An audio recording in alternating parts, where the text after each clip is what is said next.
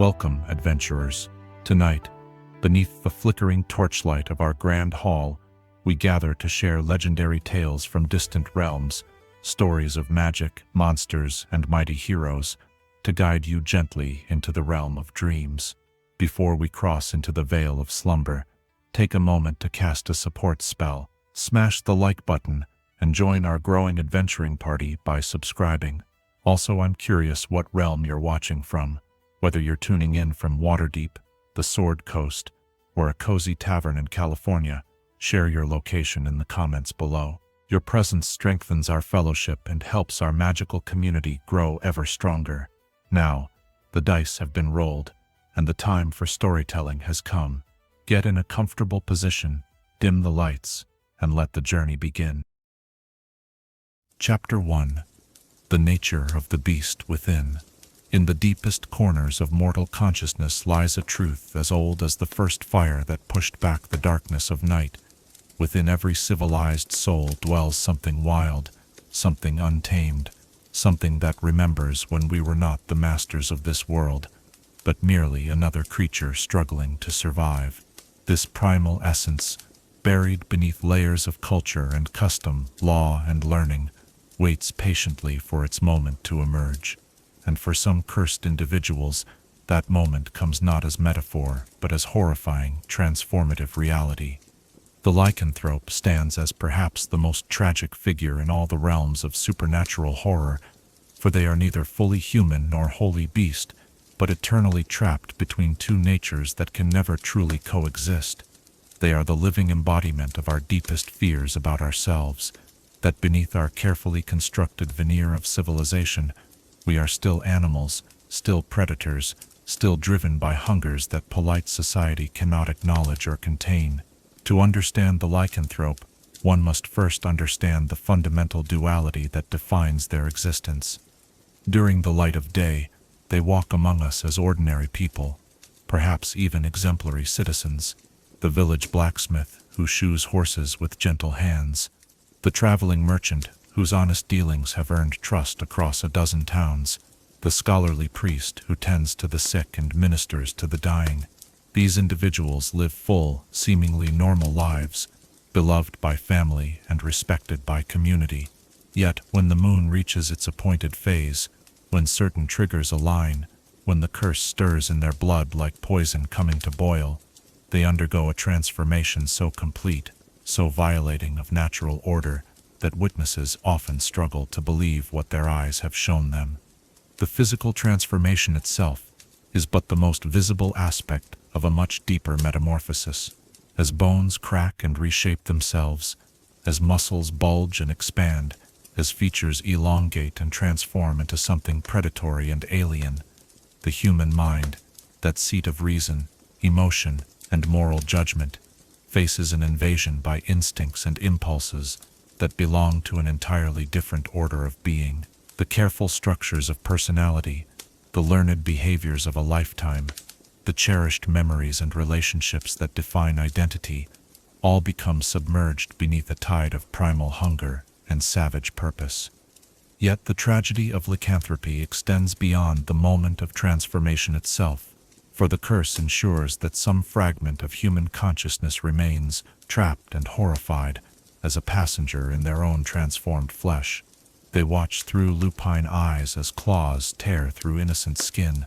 They feel the burst of warm blood across their enhanced senses, and know with crystalline clarity that they are both perpetrator and victim of the violence that follows.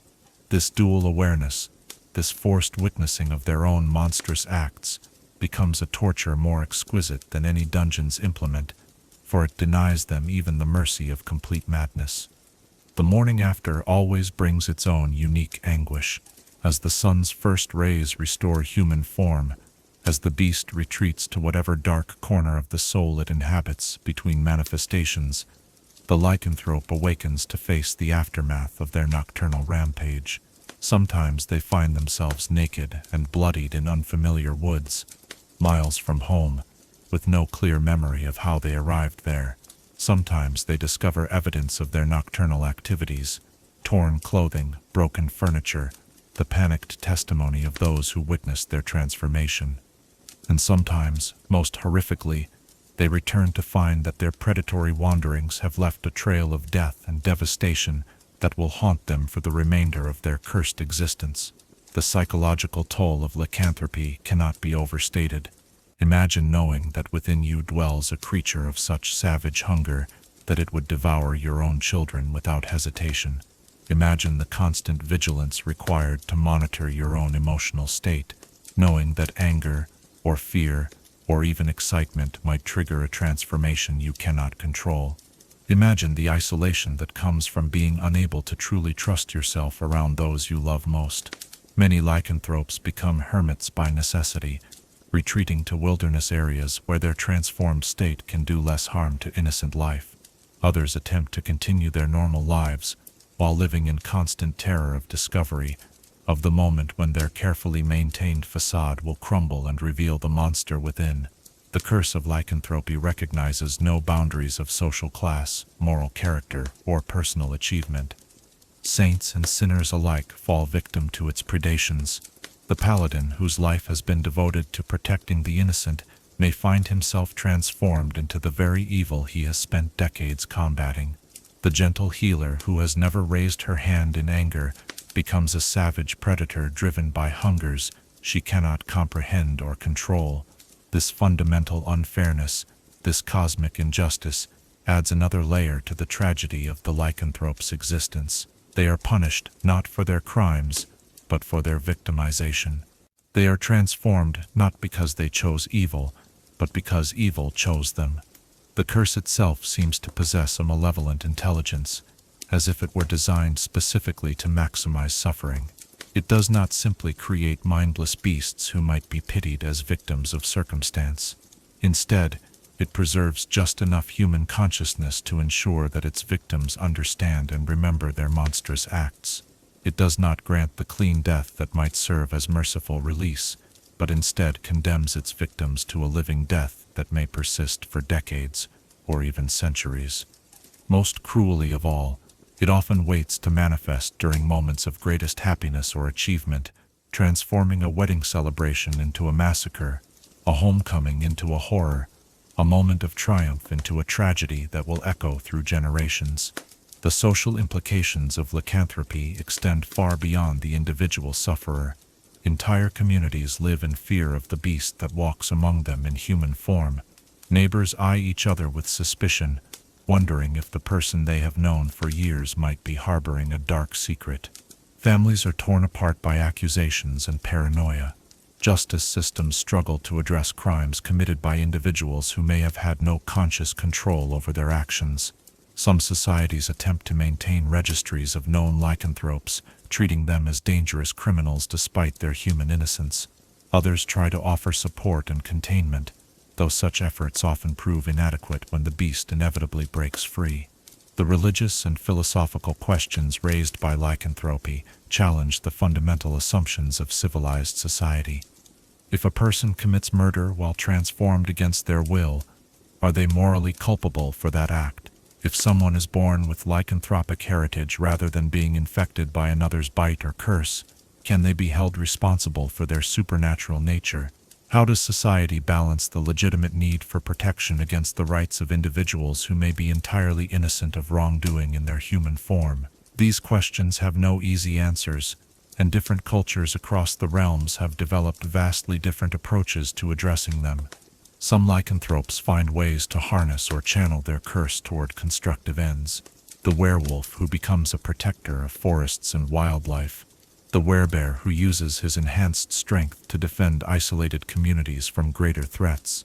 The werebear, who employs her transformed abilities to scout dangerous areas or gather intelligence that serves the greater good.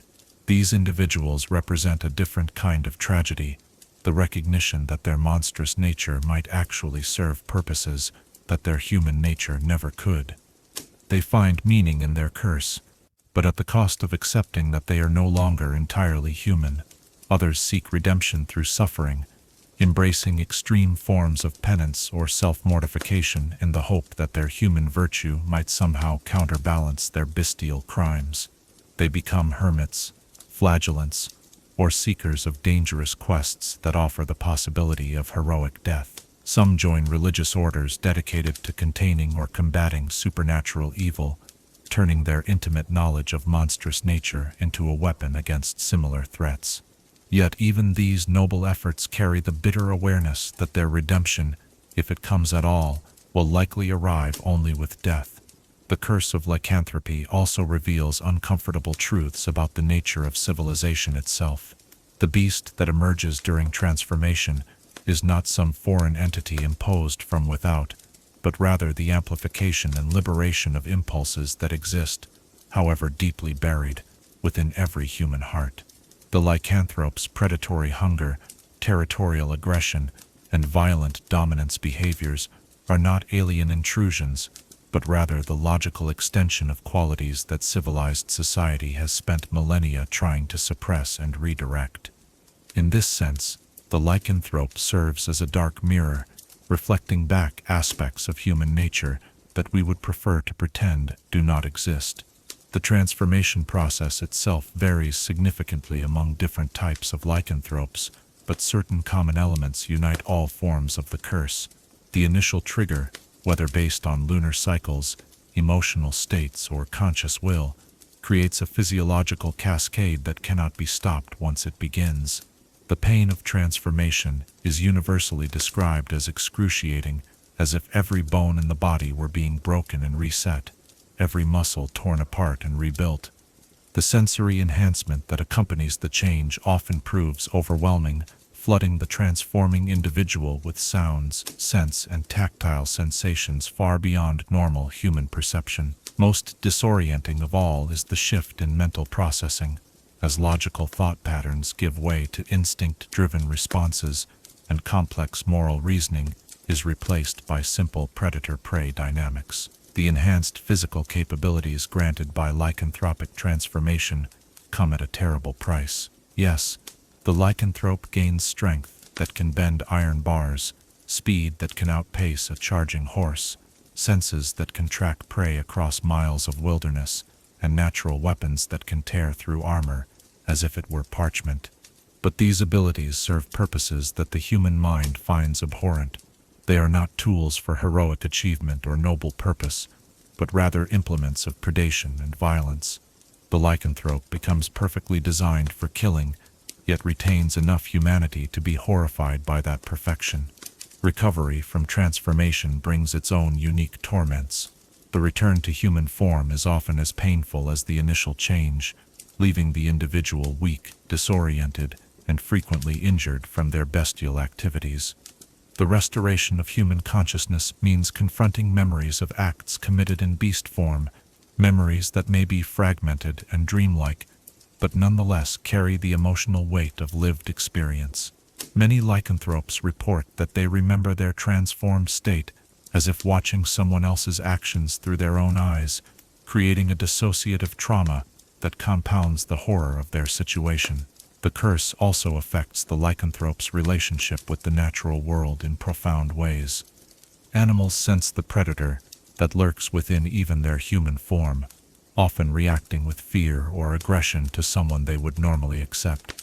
Domesticated animals may flee from masters they have known and loved for years. Wild creatures respond to the lycanthrope's scent with either terror or challenge, recognizing them as something that does not belong to either the civilized or natural world.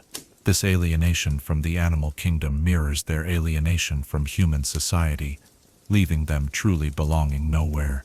Perhaps most tragically, the curse of lycanthropy tends to be hereditary, ensuring that the suffering of one individual may echo through generations of their descendants. Children born to lycanthropic parents face a terrible uncertainty.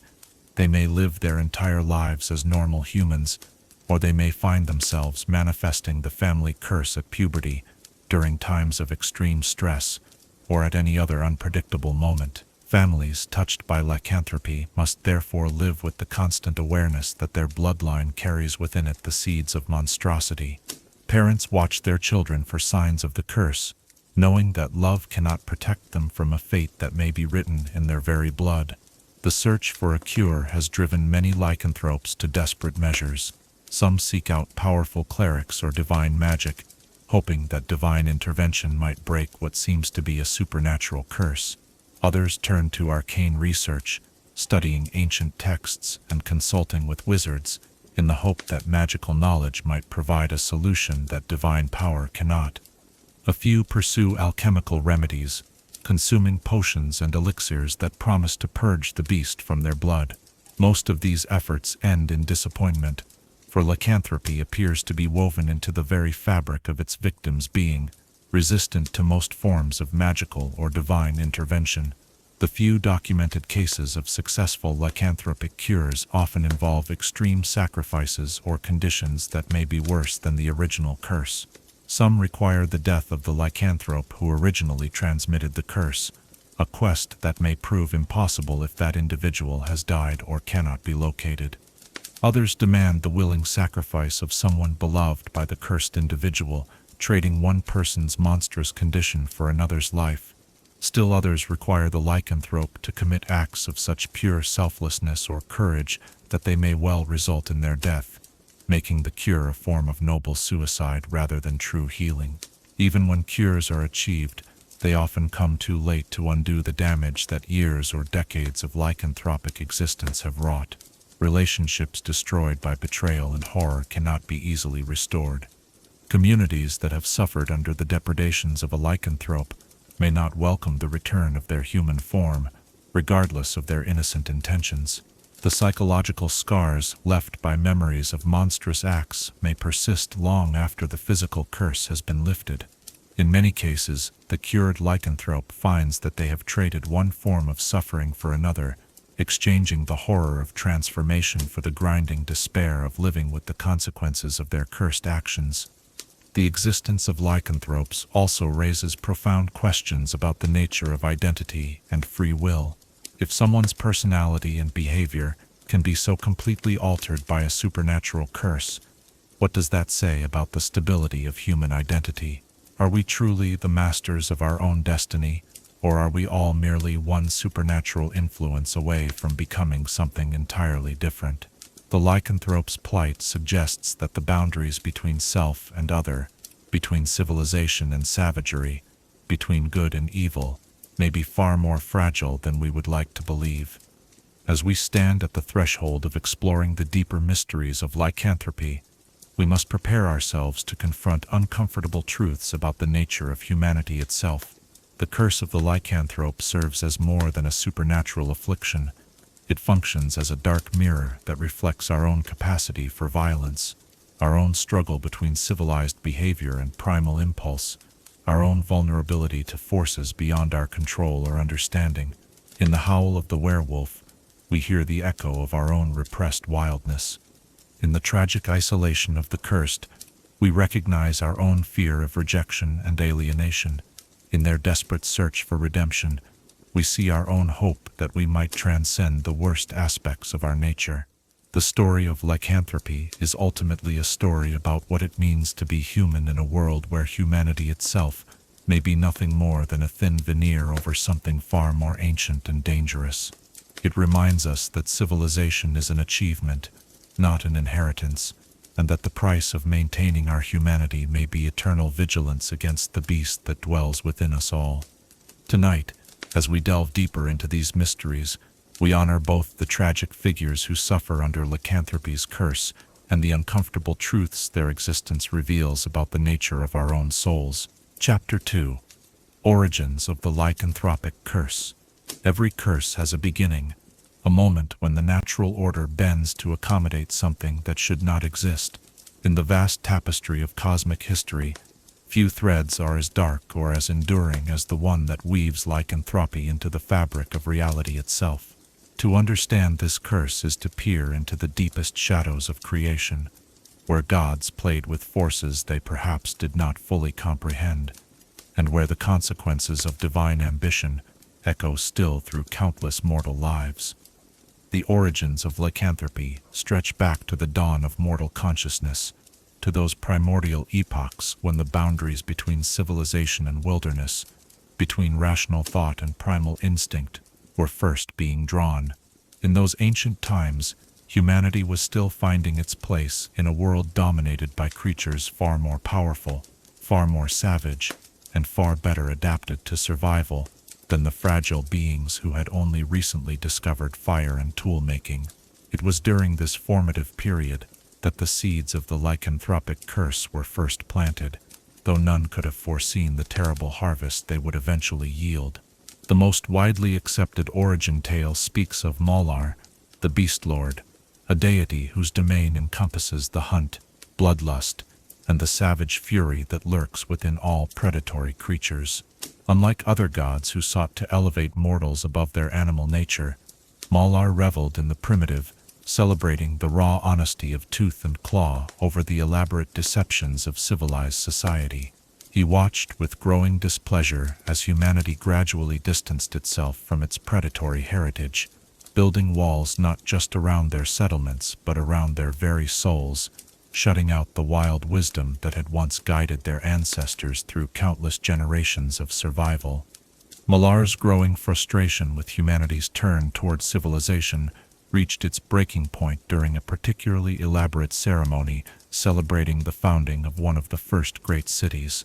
As priests of order and law blessed the cornerstone of what would become a magnificent temple to peaceful deities, as merchants planned trade routes that would spread civilization to every corner of the known world, as scholars spoke proudly of humanity's triumph over its savage past, the Beast Lord's rage finally erupted into divine action. The curse that Malar wrought was both elegant and terrible in its design.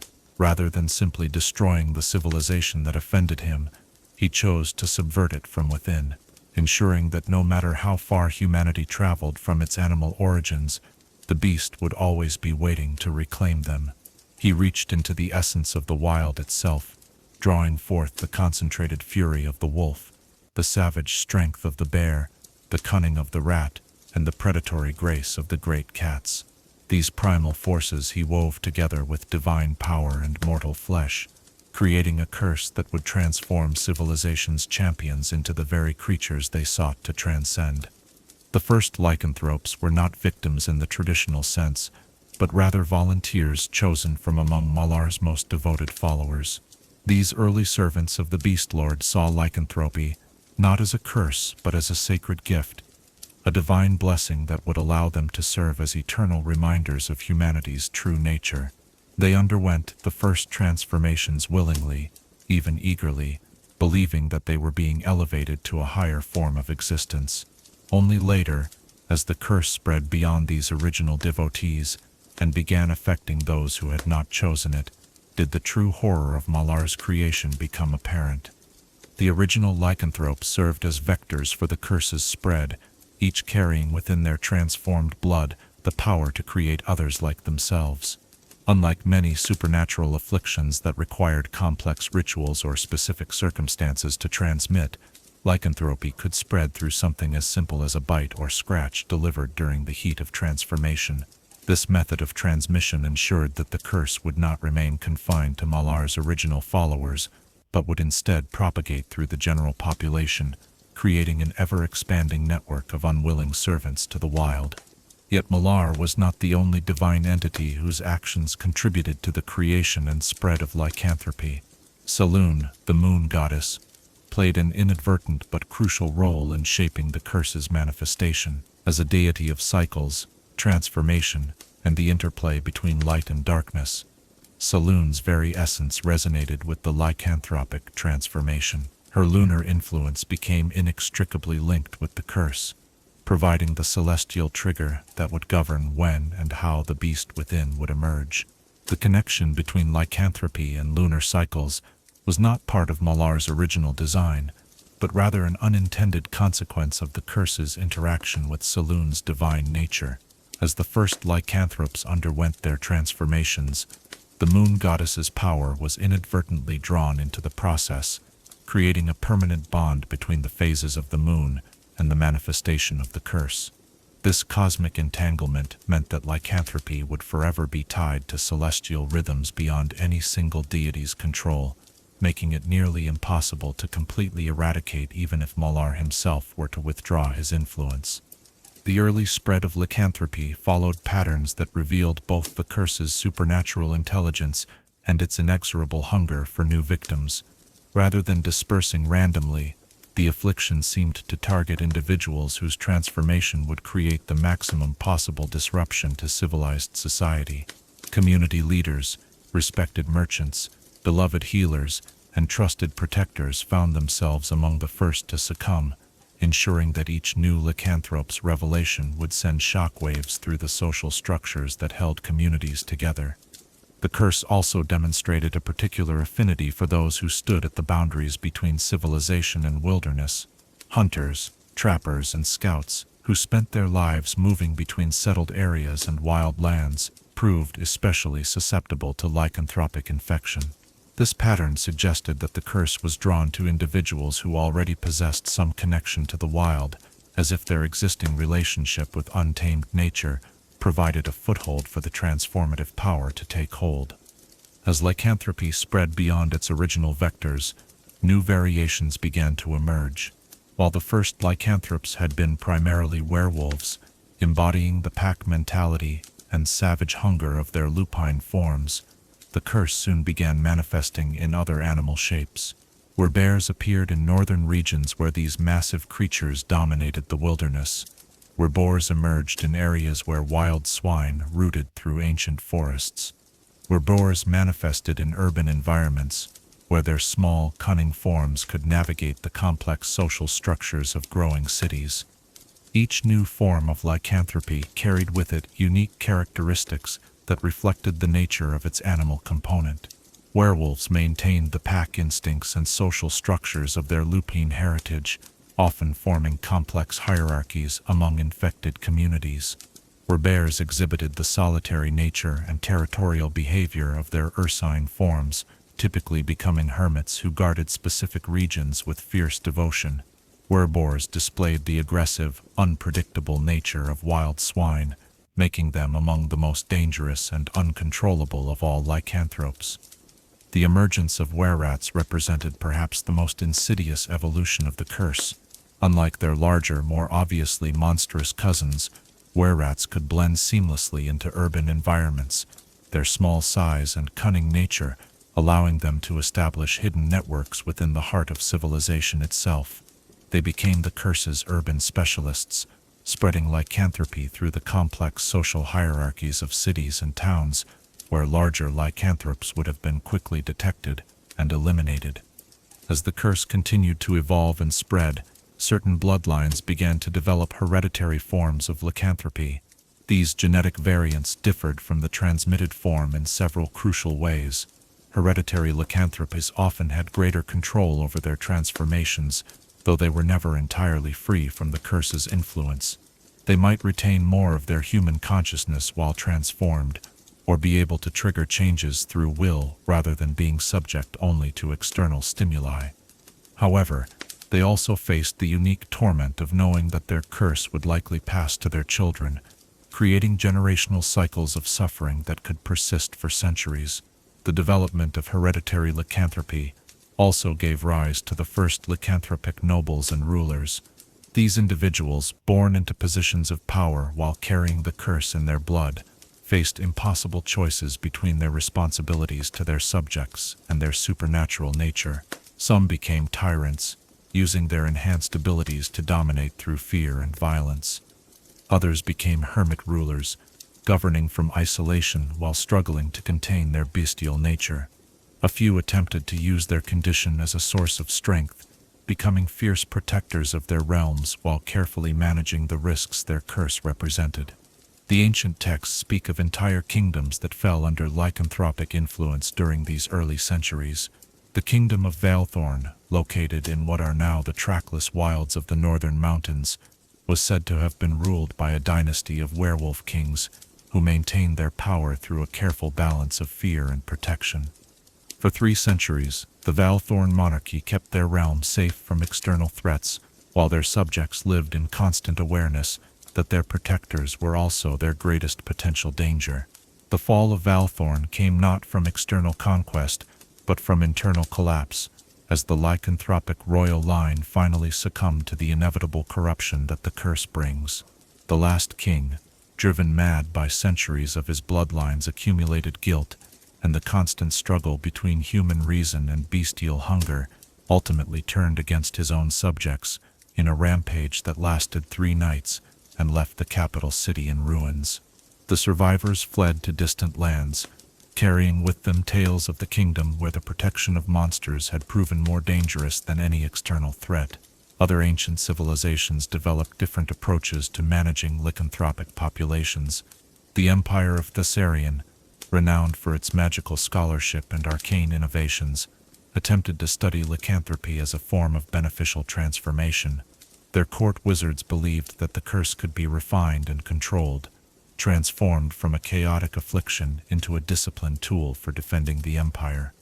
They established specialized military units composed entirely of lycanthropes, training these warriors to harness their transformations in service to the state.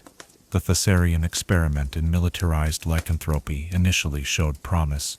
Their werewolf shock troops proved devastatingly effective against conventional armies, able to track enemies through any terrain and strike with superhuman strength and speed. However, the Empire's leaders failed to account for the curse's inherent resistance to permanent control. During a critical battle against barbarian invaders, the lycanthropic units turned on their own forces, apparently triggered by the scent of blood and the chaos of combat. The resulting massacre crippled the Empire's military strength and led to its eventual conquest by the very enemies their monster soldiers were meant to defeat. The failures of Valthorn and Thessarian served as cautionary tales for subsequent civilizations, demonstrating that lycanthropy could not be safely contained or controlled, regardless of the power or wisdom of those who attempted to manage it. The curse appeared to possess an almost malevolent intelligence that ensured any attempt to harness its power would eventually backfire with devastating consequences. Religious institutions also played crucial roles in shaping the early history of lycanthropy. Temples dedicated to lunar deities often found themselves inadvertently serving as gathering places for lycanthropes, drawn by the celestial connections to their curse. Some religious orders attempted to provide sanctuary and spiritual guidance for the afflicted, believing that divine intervention might offer hope for redemption or cure. These well-intentioned efforts frequently ended in tragedy, as the concentrated presence of multiple lycanthropes in sacred spaces seemed to amplify rather than diminish the curse's power. The Order of the Silver Dawn, a monastic brotherhood dedicated to Saloon, established what they called houses of reflection throughout the ancient world. These institutions were designed to provide safe environments where lycanthropes could undergo their transformations without endangering innocent lives, while receiving spiritual counseling aimed at helping them maintain their humanity despite their curse. For a time, these houses served their intended purpose, offering hope to countless afflicted individuals and their families. However, the Order's success in containing lycanthropic transformations created an unexpected problem. The concentrated supernatural energies generated by multiple lycanthropes, transforming in close proximity, began to warp the very fabric of reality around the houses of reflection. These areas became what scholars now term lycanthropic convergence points, locations where the boundary between human and beast consciousness became permanently weakened.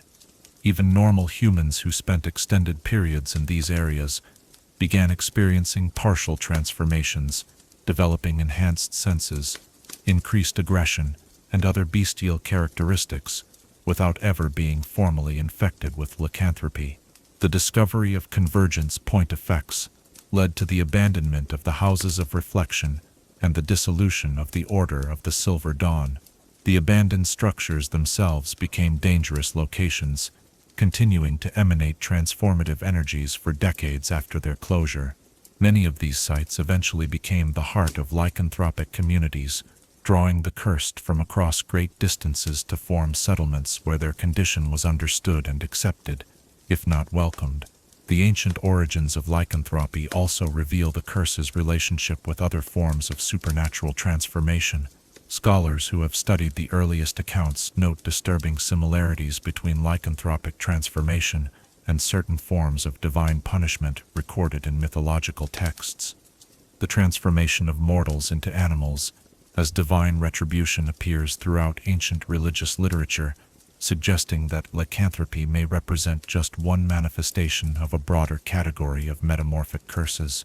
Some texts hint at even darker origins, suggesting that lycanthropy may have been derived from primordial transformation rituals practiced by the earliest human shamans. These ancient spiritual leaders allegedly sought to commune with animal spirits by temporarily adopting their forms, using primitive magic to blur the boundaries between human and beast consciousness.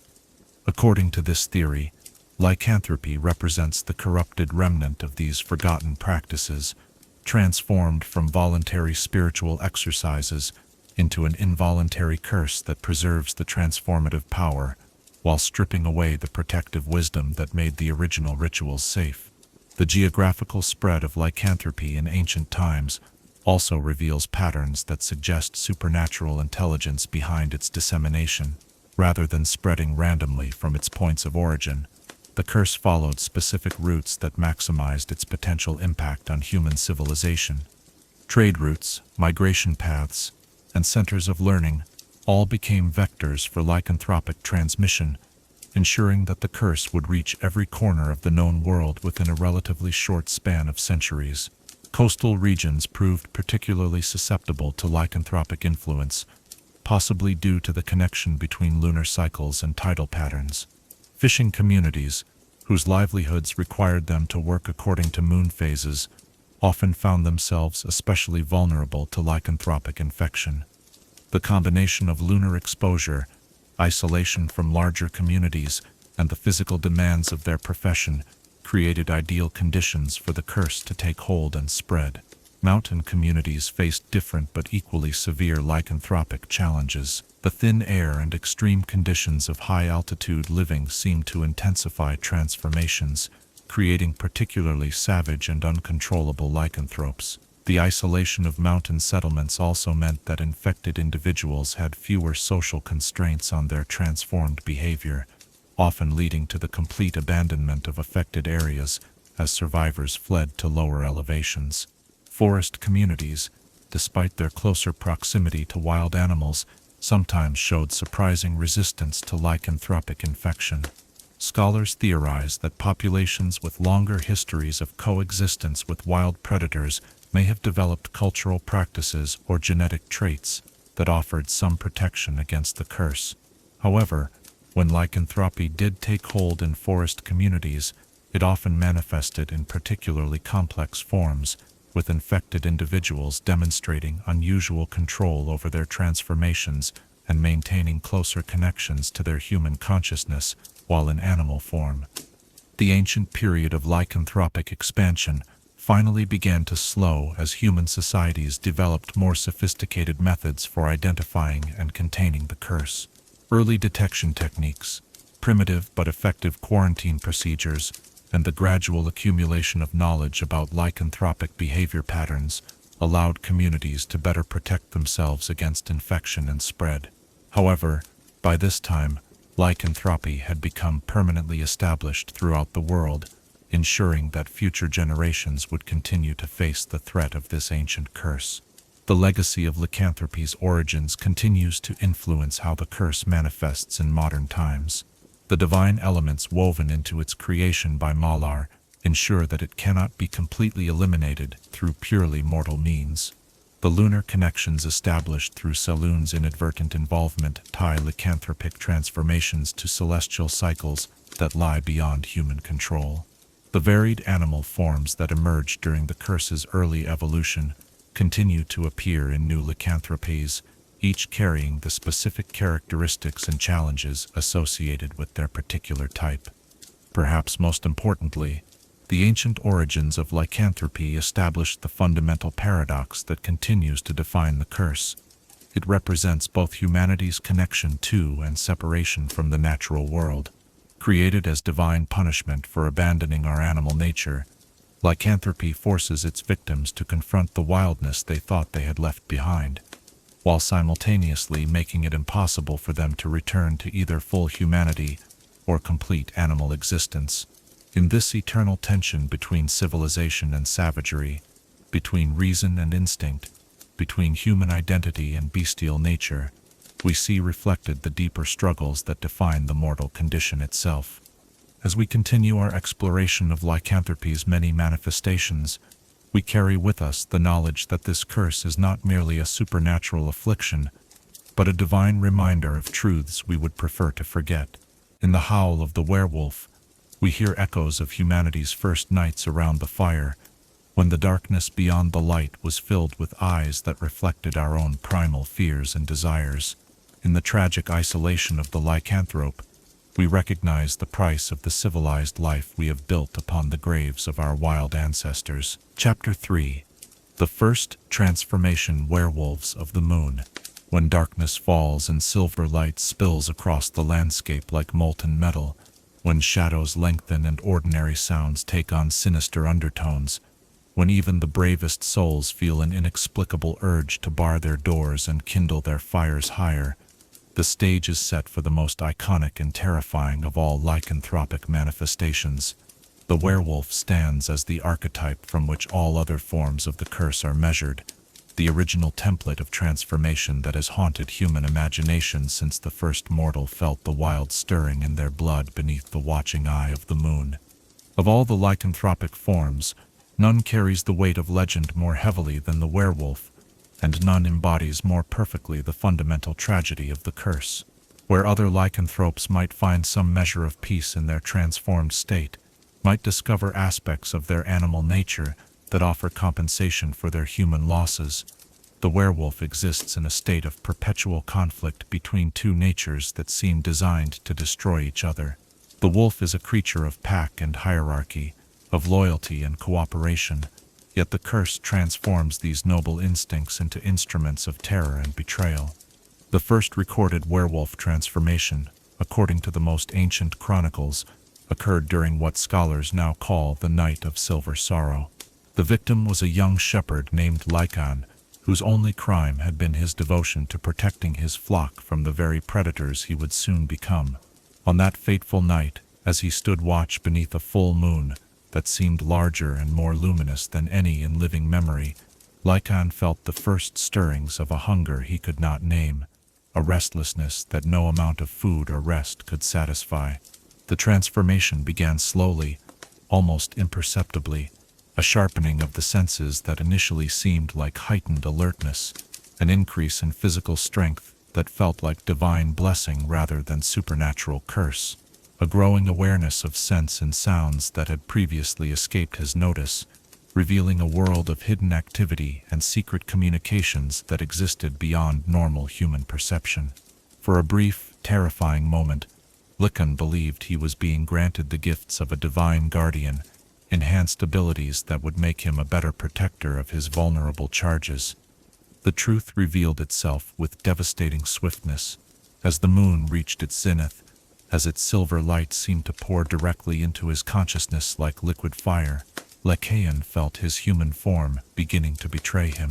His bones stretched and cracked, reshaping themselves according to a template written in divine fury rather than natural law. His muscles bulged and twisted, developing the lean strength of a predator rather than the steady endurance of a guardian. His face elongated into a muzzle filled with teeth designed for tearing flesh rather than speaking words of comfort and protection. Most horrifying of all was the transformation of his mind. The shepherd's gentle concern for his flock twisted into predatory hunger. His protective instincts inverted themselves, transforming his charges from beloved responsibilities into potential prey. The very sheep he had spent his life defending now appeared to his enhanced senses as nothing more than walking meals, their woolly bodies pulsing with warm blood that called to appetites he had never known he possessed. The horror of this mental transformation exceeded even the physical agony of his changing form, for Lycan retained enough human consciousness to understand what he was becoming. The massacre that followed became the template for countless lycanthropic tragedies that would unfold over the centuries to come. Lycan's transformed state did not recognize the boundaries that had defined his human existence. The sheep he slaughtered were not merely animals in his care, but symbols of everything gentle and innocent in the world. everything his curse was designed to corrupt and destroy. When other shepherds came to investigate the sounds of carnage, they too fell victim to claws and fangs that showed no mercy to human flesh. The morning brought the cruelest revelation of all. As the moon set and his human form returned, Lycan awoke amidst the destruction he had wrought, his naked body covered in the blood of creatures he had loved, and humans he had called friends. The memory of the night's events existed in his mind like a fever dream, vivid enough to cause overwhelming guilt, but fragmented enough to deny him the mercy of complete understanding. He knew what he had done, yet could not fully comprehend how the gentle protector he had always been could have become such a savage destroyer. This pattern of transformation, destruction, and horrified awakening would define the werewolf experience for millennia to come.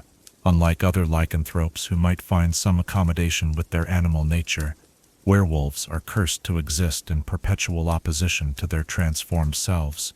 The wolf's pack instincts become twisted into patterns of dominance and submission that have no place in human society. The wolf's territorial nature manifests as an uncontrollable urge to claim and defend areas through violence.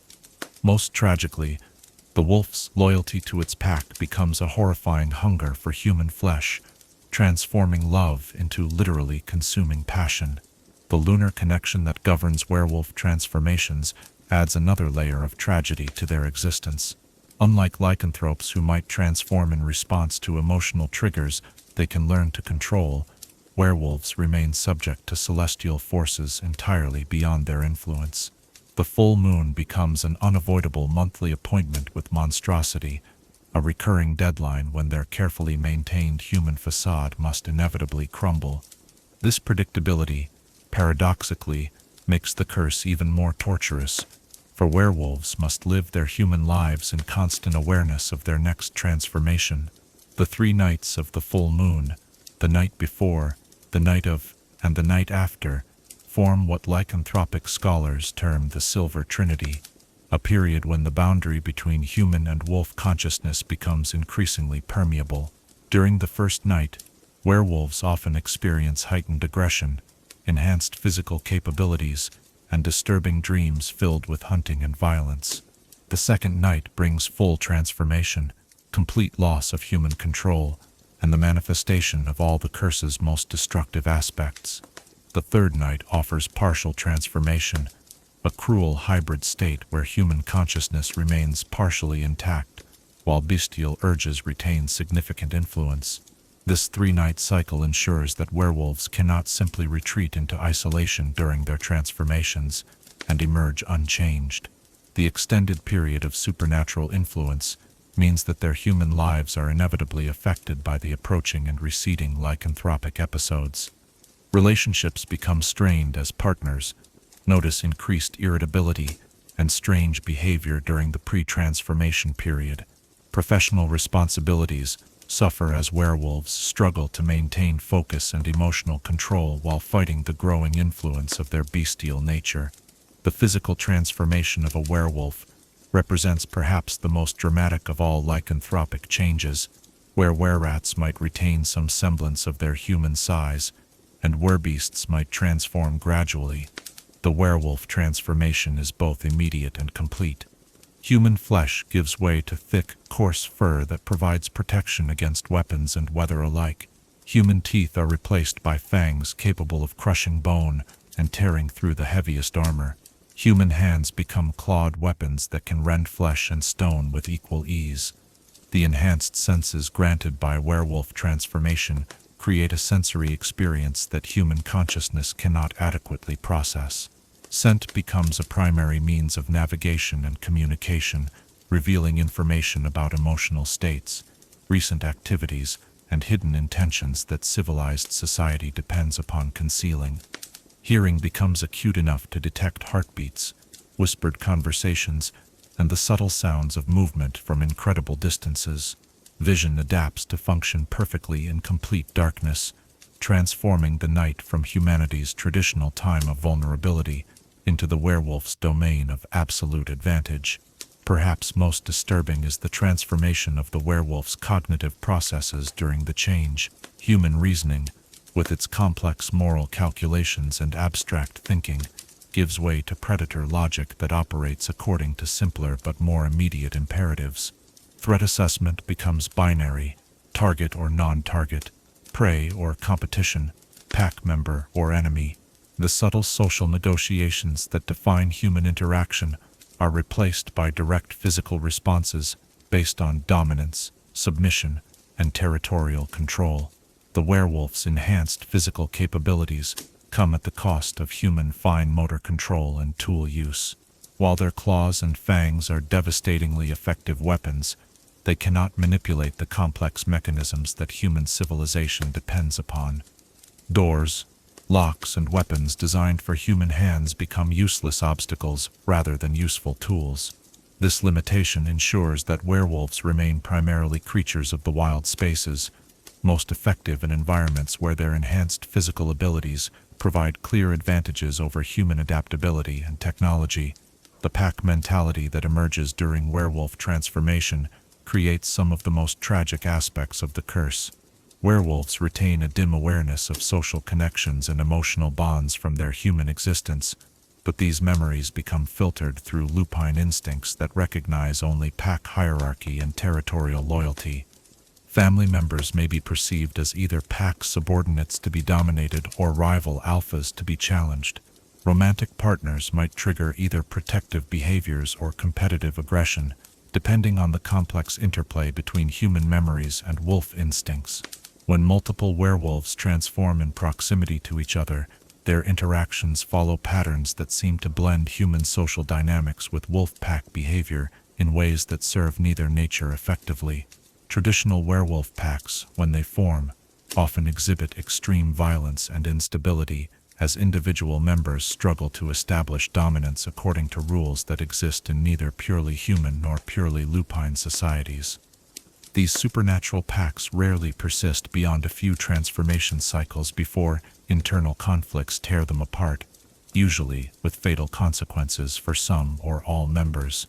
The werewolf's relationship with natural wolves presents another source of profound alienation. True wolves, creatures perfectly adapted to their environment and social roles, instinctively recognize werewolves as aberrations that belong to neither the human nor wolf world. Rather than accepting transformed werewolves as pack members, natural wolves typically respond with fear, aggression, or avoidance. This rejection by their own animal counterparts reinforces the werewolf's status as a creature truly belonging nowhere, accepted by neither the civilization they have lost, nor the wild nature they can never fully join. The curse of the werewolf also manifests differently depending on the circumstances of its transmission.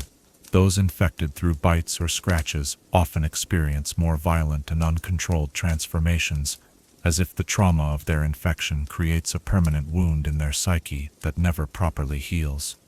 Hereditary werewolves, born to lycanthropic parents, sometimes demonstrate greater control over their transformations, but face the additional burden of knowing their curse will likely be passed to future generations. The phenomenon of the alpha werewolf represents one of the most dangerous evolutionary developments in lycanthropic history. These individuals, whether through genetic predisposition, supernatural enhancement, or sheer force of will, maintain greater consciousness and control during their transformations, while retaining all the enhanced physical capabilities of their cursed state. Alpha werewolves can speak, plan, and organize other lycanthropes, creating the potential for coordinated attacks and strategic thinking that normal werewolves cannot achieve. Throughout history, alpha werewolves have emerged as leaders of lycanthropic communities, charismatic figures who promise other cursed individuals that they can learn to control and benefit from their transformations. These promises almost invariably prove false, for the alpha's enhanced control comes at the cost of even greater disconnection from their human nature. Alpha werewolves typically become increasingly megalomaniacal and violent over time, viewing non-lycanthropes as inferior beings meant to serve as prey or subjects rather than equals deserving protection.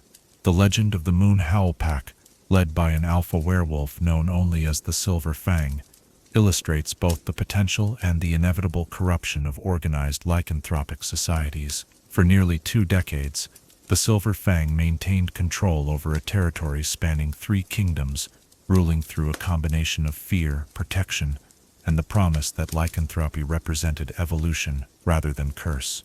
Under his leadership, the pack provided security for isolated communities, eliminated bandits and monsters that threatened trade routes, and maintained a careful balance between their predatory nature and their human responsibilities. The collapse of the Moonhowl pack came not from external pressure, but from the inexorable corruption that seems to affect all lycanthropic organizations. As years passed, the Silver Fang's definition of protection became increasingly indistinguishable from predation.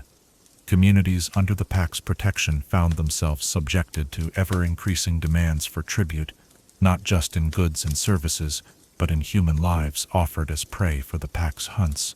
The Alpha's enhanced intelligence, rather than providing wisdom to guide his followers, instead created more sophisticated justifications for increasingly monstrous behavior. The final confrontation occurred when the Silver Fang demanded that the communities under his protection begin offering their children as candidates for lycanthropic infection, claiming that he was creating a superior form of humanity that would eventually replace the weak normal humans entirely. The resulting rebellion, supported by traditional werewolf hunters and blessed by multiple religious orders, lasted 3 years and left thousands dead on both sides. The Silver Fang himself was never confirmed killed, leading to persistent legends that he still roams the northern wastes, waiting for the right moment to begin building a new pack. The tools and methods developed for combating werewolves reflect both their supernatural nature and their tragic humanity. Silver weapons, blessed by lunar deities, or forged during specific astronomical alignments, can inflict permanent damage on lycanthropic forms that would heal immediately from conventional injuries.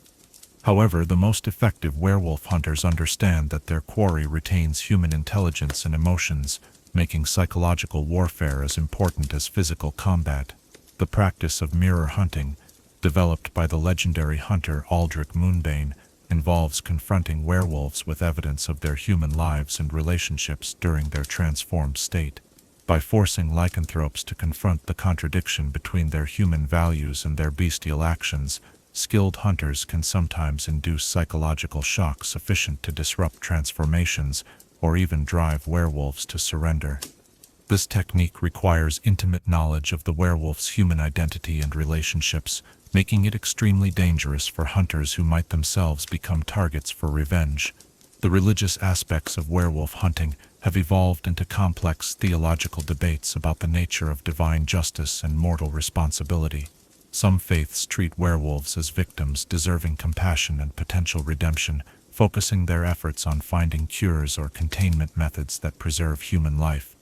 Others view lycanthropy as a form of divine punishment that must be accepted and endured, providing spiritual guidance to help werewolves minimize the harm they cause while accepting their cursed state.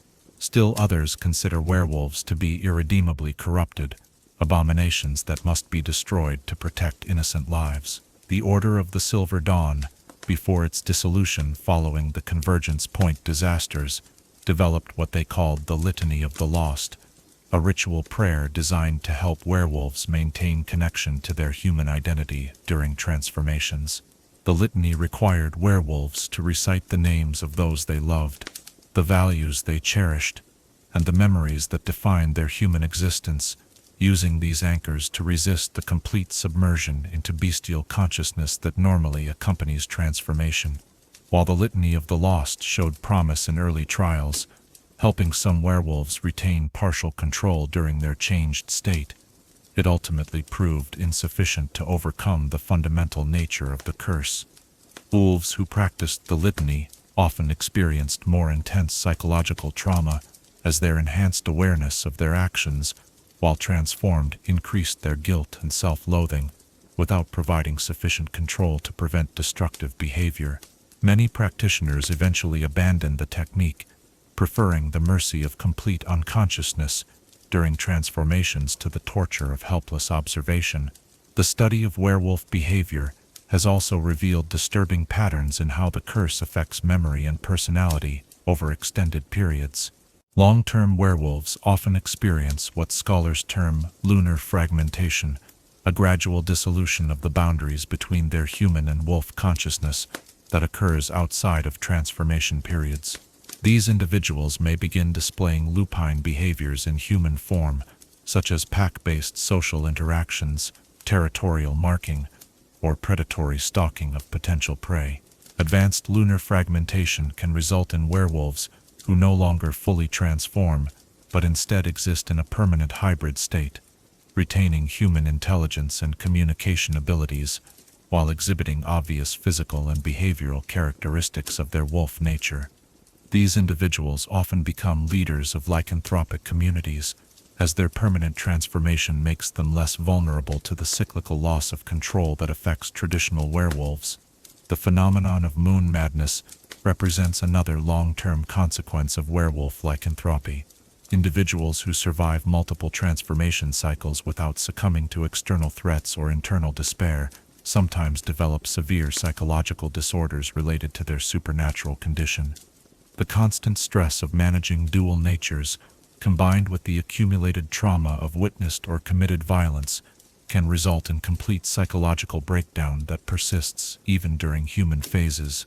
Moon madness typically manifests as an inability to distinguish between memories from human and wolf states, leading to confusion about which actions and experiences belong to which form of consciousness. Affected werewolves may attempt to perform lupine behaviors in human form, or try to engage in complex human activities while transformed. The resulting cognitive dissonance often drives them to complete isolation or self-destructive behavior as they struggle to maintain any coherent sense of identity.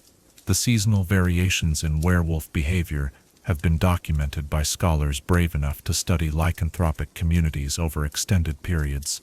Winter transformations tend to be more savage and desperate, as the enhanced metabolism of the wolf form requires greater caloric intake during periods when prey is scarce. Summer transformations often result in increased territorial behavior, as the abundance of potential prey triggers competitive instincts between werewolves sharing overlapping hunting grounds. Spring transformations frequently coincide with increased reproduction drives, leading to complex and often tragic situations when werewolves attempt to form romantic relationships or establish families while managing their curse. The combination of enhanced physical capabilities, reduced inhibitions, and intensified emotional responses can result in relationships that are passionate but ultimately destructive for all involved parties. Autumn transformations tend to be characterized by hoarding behaviors and increased aggression toward other lycanthropes, as wolf instincts prepare for the scarcity of winter, while human consciousness recognizes the approaching period of greatest vulnerability. These seasonal patterns ensure that werewolves face different challenges and dangers throughout the year, making it nearly impossible for them to develop stable coping strategies or support systems. As we witness the tragic nobility of the werewolf's plight, we see reflected our own struggles with the competing demands of civilization and instinct, reason and passion, individual desire and social responsibility. In their monthly transformation, we recognize our own cyclical battles with aspects of our nature that we would prefer to deny or control. In their desperate search for identity between human and wolf, we see our own quest to understand what defines us when the boundaries of our existence are challenged by forces beyond our control. The werewolf's howl carries within it the echo of every human voice raised in anguish at the recognition that we are not always the masters of our own destiny, that some aspects of our nature will forever remain wild and untamable, waiting for the right phase of the moon to emerge from the darkness where we have hidden them. Chapter 4. Lords of the Wild Hunt. Werewolf nobility. Power corrupts. But when that power flows through veins already tainted by lycanthropic curse, the corruption takes forms that civilized minds can barely comprehend. Throughout the blood-soaked pages of history, certain werewolves have risen above their cursed brethren, not through conquest of their bestial nature, but through its complete embrace and masterful exploitation. These lycanthropic nobles represent the ultimate evolution of the werewolf curse, individuals who have learned to harness their supernatural abilities not in service of human values, but in pursuit of dominion that transcends the limitations of both mortal authority and bestial hunger. The concept of werewolf nobility emerged during the early centuries following lycanthropy's initial spread, when certain transformed individuals discovered that their enhanced capabilities could be leveraged to achieve political and social power that no normal human could hope to attain. Unlike common werewolves who remained victims of their curse, these ambitious lycanthropes recognized their transformation as an opportunity for advancement, a divine gift that elevated them above the limitations of purely mortal existence. The first recorded werewolf noble was Fenris Blackmane, a minor lord whose small holdings on the frontier between civilization and wilderness seemed destined for obscurity until the night of his transformation. Infected during a hunting expedition that went catastrophically wrong, Fenris returned to his manor, 3 days later, changed in ways that his servants and subjects could not immediately identify. His enhanced senses allowed him to detect deception and hidden motives with supernatural accuracy. His increased physical strength enabled him to dominate rivals who had previously considered him weak and ineffective. Most importantly, his newfound understanding of predator-prey dynamics gave him insights into human nature that proved devastatingly effective in political manipulation. Rather than hiding his lycanthropic nature, Fenris chose a path of careful revelation, gradually introducing his subjects to the reality of his transformation while presenting it as a blessing that enhanced his ability to protect and govern them. He began by demonstrating supernatural tracking abilities during hunts for criminals and bandits, explaining his success as divine favor rather than lycanthropic enhancement. When neighboring lords threatened his territory, he would mysteriously appear at the sites of their military preparations, possessing information about their plans that no normal spy network could have provided. The turning point came when a coalition of rival nobles attempted to remove Fenris from power through a coordinated military assault. On the night of the attack, as enemy forces surrounded his manor under the light of a full moon, Fenris underwent his transformation, not in the privacy of his chambers, but in full view of both his enemies and his own people. The psychological impact of witnessing their lord's metamorphosis into a creature of legend shattered the attackers' morale before the physical battle even began. Those who survived the encounter spread tales of the Wolf Lord, who commanded powers beyond mortal comprehension. Fenris's victory established the template for lycanthropic nobility that would be followed by countless others over the centuries to come. Rather than viewing their curse as a burden to be hidden or overcome, these individuals embraced their dual nature as a source of supernatural authority that legitimized their rule over purely human subjects. They developed sophisticated philosophies that portrayed lycanthropy not as divine punishment, but as evolutionary advancement, claiming that their transformation represented the next stage in the development of human consciousness and capability. The political advantages enjoyed by werewolf nobles proved nearly insurmountable for their purely human rivals. Enhanced senses allowed them to detect lies, hidden weapons, and concealed alliances with accuracy that made conventional diplomatic deception almost impossible. Supernatural physical capabilities enabled them to personally lead military forces into battle with confidence that no enemy champion could match their strength or speed. Most crucially, their bestial understanding of dominance hierarchies gave them intuitive grasp of power dynamics that their human-educated competitors struggled to comprehend. Werewolf nobles also discovered that their lycanthropic nature provided unique solutions to traditional problems of feudal governance. Rebellious subjects found it nearly impossible to plot against lords who could track them by scent and detect their emotional states through subtle behavioral cues. Bandits and criminals, who had previously operated with impunity in wilderness areas, found themselves facing a ruler who was more comfortable in their forest hideouts than they were. Foreign spies and infiltrators discovered that their carefully crafted disguises and false identities could not fool senses that operated on levels beyond normal human perception. The establishment of werewolf dynasties created unique challenges for inheritance and succession that had no precedent in traditional feudal law.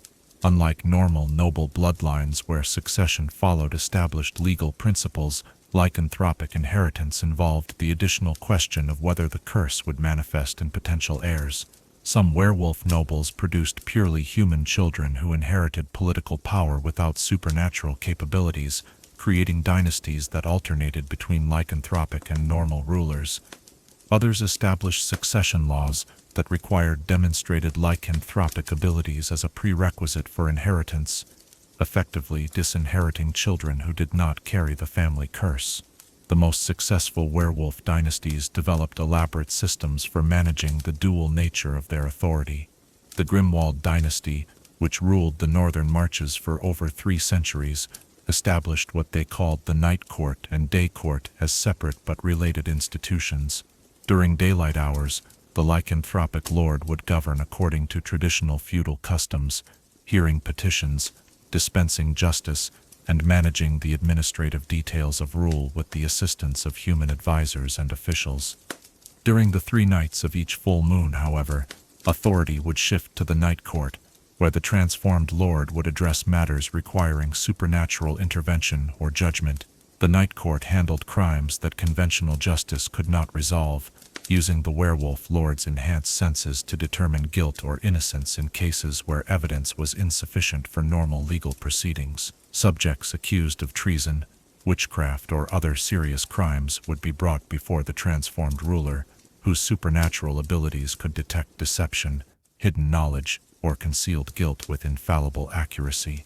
The psychological impact of being judged by a creature that seemed to peer directly into one's soul proved so effective that crime rates in Grimwald territories dropped to levels unprecedented in feudal society. However, the Night Court also served darker purposes that revealed the inevitable corruption inherent in lycanthropic nobility. The transformed lords used their enhanced capabilities not just to detect crime, but to identify potential threats to their authority, rooting out dissent and opposition with ruthless efficiency. Subjects who harbored private doubts about their rulers' policies, who maintained secret loyalties to rival nobles, or who simply possessed knowledge that might prove inconvenient, found themselves facing supernatural persecution that no amount of careful discretion could avoid. The Grimwald dynasty's eventual fall came not from external conquest, but from internal corruption, as successive generations of werewolf lords became increasingly disconnected from human values and concerns. The last Grimwald ruler, known to history as the Iron Fang, transformed the Night Court from a judicial institution into an instrument of predatory terror. Rather than using his supernatural abilities to maintain justice, he began using them to identify the most vulnerable members of his population for systematic persecution and eventual consumption. The Iron Fang's reign of terror lasted only 2 years before his own nobles, supported by neighboring kingdoms and blessed by multiple religious orders, successfully overthrew him in a coordinated uprising. However, the damage to the concept of lycanthropic nobility proved lasting, as the Grimwald example demonstrated that werewolf rulers inevitably succumbed to the corrupting influence of their curse, regardless of their initial intentions or moral character. Despite this cautionary example, other werewolf nobles continued to emerge throughout history, each believing that they could succeed where their predecessors had failed. The Blood Moon princes of the Eastern Steppes attempted to create a purely lycanthropic society by systematically infecting their entire population with werewolf lycanthropy. Their vision of a realm where every citizen shared the blessing and burden of transformation initially showed promise, as the enhanced capabilities of the lycanthropic population allowed them to dominate neighboring regions and establish an empire that stretched across vast territories. The Blood Moon experiment in lycanthropic democracy revealed unexpected complexities in werewolf social organization. When an entire population shares the same supernatural condition, the traditional advantages that lycanthropes enjoy over normal humans become irrelevant, forcing them to develop new forms of social hierarchy based on the relative strength of their curse, rather than its mere presence. The Blood Moon Society evolved elaborate ranking systems based on factors such as the degree of control individuals maintained during transformation, the size and power of their wolf forms, and their ability to retain human consciousness while changed. These lycanthropic hierarchies proved even more brutal and unstable than traditional feudal systems. Unlike normal social structures where advancement might be achieved through education, diplomacy, or economic success, the Blood Moon rankings could only be changed through direct physical confrontation during transformation periods. The result was a society in perpetual conflict, where every full moon brought fresh challenges to existing authority structures, as ambitious lycanthropes sought to improve their status through violence against their superiors. The Blood Moon Empire's expansion was finally halted when they encountered the Silver Covenant, an alliance of traditional kingdoms that had developed specialized anti-lycanthropic military tactics and weaponry. The prolonged war that followed lasted nearly a generation and resulted in technological and tactical innovations that revolutionized supernatural warfare. The Silver Covenant's victory demonstrated that lycanthropic advantages could be overcome through superior organization, discipline, and the systematic exploitation of the werewolf's psychological vulnerabilities. The defeat of the Blood Moon Empire marked the end of large-scale attempts to establish purely lycanthropic states, though individual werewolf nobles continued to emerge in isolated regions where their supernatural advantages could still provide decisive political benefits. These later lycanthropic rulers tended to be more cautious and sophisticated than their predecessors, having learned from historical examples of how lycanthropic power could lead to downfall if not carefully managed and concealed. The phenomenon of the hidden alpha represents perhaps the most subtle and dangerous evolution of werewolf nobility. These individuals achieve positions of significant political or economic power while carefully concealing their lycanthropic nature from all but their most trusted associates. Unlike the openly supernatural rulers of earlier eras, hidden alphas operate within existing human power structures, using their enhanced capabilities to advance their careers and influence while maintaining the facade of purely human achievement. Hidden alphas face unique challenges in managing their dual existence. They must schedule their activities around lunar cycles without arousing suspicion, explain their periodic absences during transformation periods, and suppress the behavioral changes that long-term lycanthropy inevitably produces.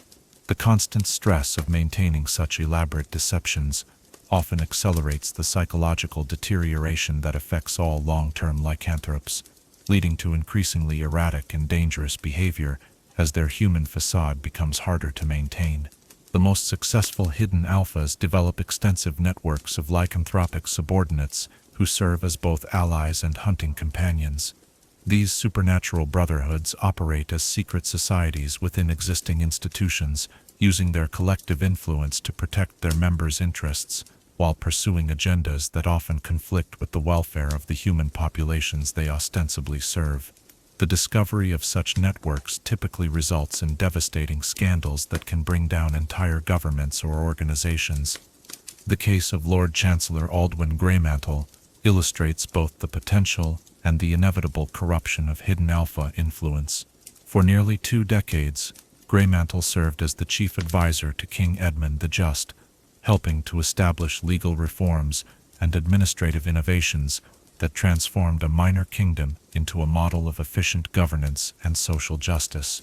Greymantle's enhanced senses allowed him to detect corruption and inefficiency with supernatural accuracy, while his predatory understanding of human psychology enabled him to design systems that accounted for the worst aspects of human nature.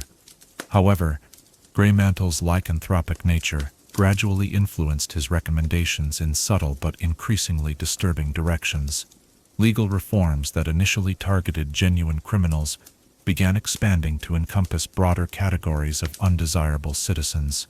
Administrative efficiency improvements created surveillance systems that could monitor and control the population with unprecedented precision.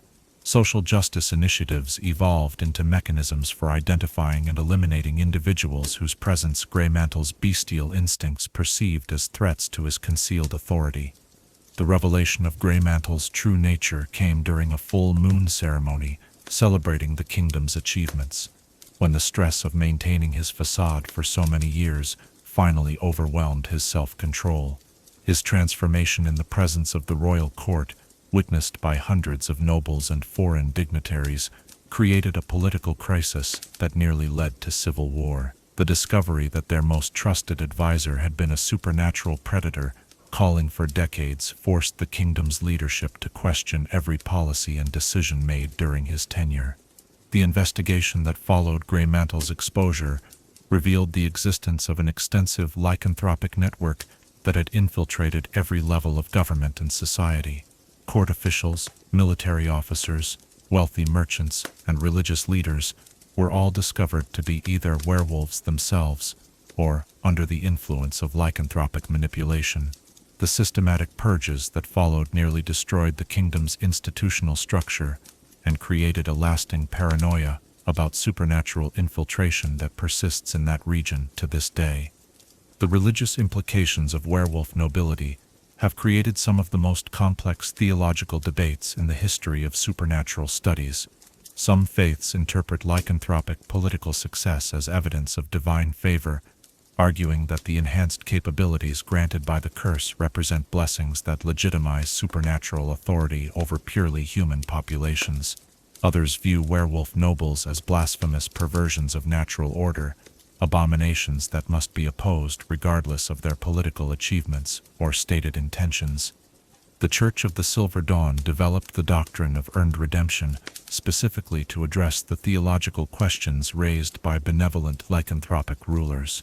According to this teaching, werewolves who use their cursed abilities in service of justice and protection for human populations can gradually purify their supernatural nature through good works and righteous governance. The doctrine suggests that lycanthropy might serve as a form of divine trial, testing whether individuals can maintain their moral character despite being granted power that could easily corrupt them. However, the historical record provides little support for the possibility of permanent redemption through good governance. Even the most well-intentioned werewolf nobles eventually succumb to the corrupting influence of their curse, typically after periods of apparently successful rule that lull their subjects into complacency. The pattern repeats so consistently across different cultures and time periods that many scholars now consider it an immutable law of lycanthropic nature, rather than a failure of individual character or will.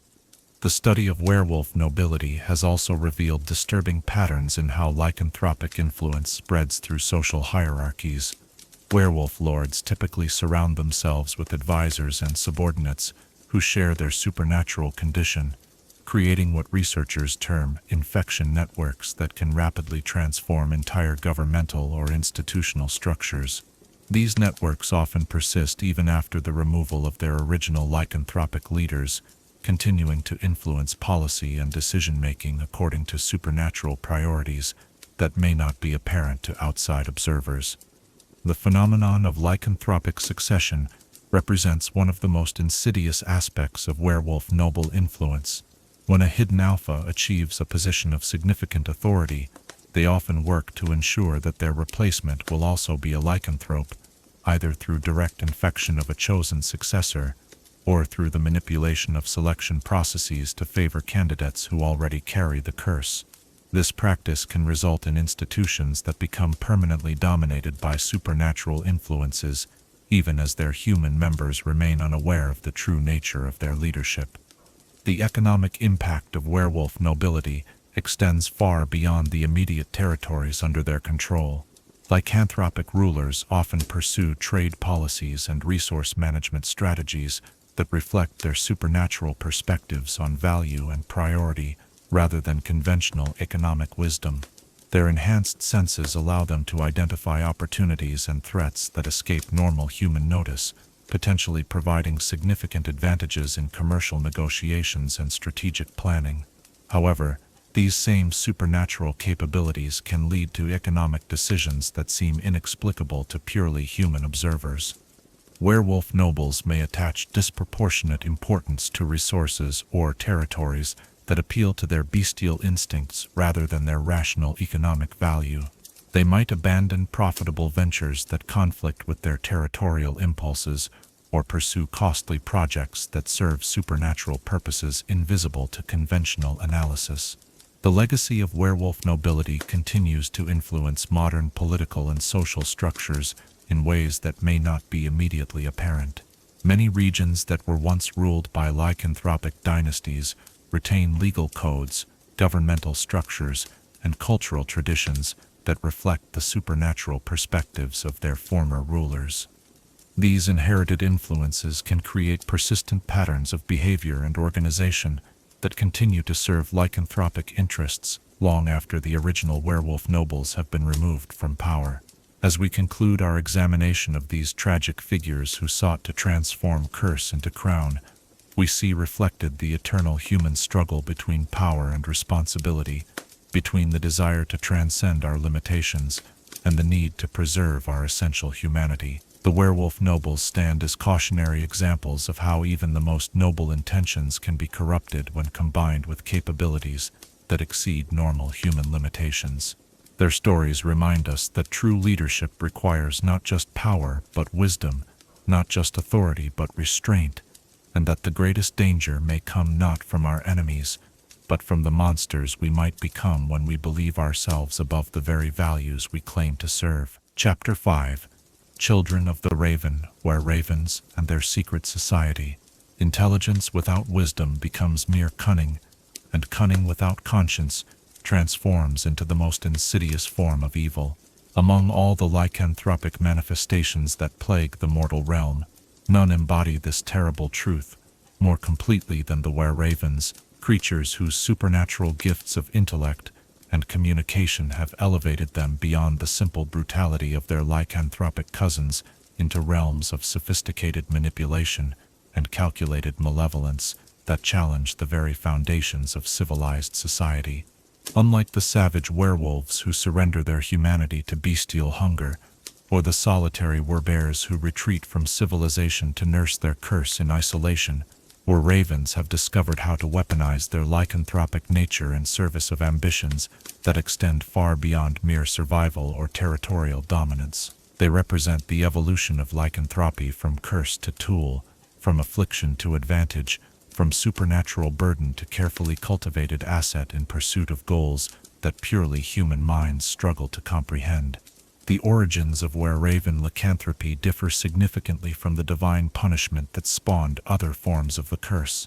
Where Malar's rage created werewolves as instruments of savage retribution against civilization's presumption, the Raven curse emerged from the machinations of entities far more subtle and intellectually sophisticated. Ancient texts speak of the Raven Queen, mistress of death and fate, whose interest in mortal affairs extends beyond simple dominion over the deceased to encompass the manipulation of destiny itself.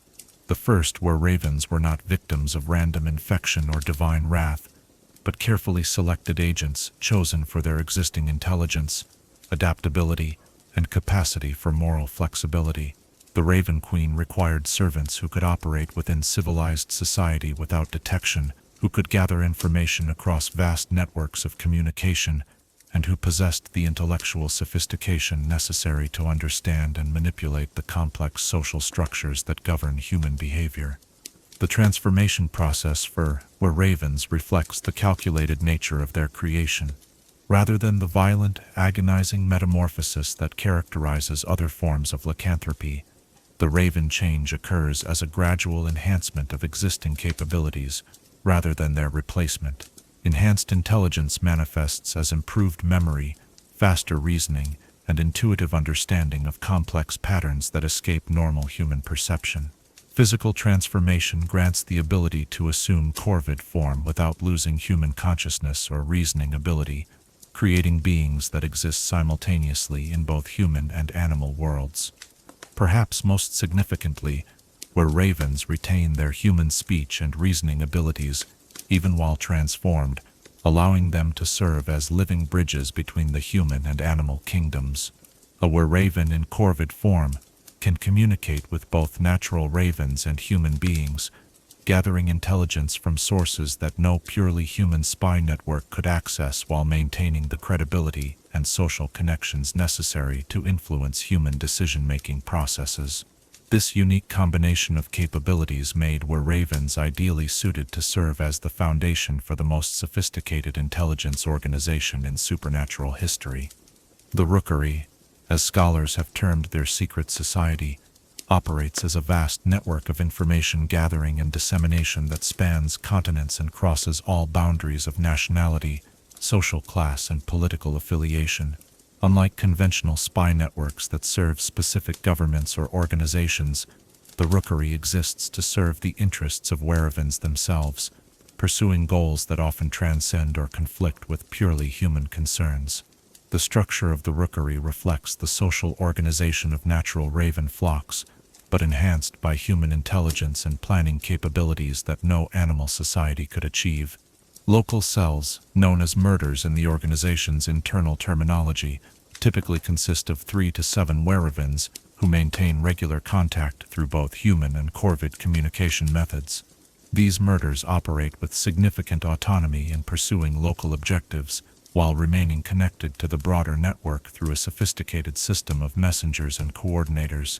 Regional coordination occurs through parliaments, larger gatherings of murder representatives who meet during specific astronomical alignments to share information, coordinate activities, and receive instructions from higher levels of the organization.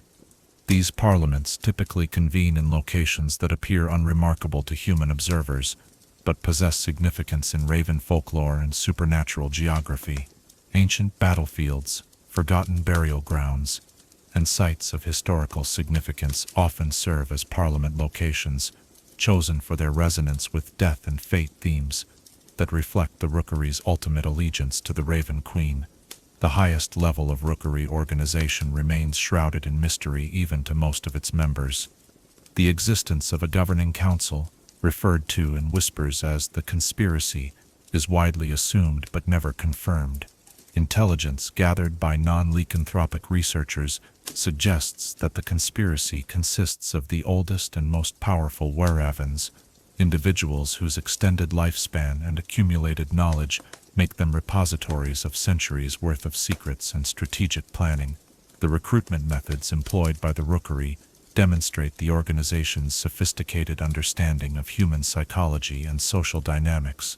Rather than seeking individuals who already display criminal tendencies or supernatural interests, Wereravens recruiters typically target people whose circumstances make them valuable but vulnerable, scholars whose research has uncovered dangerous knowledge, merchants whose trade routes provide access to sensitive information, and government officials whose positions grant them insight into classified activities, all represent ideal candidates for lycanthropic conversion.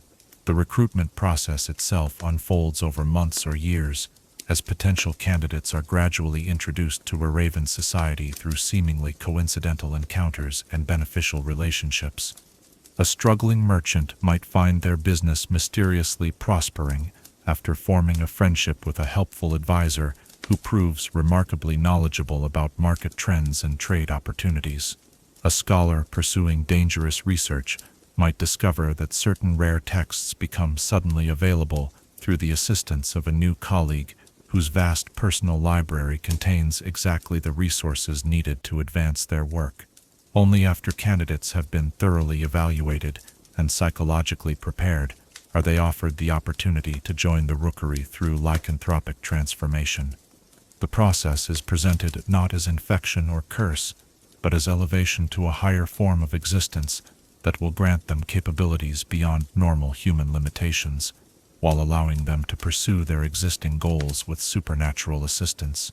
Many candidates accept eagerly, viewing Wereravens transformation as the answer to limitations and frustrations that have defined their human existence. The transformation ritual itself reflects the sophisticated nature of Wereravens society. Unlike the violent infections that create other lycanthropes, Wereravens conversion occurs through carefully orchestrated ceremonies that combine elements of death, rebirth, and intellectual awakening. Candidates undergo symbolic burial and resurrection while consuming carefully prepared potions that contain essence drawn from ancient ravens blessed by the Raven Queen herself. The process requires conscious participation and willing acceptance, ensuring that new Wereravens understand their commitment to the organization from the moment of their transformation.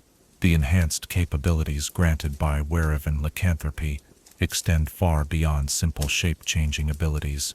Transformed individuals experience dramatic improvements in memory retention, allowing them to perfectly recall vast amounts of information encountered throughout their extended lifespans.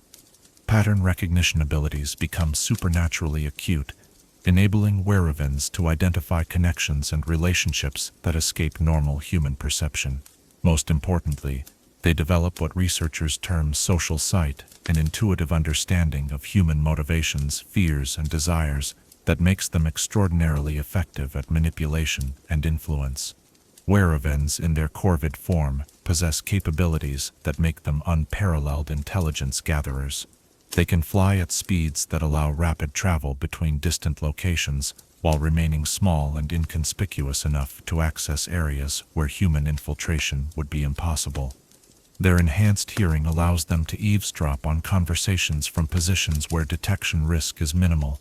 Natural raven behavior provides perfect camouflage for surveillance activities, as corvids are commonly seen in human settlements without arousing suspicion or concern. The communication network maintained by the Rookery represents perhaps their greatest achievement in supernatural organization. Ravens have developed a complex system of signals and codes that can be transmitted through natural raven behavior, allowing them to pass messages across vast distances without requiring direct contact between operatives. A murder of ravens gathering in a specific pattern might convey detailed intelligence about troop movements to observers hundreds of miles away. The timing and location of corvid calls can transmit coded information about political developments or economic opportunities. This communication system has proven nearly impossible for outside forces to crack or disrupt, as it relies on behaviors that appear completely natural to non-lycanthropic observers. Government cryptographers and military intelligence specialists have spent decades attempting to identify patterns in raven behavior that might indicate organized communication, but the sophistication of Werevan encoding methods has consistently defeated their efforts. The Rookery's ability to maintain secure communication channels gives them decisive advantages in gathering and utilizing intelligence compared to conventional human organizations. The economic activities of the Rookery demonstrate their sophisticated understanding of wealth as a tool for influence rather than simply an end in itself. Werevan merchants and traders operate extensive commercial networks that span continents, using their supernatural advantages to identify opportunities and avoid risks that escape normal human perception. Their ability to communicate rapidly across vast distances allows them to respond to market changes and political developments before their competitors even become aware of relevant events. However, the Rookery's commercial activities serve purposes beyond simple profit generation. Their trading networks provide ideal cover for intelligence gathering and influence operations, as merchants naturally travel widely and interact with diverse populations. Werevan commercial operations often deliberately sacrifice short-term profits in favor of long-term strategic positioning, establishing relationships and obligations that can be leveraged for supernatural purposes when circumstances require.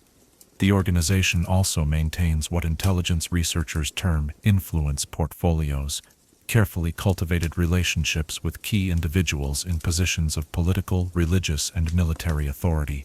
These relationships are developed over decades through patient investment of time, resources, and carefully calculated favors. A Wereraven might spend years establishing friendship with a minor government official, providing assistance and support that helps advance their career in order to gain access to classified information decades later, when that official has risen to positions of significant authority. The philosophical foundations of Rookery activity reflect their unique position as beings who exist simultaneously in human and supernatural realms. Unlike other lycanthropes who struggle with the conflict between their human and animal natures, Wereravens have embraced their dual existence as a source of perspective that transcends purely human or purely animal concerns. They view themselves as evolutionary bridges between different forms of consciousness, beings capable of understanding and serving interests that exist beyond the limitations of mortal comprehension. This philosophical framework allows Wereravens to justify activities that purely human morality would condemn as evil or destructive.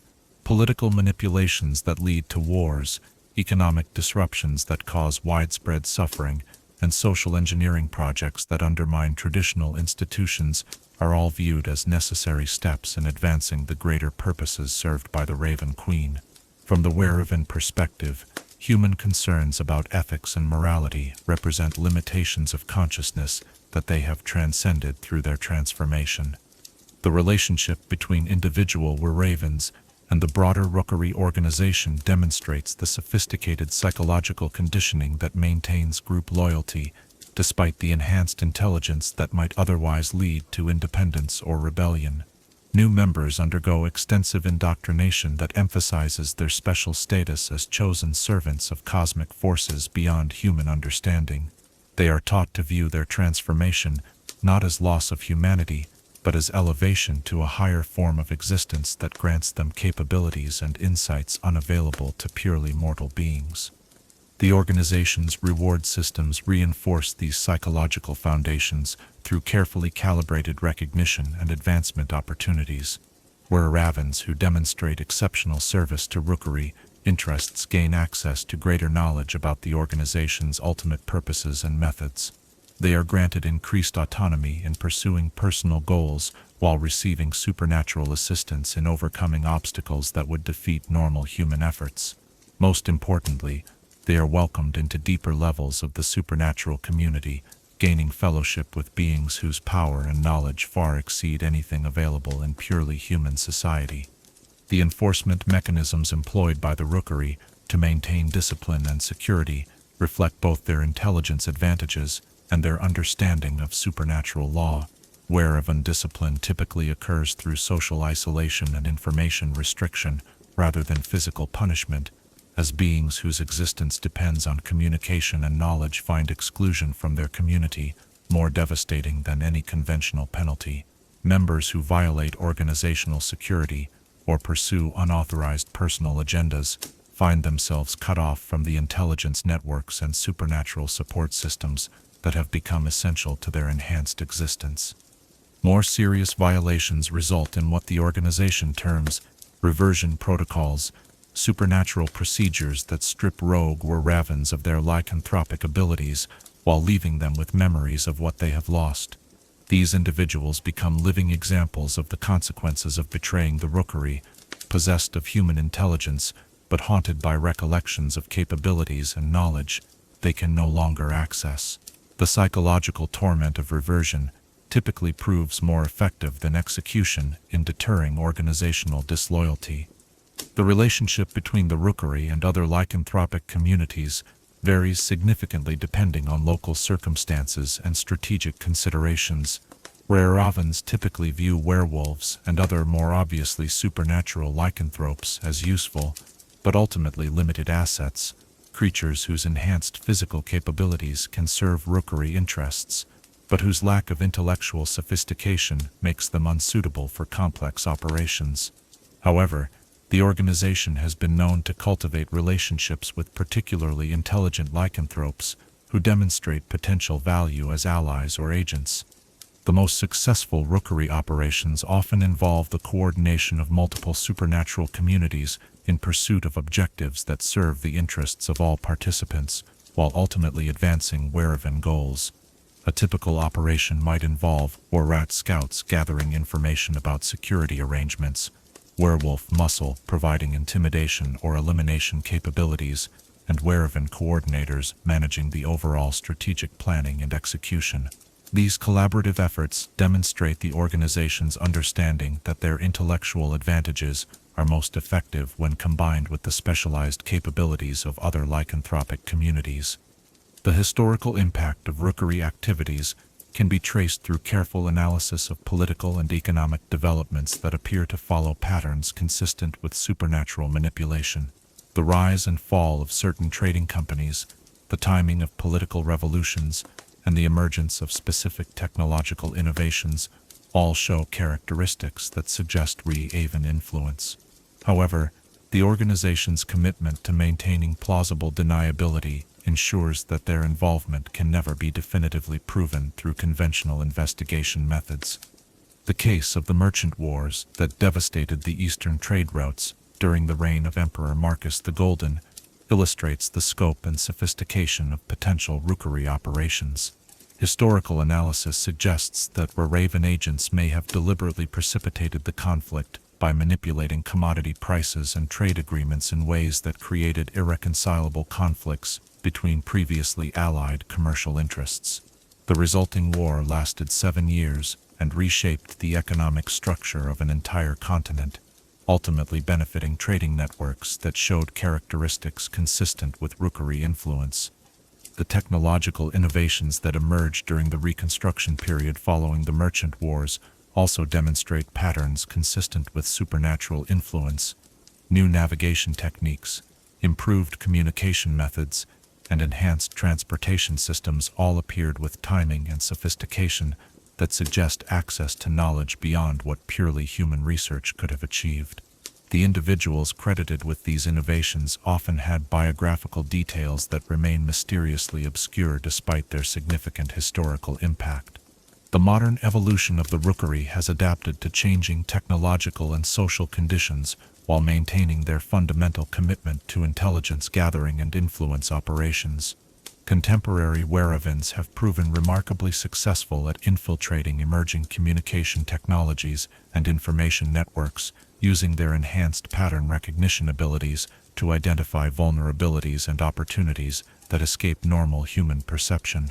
Their natural affinity for complex communication systems makes them ideally suited to exploit the interconnected nature of modern civilization. The organization's current activities likely focus on managing the increasing awareness of supernatural phenomena that threatens to expose lycanthropic communities to systematic persecution. Weraven intelligence networks provide early warning of government investigations, religious crusades, and academic research that might endanger supernatural populations.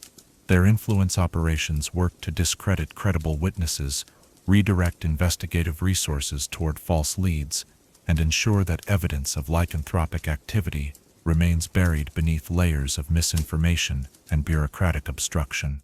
As we contemplate the shadow cast by these children of the Raven Queen, we see reflected our own relationship with knowledge and its applications. The Wereravens remind us that intelligence without conscience becomes mere cleverness, that information without wisdom leads to manipulation rather than understanding, and that the pursuit of knowledge can transform from noble quest into insidious corruption when divorced from moral responsibility. In their vast networks of communication and influence, we recognize our own vulnerability to forces that operate beyond our perception, reminding us that in an interconnected world, the greatest threats may come not from obvious enemies, but from invisible manipulators who understand our nature better than we understand ourselves. Chapter 6. Predators of the Deep Forest, Werebears in Natural Balance. Solitude is both sanctuary and prison, offering protection from the world while denying us the connections that define our humanity. Among the lycanthropic afflictions that have shaped the hidden history of our realm, none embodies this paradox more completely than the curse of the Werebear, a transformation that grants immense power and primal wisdom at the cost of forcing its victims into isolation, so complete that they become living bridges between civilization and wilderness, belonging fully to neither yet serving as guardians of the fragile boundary between them. Unlike their lupine cousins who hunt in packs or their corvid counterparts who gather in vast conspiracies, Werebears are creatures of profound solitude, whose very nature compels them toward territorial behaviors that make sustained contact with either human society or other lycanthropes nearly impossible. This isolation, however, is not mere antisocial behavior, but rather reflects a deeper understanding of their role as guardians of natural balance, beings whose supernatural gifts are most effectively employed in protecting vast wilderness areas from the encroachment of both civilization and supernatural corruption. The origins of Werebear lycanthropy trace back to the earliest conflicts between expanding human settlements and the ancient powers that governed primordial forests. As civilization pushed deeper into wilderness areas that had remained unchanged since the dawn of creation, certain druidic communities recognized that conventional resistance would prove insufficient against the inexorable advance of axe and plow. These desperate guardians of the natural world sought supernatural solutions to protect sacred groves and ancient territories from destruction, appealing to entities whose power predated human civilization by countless millennia. The Forest Father, an entity whose true name has been lost to the ages, but whose influence permeates every untamed woodland, answered these pleas in ways the druids neither expected nor desired. Rather than granting them power to turn back the tide of human expansion, the Forest Father transformed selected individuals into living embodiments of the wilderness itself, beings whose very existence would serve as eternal sentinels protecting the balance between civilization and nature. The first Werebear, according to the most ancient texts, was a druid named Ursinus Ironthew, whose grove contained one of the last world trees, massive oaks whose roots reached into the spiritual foundations of existence itself. When human loggers approached his sacred forest with axes blessed by gods of commerce and industry, Ursinus underwent a transformation that merged his human consciousness with the primal power of the great bears that had once ruled these woodlands as undisputed sovereigns. The physical transformation granted Ursinus strength sufficient to uproot full-grown trees and hurl them like spears, hide thick enough to turn the sharpest blade, and claws that could rend stone as easily as flesh. More importantly, the change awakened within him an intuitive understanding of natural systems and ecological relationships that exceeded anything his druidic training had provided. He could sense disturbances in the forest balance from miles away, detect the presence of unnatural corruption through subtle changes in wind and water, and communicate with all manner of woodland creatures through methods that transcended speech or gesture. However, the curse that accompanied these gifts proved as profound as the powers themselves. Ursinus discovered that his enhanced connection to the natural world made prolonged contact with human civilization physically and emotionally unbearable. The sounds, smells, and spiritual emanations of large human settlements caused him intense pain that grew worse with exposure, forcing him to retreat ever deeper into wilderness areas where his sensitive nature could find peace.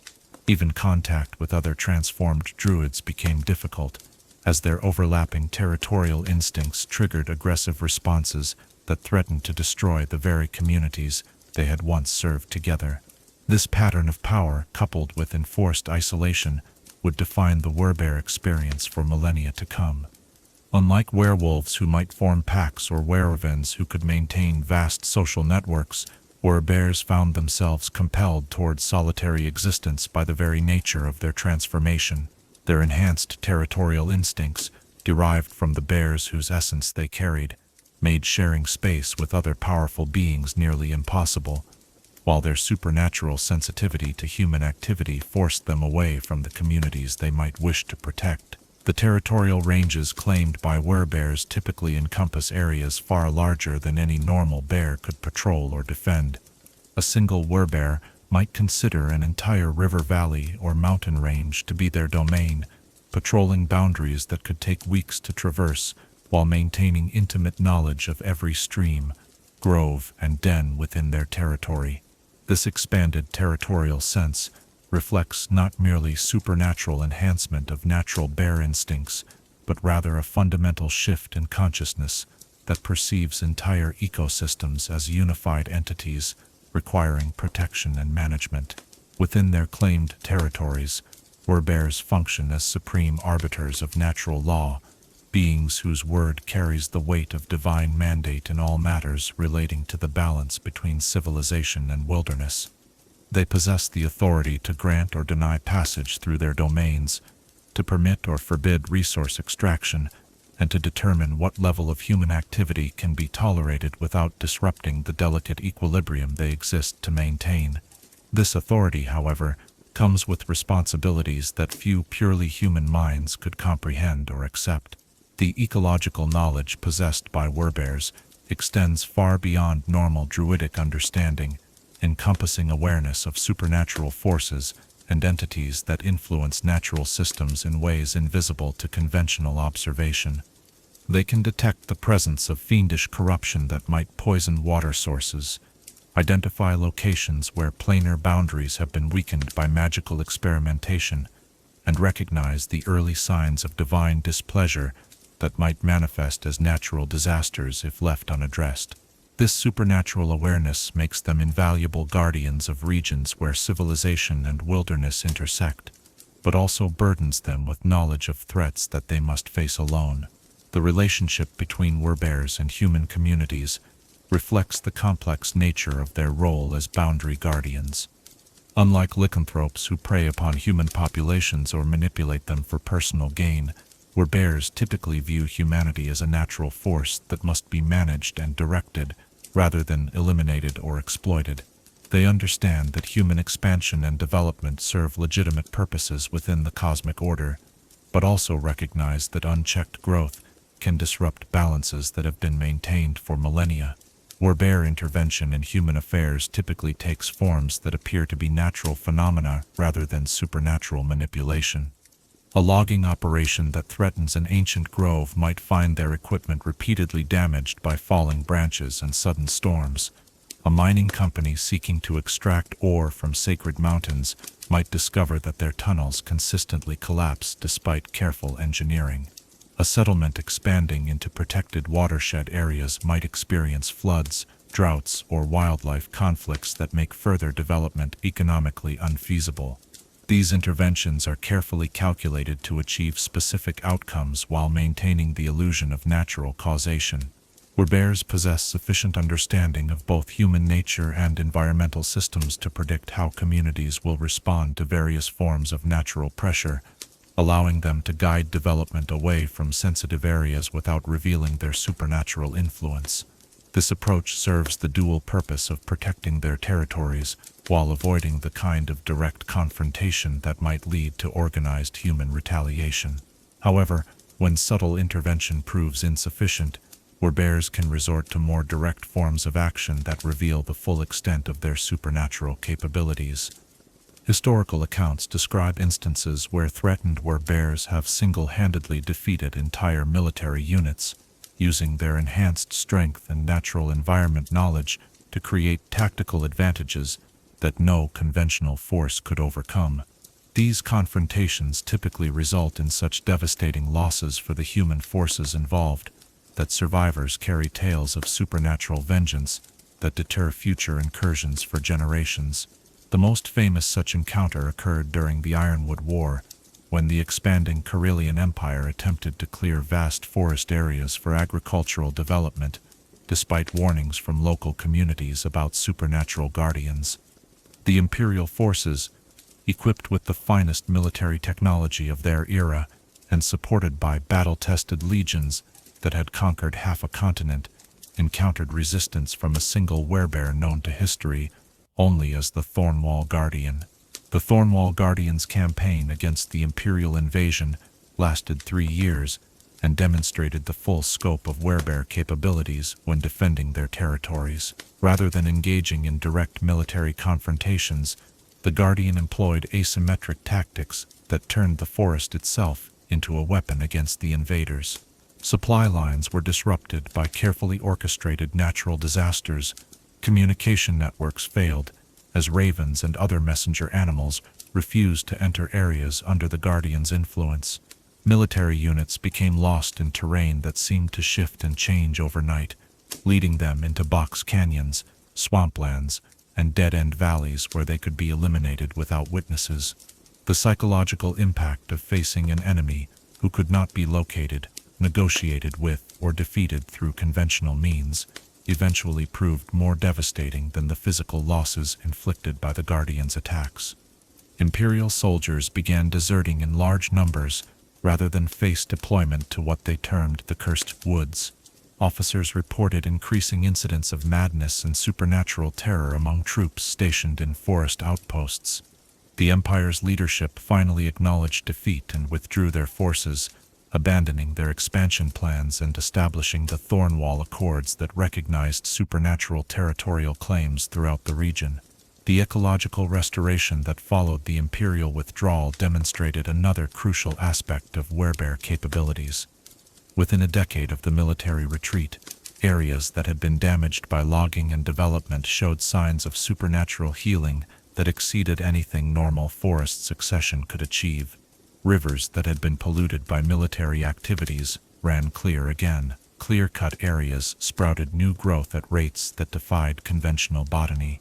Wildlife populations that had been decimated by war and development recovered to levels that exceeded their pre-conflict numbers. This accelerated healing reflects the werebears' ability to channel natural forces in ways that transcend normal ecological processes.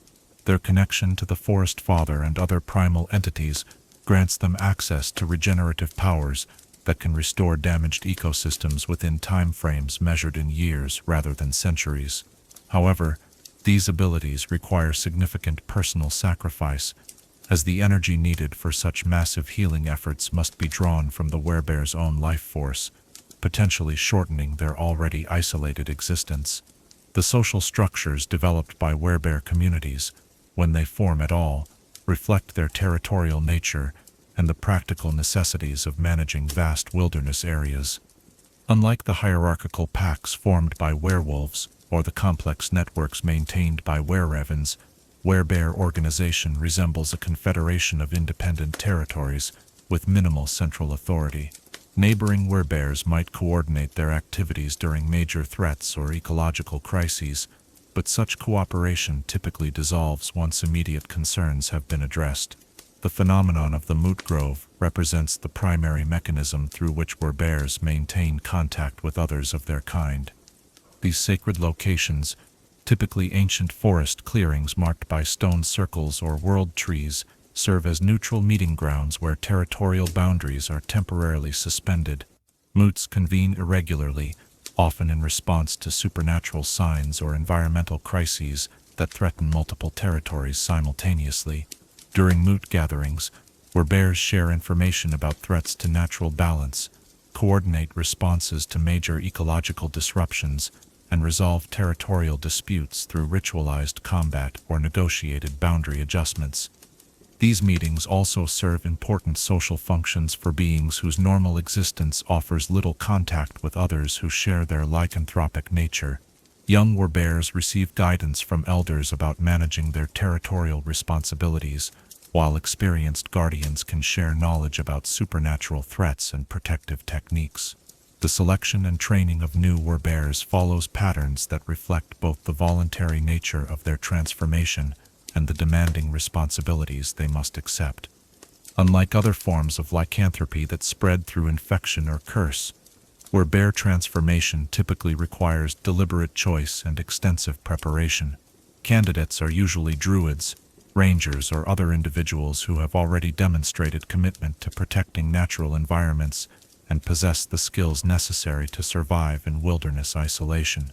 The transformation process itself occurs through ritual communion with entities like the Forest Father, ceremonies that test the candidate's dedication while awakening the supernatural awareness necessary for effective territorial guardianship.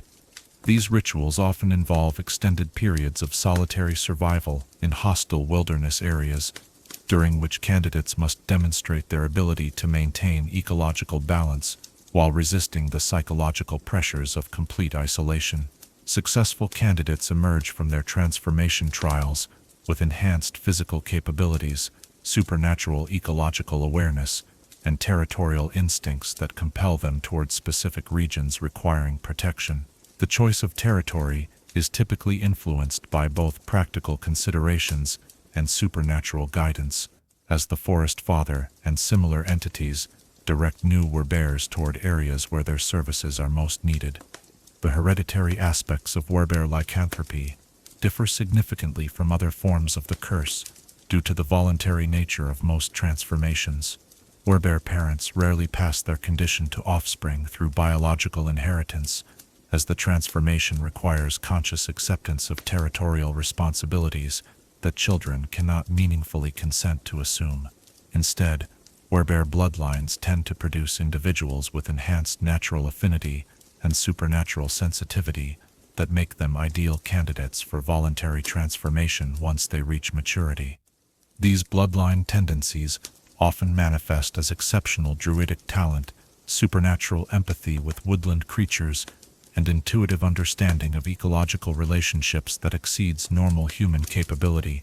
Children of werebear lineages typically grow up in wilderness environments where they develop skills and perspectives that prepare them for potential transformation.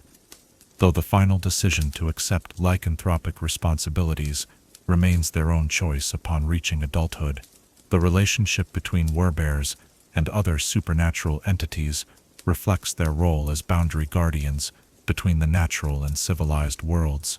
Forest spirits, elemental beings, and nature deities typically view werebears as valuable allies whose territorial activities support broader supernatural interests in maintaining cosmic balance. This alliance network provides werebears with intelligence about threats to natural order while granting them access to magical support that enhances their protective capabilities. However, werebears must also contend with supernatural entities whose interests conflict with natural preservation. Fiends seeking to corrupt wilderness areas, undead creatures that spread spiritual pollution, and aberrant beings whose presence violates natural law all represent threats that territorial werebears must address without external assistance. These confrontations often require them to employ combat techniques that blend their enhanced physical capabilities with supernatural powers granted by their alliance with primal forces. The long-term psychological effects of werebear lycanthropy reflect the profound isolation that defines their existence. Unlike other lycanthropes who struggle with conflicting human and animal natures, werebears typically achieve integration between their dual aspects within a few decades of transformation.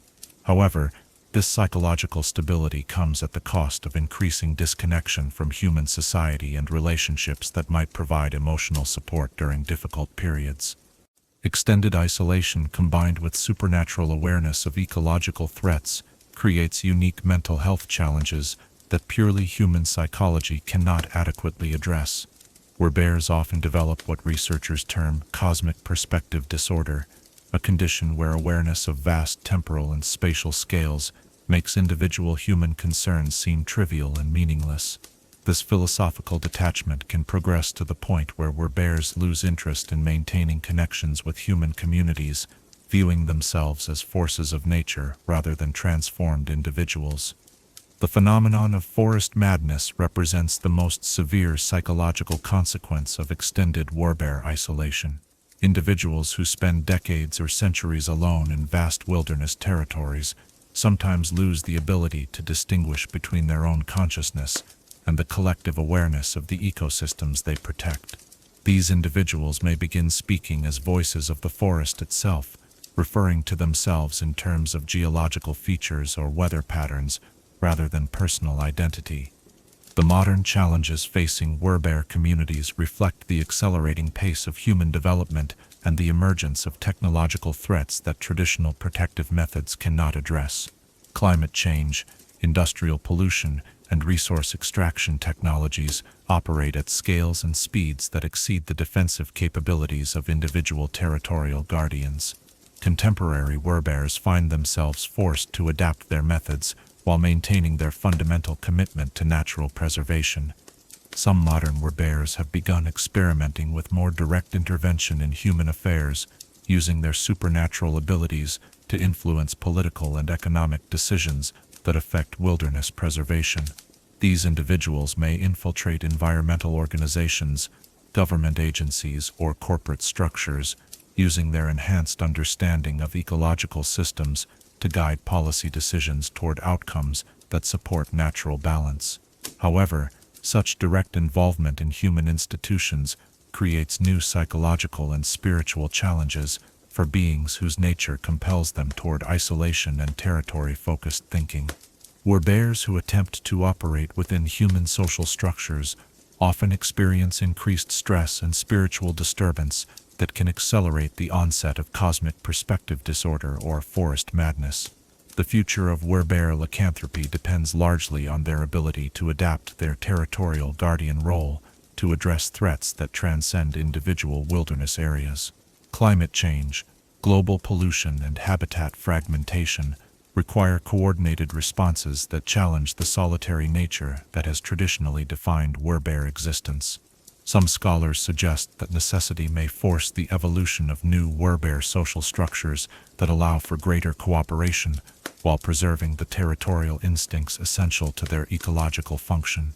As we witness the solitary vigil of these guardians of the wild places, we see reflected our own relationship with the natural world that sustains us. The Werebears remind us that true protection requires sacrifice, that effective stewardship demands wisdom that transcends immediate human concerns, and that the preservation of natural balance may require accepting forms of isolation and responsibility that challenge our fundamental assumptions about civilization and progress.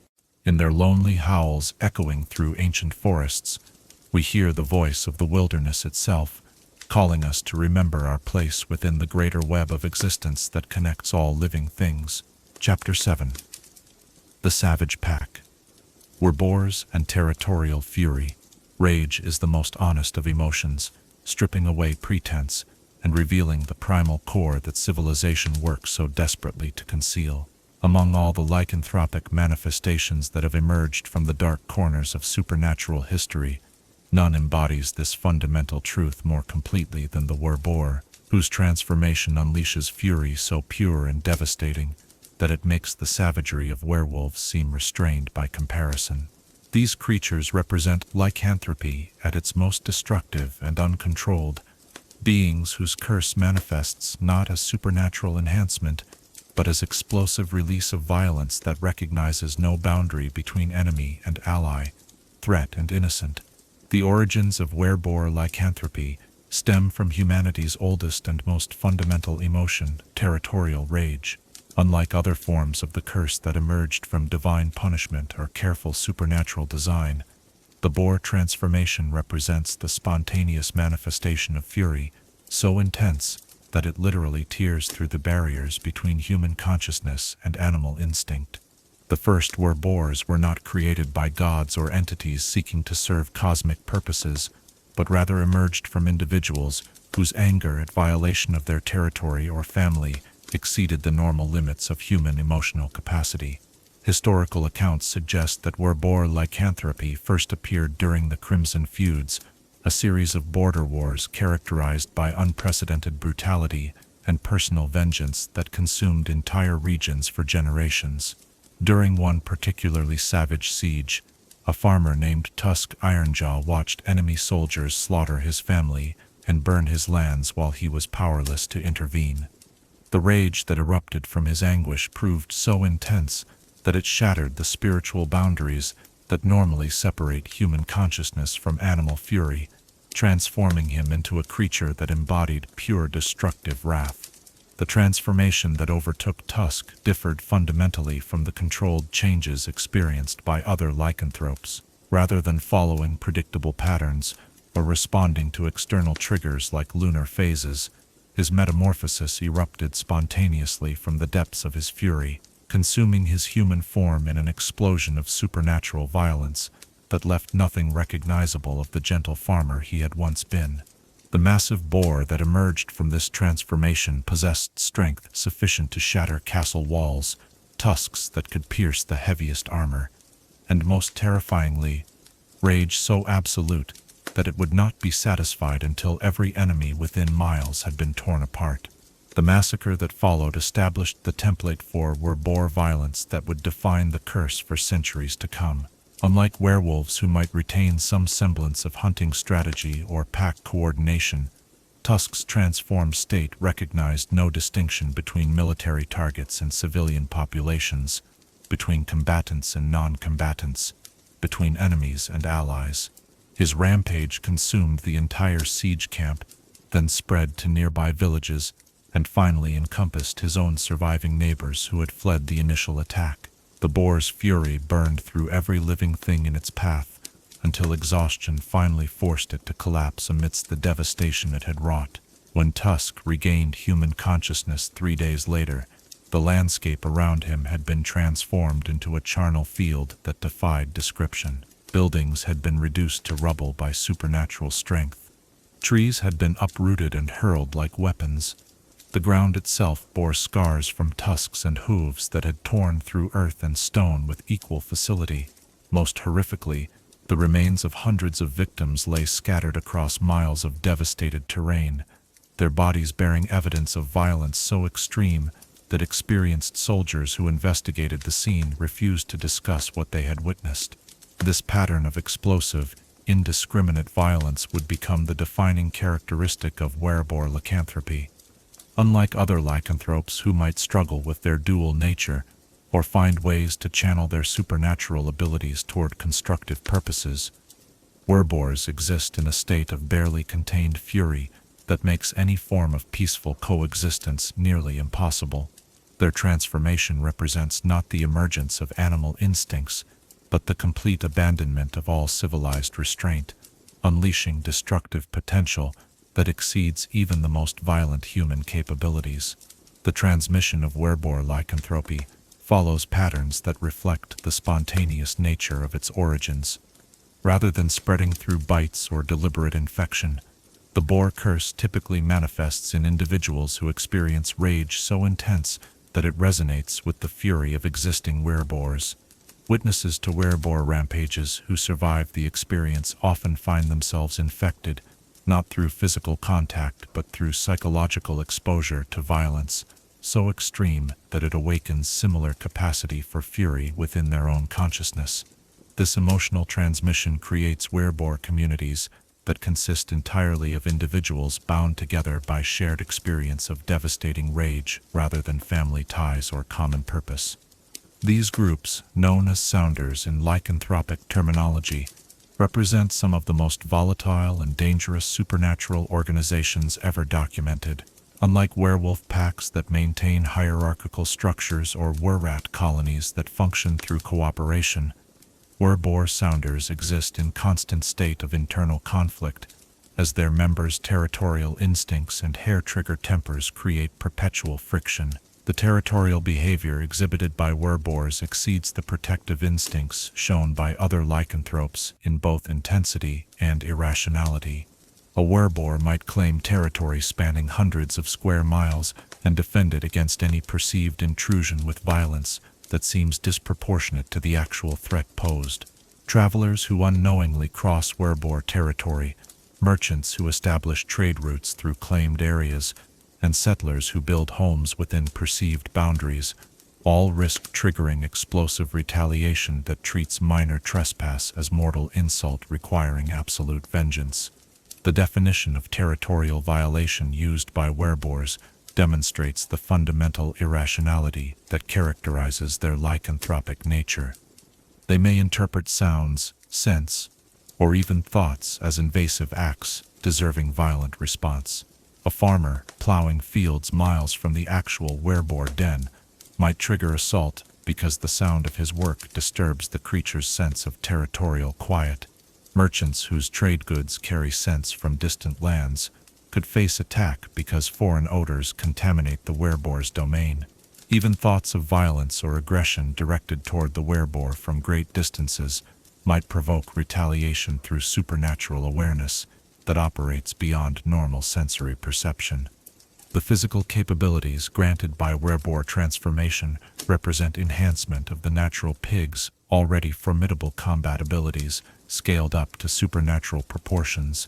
Transformed Wereboars typically stand 7 to 8 feet tall at the shoulder while weighing over 1,000 pounds, their massive frames packed with muscle that can generate force sufficient to demolish stone fortifications. Their tusks grow to lengths exceeding 2 feet and develop diamond-hard points capable of piercing the finest armor as if it were cloth. Their hide thickens to provide natural protection, equivalent to plate mail, while remaining flexible enough to allow rapid movement. Perhaps most dangerously, Wereboar transformation grants nearly supernatural resistance to pain and injury that allows them to continue fighting long after wounds that would incapacitate other creatures. Their enhanced metabolism rapidly heals damage that does not immediately prove fatal, while their fury-driven mental state enables them to ignore injuries that would force retreat from more rational combatants. This combination of physical resilience and psychological determination makes Wereboars nearly unstoppable once they commit to violent action. The enhanced senses developed by Wereboars focus entirely on detecting potential threats and targets for aggression rather than gathering useful information about their environment. Their hearing becomes acute enough to detect heartbeats from great distances, allowing them to locate hidden enemies or identify the emotional states of potential victims. Their sense of smell develops to the point where they can track individual humans across vast distances while distinguishing between different levels of fear, anger, or aggressive intent. Most disturbing, they develop supernatural awareness of hostile thoughts or intentions directed toward them, making surprise attacks nearly impossible to execute successfully. The transformation process itself reflects the violent nature of Wereboar lycanthropy. Unlike the gradual changes experienced by other lycanthropes, the shift to boar form occurs as an explosive metamorphosis that typically destroys clothing, equipment, and anything else in immediate proximity to the transforming individual. The physical agony of transformation is reportedly so intense that many Wereboars lose consciousness during the change, awakening in their altered state with no memory of the transition itself. The psychological aspects of Wereboar transformation present unique challenges that distinguish them from other lycanthropic conditions. Rather than struggling with conflicting human and animal natures, Wereboars experience complete submersion into pure fury that obliterates rational thought and moral judgment. During transformation, they retain no awareness of their human identity, relationships, or values, operating entirely according to instincts focused on territorial defense and aggressive dominance. This complete psychological transformation means that Wereboars pose equal danger to family members, friends, and enemies while in their changed state. Unlike werewolves who might retain pack loyalty, or wererats who could maintain some social awareness, transformed Wereboars recognize no distinction between those they loved in human form and complete strangers who pose no actual threat. This indiscriminate violence makes Wereboar lycanthropy one of the most tragic forms of the curse, as infected individuals must accept that their transformation will inevitably endanger everyone they care about. The recovery period following Wereboar transformation typically involves extensive memory gaps that prevent clear recollection of actions taken while changed. Most Wereboars remember their fury state as fragmented impressions of violence and destruction rather than coherent narrative of events. This psychological protection mechanism spares them from full awareness of the devastation they have caused, but also prevents them from learning to control or channel their supernatural rage toward more constructive purposes. The relationship between Wereboar sounders and human communities reflects the impossible challenge of coexisting with beings whose nature makes peaceful interaction nearly impossible.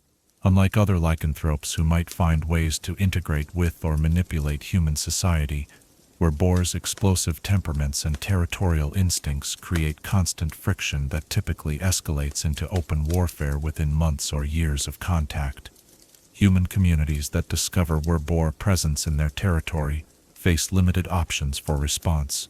Negotiation proves futile because Wereboars interpret any attempt at communication as either submission that invites further aggression or challenge that demands violent response.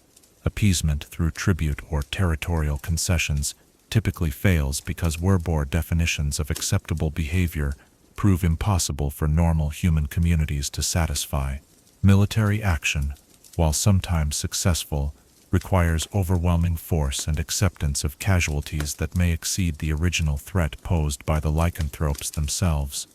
The most successful human responses to Wereboar presence typically involve complete avoidance combined with systematic efforts to drive the creatures away through environmental manipulation rather than direct confrontation. Communities may abandon territories claimed by Wereboar sounders, redirecting trade routes and settlement patterns to minimize contact opportunities.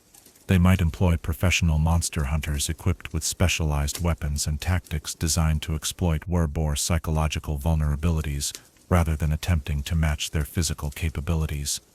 The phenomenon of boar madness represents the ultimate consequence of extended Wereboar lycanthropy. Individuals who survive multiple transformation cycles without succumbing to external violence eventually lose the ability to fully return to human consciousness between changes.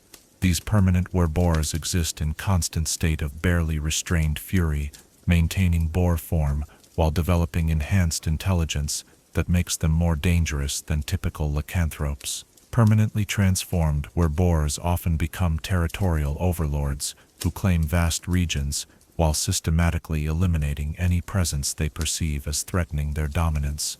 Their enhanced cunning allows them to employ tactics beyond simple berserker charges, using environmental knowledge and strategic thinking to create kill zones and ambush points that maximize the effectiveness of their natural weapons.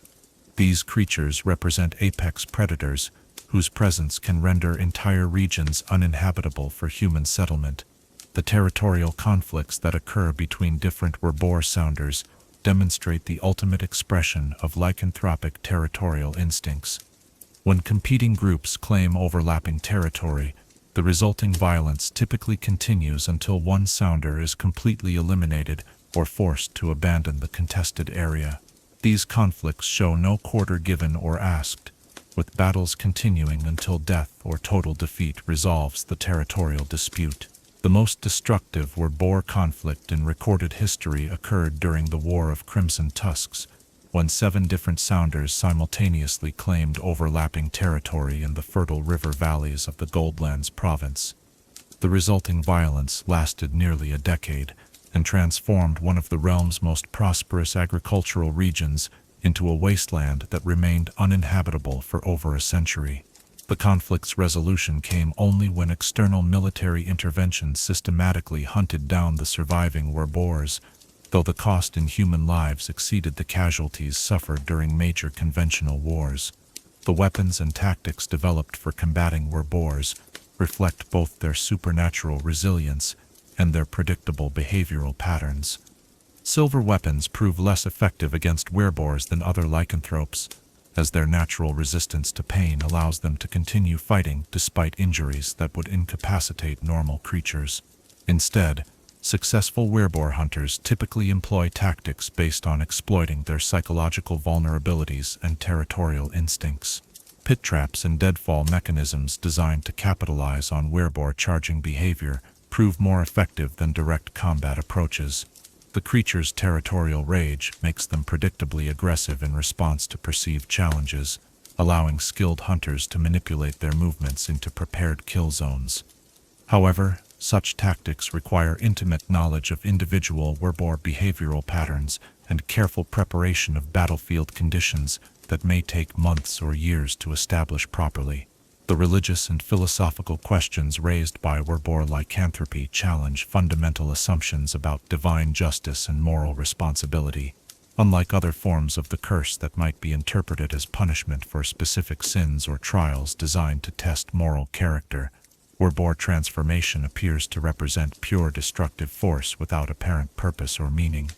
This seemingly random distribution of devastating curse has led some theological scholars to question whether Wereboar lycanthropy represents divine action at all, or whether it might instead be manifestation of cosmic forces that operate beyond traditional concepts of justice and morality. The inability of Wereboars to control or channel their curse toward beneficial purposes has created unique challenges for religious institutions that attempt to provide spiritual guidance for supernatural conditions. Traditional approaches based on meditation, prayer, and moral discipline prove ineffective against fury that operates beyond rational control. Some religious orders have developed containment facilities designed to provide safe environments for Wereboar transformation, though these institutions typically function more as prisons than sanctuaries. The economic impact of Wereboar presence extends far beyond the immediate destruction caused by their rampages. Regions known to harbor Wereboar sounders experience dramatic decreases in property values, trade activity, and population growth, as rational individuals choose to avoid areas where they might encounter uncontrollable supernatural violence. Insurance companies refuse to provide coverage for businesses or properties located within known Wereboar territories, while military units demand hazard pay for operations that might involve contact with these creatures. The agricultural damage caused by Wereboar territorial behavior can persist for decades after the creatures themselves have been eliminated or driven away. Their supernatural strength allows them to alter landscape features in ways that disrupt irrigation systems, destroy soil quality, and eliminate natural windbreaks that protect crops from environmental damage. Recovery efforts typically require massive investment in land restoration projects that may exceed the original value of the affected property. Modern approaches to Wereboar management have evolved toward containment and mitigation rather than elimination or control. Governments maintain specialized monitoring systems designed to track Wereboar movement patterns and provide early warning of potential rampage events. Emergency response protocols focus on rapid evacuation and damage limitation rather than attempting to stop Wereboar violence through direct intervention. The development of non-lethal Wereboar management techniques represents ongoing research into potential alternatives to the wholesale destruction that has traditionally characterized human responses to this lycanthropic condition. Some experimental programs explore the use of powerful tranquilizers, magical restraints, and environmental barriers designed to limit Wereboar movement without triggering their aggressive responses. However, the success rates for such approaches remain limited due to the creature's supernatural resistance and unpredictable behavioral patterns. As we confront the unbridled fury of these cursed beings, we see reflected our own capacity for destructive rage and the thin boundaries that separate civilized behavior from primitive violence. The Wereboars remind us that beneath our carefully constructed social facades lies potential for devastation that we prefer not to acknowledge, that our territorial instincts and aggressive impulses require constant vigilance to prevent their explosion into forms of violence that could destroy everything we claim to value. In their mindless rampages, we recognize the logical conclusion of unchecked anger, the inevitable destination of fury that acknowledges no limit or restraint.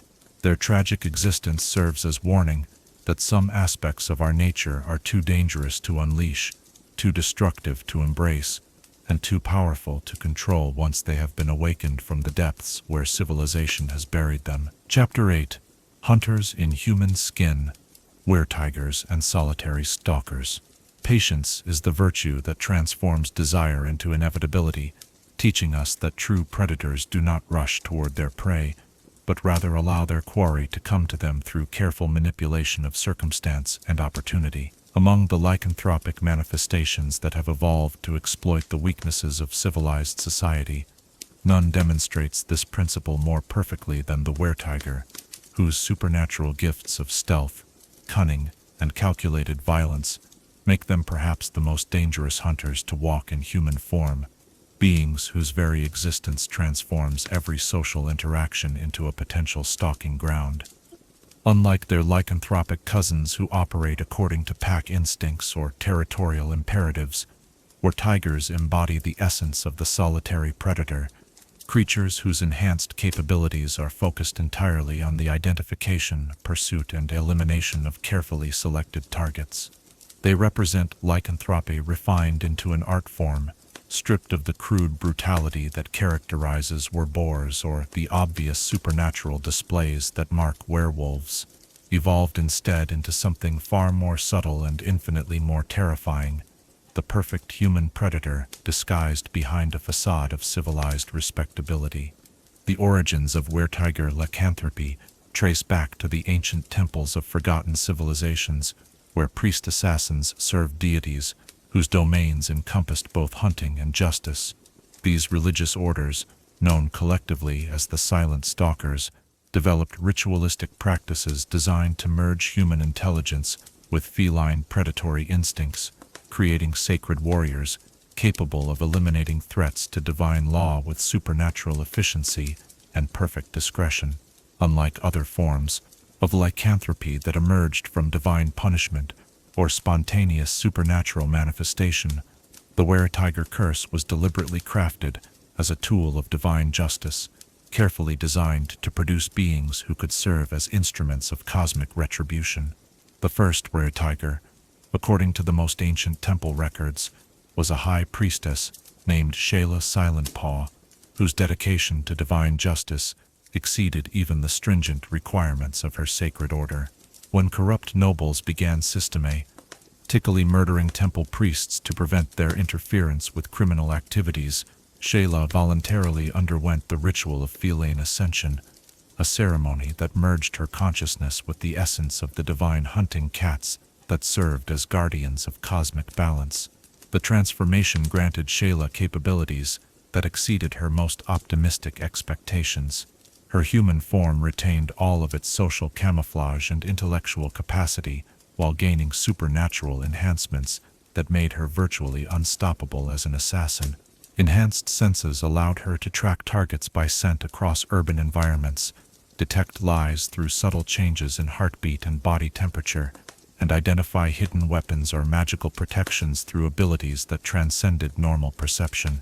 Supernatural agility granted her the ability to move through populated areas without being detected, scale seemingly impossible surfaces, and strike with speed that left witnesses unable to accurately describe what they had witnessed. Most importantly, the transformation enhanced her understanding of human psychology and behavior to levels that bordered on telepathic awareness. Shayla could predict target behavior with uncanny accuracy, anticipate their responses to various stimuli, and manipulate their actions through subtle psychological pressure that left them unaware they were being influenced. This enhanced empathy, ironically, made her more effective at causing suffering by allowing her to identify exactly which approaches would cause maximum psychological damage to complement the physical violence she inflicted.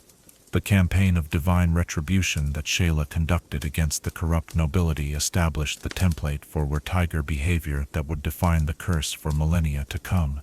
Rather than engaging in direct confrontation or obvious supernatural displays, she employed patient stalking techniques that might extend over months or years as she studied her targets, identified their vulnerabilities, and carefully orchestrated their downfall. Each assassination was planned with meticulous attention to detail, designed not merely to eliminate the target, but to send clear messages about the consequences of violating divine law. The psychological impact of Shayla's campaign proved even more devastating than the physical elimination of her targets. Nobles who had previously believed themselves untouchable discovered that wealth and position provided no protection against an enemy who could appear anywhere, strike without warning, and disappear without trace. The uncertainty and paranoia generated by her activities ultimately proved more effective at reforming behavior than direct threats or conventional punishment could have achieved. However, the curse that accompanied Shayla's transformation revealed itself gradually as her supernatural capabilities began to affect her human relationships and moral judgment. The enhanced empathy that made her so effective at predicting and manipulating her targets also made normal human interaction increasingly difficult, as she found herself automatically analyzing the motivations and vulnerabilities of everyone she encountered. Social relationships became tactical exercises rather than genuine emotional connections, while her growing understanding of human weakness led to contempt for the species she was supposed to protect. This pattern of enhanced capability, coupled with psychological alienation, would define the Weretiger experience throughout history. Unlike other lycanthropes who might struggle with obvious conflicts between their human and animal natures, Weretigers faced the more subtle corruption of remaining technically human while losing the emotional connections and moral constraints that define humanity. They become perfect predators precisely because they retain their human intelligence while abandoning human compassion, creating beings who can seamlessly blend into any social environment while viewing all other inhabitants as potential prey.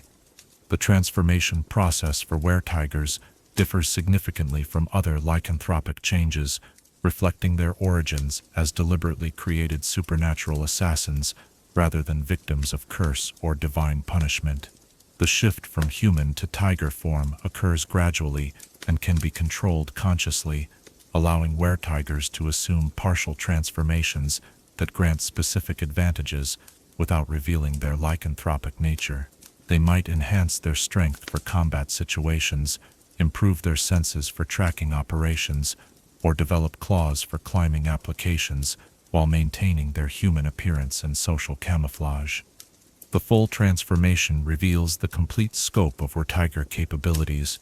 In their feline form, Weretigers possess all the natural advantages of great cats scaled up to supernatural proportions, including strength sufficient to overpower multiple armed opponents, speed that allows them to cross vast distances in hours rather than days, and stealth capabilities that make them virtually invisible even in broad daylight.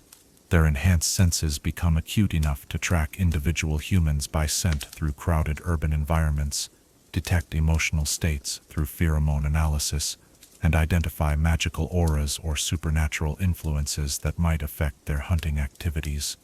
Perhaps most importantly, Weretiger transformation grants access to supernatural stalking abilities that transcend normal feline capabilities. They can move through populated areas without triggering subconscious threat responses that normally alert potential victims to predator presence. Their footsteps become literally silent, regardless of terrain or surface conditions. Their scent signature can be consciously suppressed to prevent detection by other supernatural creatures or magical surveillance methods. The hunting techniques employed by Weretigers demonstrate the sophisticated application of their supernatural capabilities in pursuit of specific objectives. Unlike werewolves who hunt for sustenance or Wereboars who attack in response to territorial intrusion, Weretigers typically select their targets according to criteria that reflect their origins as instruments of divine justice. They are drawn to individuals whose actions have violated cosmic law or natural order, though their definition of such violations has expanded over the centuries to encompass a broad range of behaviors that might not be obviously criminal or immoral.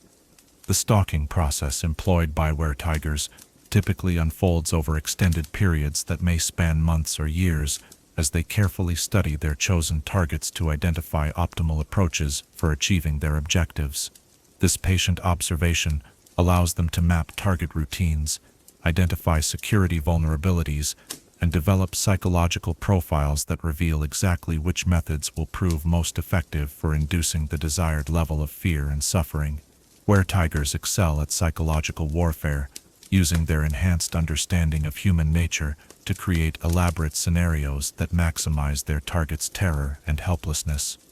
They might orchestrate seemingly random encounters that gradually increase in intensity and personal relevance, creating patterns of harassment that appear coincidental to outside observers, but systematically erode their victims' sense of safety and control. The knowledge that they are being hunted, combined with inability to identify or locate their predator, often proves more devastating than any physical violence could achieve.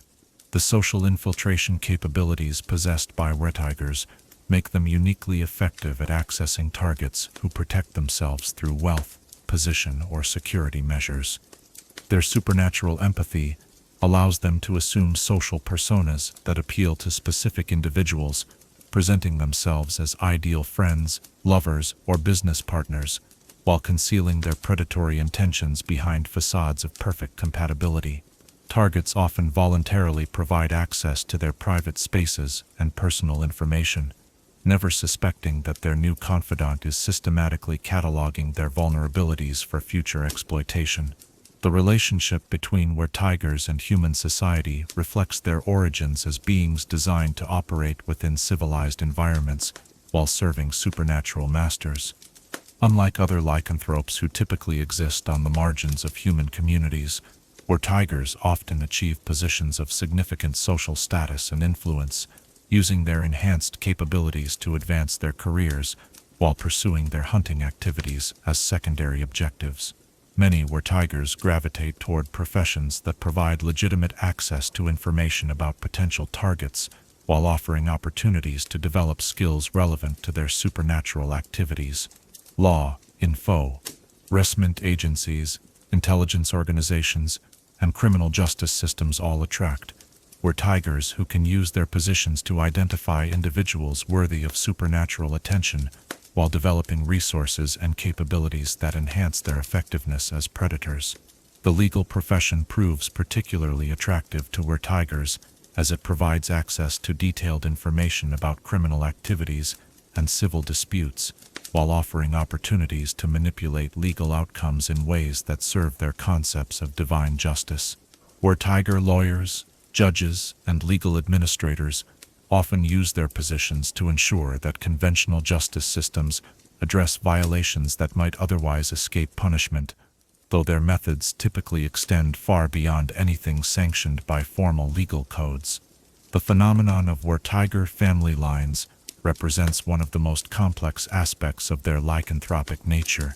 Unlike other forms of the curse that spread through infection or emerge spontaneously, Weretiger lycanthropy can be deliberately transmitted through ritual adoption processes that transform carefully selected individuals into supernatural assassins. These adoption ceremonies, conducted by established Weretigers, create artificial family structures based on shared commitment to divine justice rather than biological relationships. Weretiger families typically operate as small, highly efficient hunting units whose members coordinate their activities to address complex threats that require multiple perspectives and skill sets. The family structure provides emotional support and tactical assistance while maintaining the security and secrecy necessary for effective predatory activities. However, these relationships often become strained over time, as individual members develop different interpretations of divine justice or personal ambitions that conflict with family objectives. The inheritance of Weretiger lycanthropy through biological reproduction occurs less frequently than adoptive transmission, but follows patterns that reflect the supernatural nature of the curse.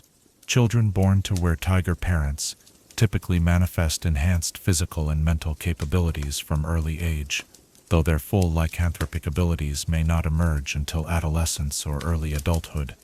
These naturally born Weretigers often demonstrate greater control over their transformations and more sophisticated understanding of their supernatural capabilities compared to individuals who acquire the curse through adoption rituals. The territorial behavior exhibited by Weretigers differs significantly from the simple geographical claims made by other lycanthropes. Rather than defending specific physical areas, Weretigers typically claim hunting territories defined by types of targets or categories of criminal activity rather than geographical boundaries. A Weretiger might specialize in eliminating corrupt government officials, tracking down escaped criminals, or eliminating threats to specific religious or philosophical principles regardless of where such targets might be located. This conceptual approach to territory allows multiple Weretigers to operate within the same geographical area without significant conflict, provided their hunting specializations do not overlap significantly. However, disputes can arise when different Weretigers select the same target for elimination, leading to complex negotiations or competitions that determine which predator has priority claim to specific prey. The most prestigious hunting territories among Weretiger society involve targets whose elimination requires exceptional skill and patience due to their protection by wealth, political influence, or supernatural defenses. Weretigers who successfully claim and defend such challenging territories gain significant status within their supernatural community, while attracting the attention of potential adoptees who seek training in advanced predatory techniques. The relationship between Weretigers and other supernatural entities reflects their origins as servants of divine justice and cosmic balance. Celestial beings and deities associated with law and order typically view Weretigers as valuable agents whose activities support broader supernatural objectives, though they may not approve of all methods employed by individual lycanthropes. This divine approval grants Weretigers access to supernatural guidance and assistance that enhances their hunting capabilities while providing protection against certain forms of magical interference. However, Weretigers must also contend with supernatural entities whose interests conflict with divine justice or natural order. Fiends seeking to corrupt legal systems, undead creatures that violate natural law, and aberrant beings whose presence threatens cosmic stability all represent potential targets for Weretiger attention. These confrontations often require them to employ their supernatural capabilities in direct combat situations, rather than the careful stalking techniques they prefer for purely human targets. The long-term psychological effects of Weretiger lycanthropy reflect the gradual erosion of human emotional connections that occurs as their supernatural capabilities increasingly dominate their worldview. Unlike other lycanthropes who might struggle with obvious conflicts between their dual natures, Weretigers typically achieve integration between their human and feline aspects within a few years of transformation. However, this psychological stability comes at the cost of increasing disconnection from normal human relationships and moral constraints. Extended exposure to human weakness and corruption, combined with supernatural capabilities that make manipulation and violence effortless, often leads Weretigers to develop what researchers term predator's perspective, a philosophical framework that views most human beings as essentially prey animals whose suffering serves beneficial purposes in maintaining cosmic order. This mindset allows them to justify increasingly extreme actions while maintaining their sense of moral superiority over their victims. The phenomenon of justice addiction represents the most serious long-term consequence of Weretiger lycanthropy. Individuals who spend decades hunting and eliminating targets gradually lose the ability to find satisfaction in normal human activities and relationships, requiring ever more challenging prey and sophisticated hunting techniques to achieve emotional fulfillment. These advanced Weretigers often begin targeting individuals whose crimes are increasingly marginal or theoretical, expanding their definition of divine justice to encompass behaviors that purely human morality would consider acceptable or even admirable. The weapons and tactics developed for combating Weretigers reflect both their supernatural capabilities and their preference for operating within human society, rather than wilderness environments. Silver weapons prove effective against Weretiger lycanthropy, but their preference for stealth and surprise makes direct combat encounters relatively rare. Instead, successful Weretiger hunters typically employ techniques based on exploiting their psychological vulnerabilities and social dependencies. The practice of reverse stalking, developed by the legendary hunter Marcus Goldeneye, involves identifying Weretigers through analysis of criminal patterns and then conducting counter-surveillance operations designed to gather information about their habits and vulnerabilities. This approach requires exceptional patience and skill, as Weretigers' enhanced senses make conventional surveillance techniques ineffective, while their supernatural empathy allows them to detect hostile intentions from potential threats. Religious institutions have developed specialized approaches for addressing Weretiger lycanthropy that focus on redirecting their hunting instincts toward targets that genuinely deserve supernatural intervention. The Order of Divine Retribution, established specifically to work with reformed Weretigers, provides institutional support for lycanthropes who wish to continue serving divine justice while operating within more structured moral frameworks that prevent the gradual corruption that typically accompanies unsupervised hunting activities. However, these rehabilitation efforts face significant challenges due to the addictive nature of the hunting experience and the difficulty of maintaining human emotional connections once supernatural predatory capabilities have been fully developed. Most Weretigers who attempt to reform eventually return to independent hunting activities, though their exposure to structured moral guidance sometimes results in more selective target selection and reduced collateral damage. The economic impact of Weretiger activities typically remains hidden due to their preference for operating through seemingly legitimate channels and their sophisticated understanding of financial systems. Unlike other lycanthropes whose activities create obvious destruction or disruption, Weretigers often manipulate economic outcomes through careful elimination of key individuals or strategic revelation of hidden information at crucial moments. Corporate executives who discover their companies targeted by Weretiger attention often find their business activities subject to increased scrutiny from regulatory agencies, enhanced attention from investigative journalists, or mysterious cooperation from previously uncooperative witnesses and whistleblowers. These seemingly coincidental developments frequently result in significant financial losses or criminal prosecutions that appear to emerge through normal legal processes rather than supernatural intervention. The modern evolution of Weretiger society has adapted remarkably well to technological advances and changing social structures that provide new opportunities for sophisticated predatory activities. Contemporary Weretigers have proven exceptionally skilled at exploiting digital communication networks, social media platforms, and electronic surveillance systems that allow them to gather intelligence about potential targets while maintaining complete anonymity.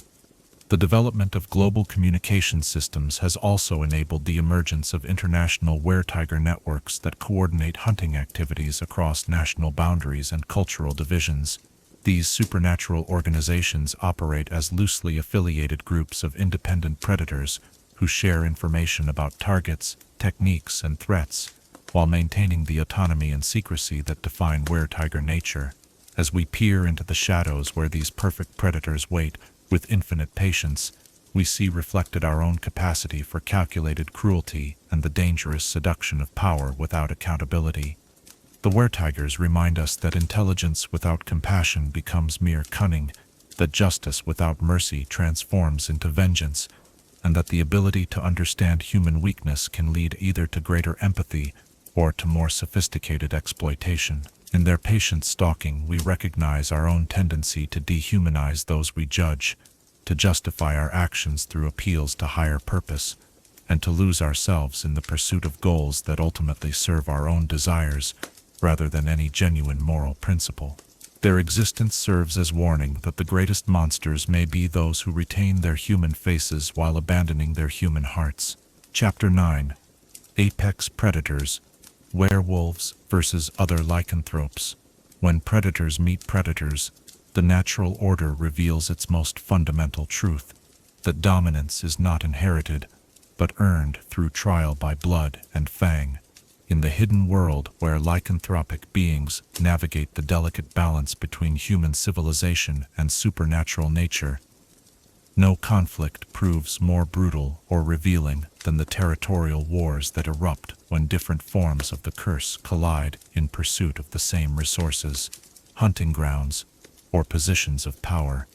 These confrontations strip away all pretense of civilized behavior, reducing even the most sophisticated lycanthropes to their most primal essence as they fight to establish supremacy in hierarchies that recognize only strength, cunning, and the will to survive. The phenomenon of interlycanthropic conflict emerges inevitably from the fundamental incompatibilities between different manifestations of the curse. Each form of lycanthropy grants its victims unique advantages and capabilities, while imposing specific limitations and psychological drives that often conflict directly with the needs and instincts of other lycanthropic types.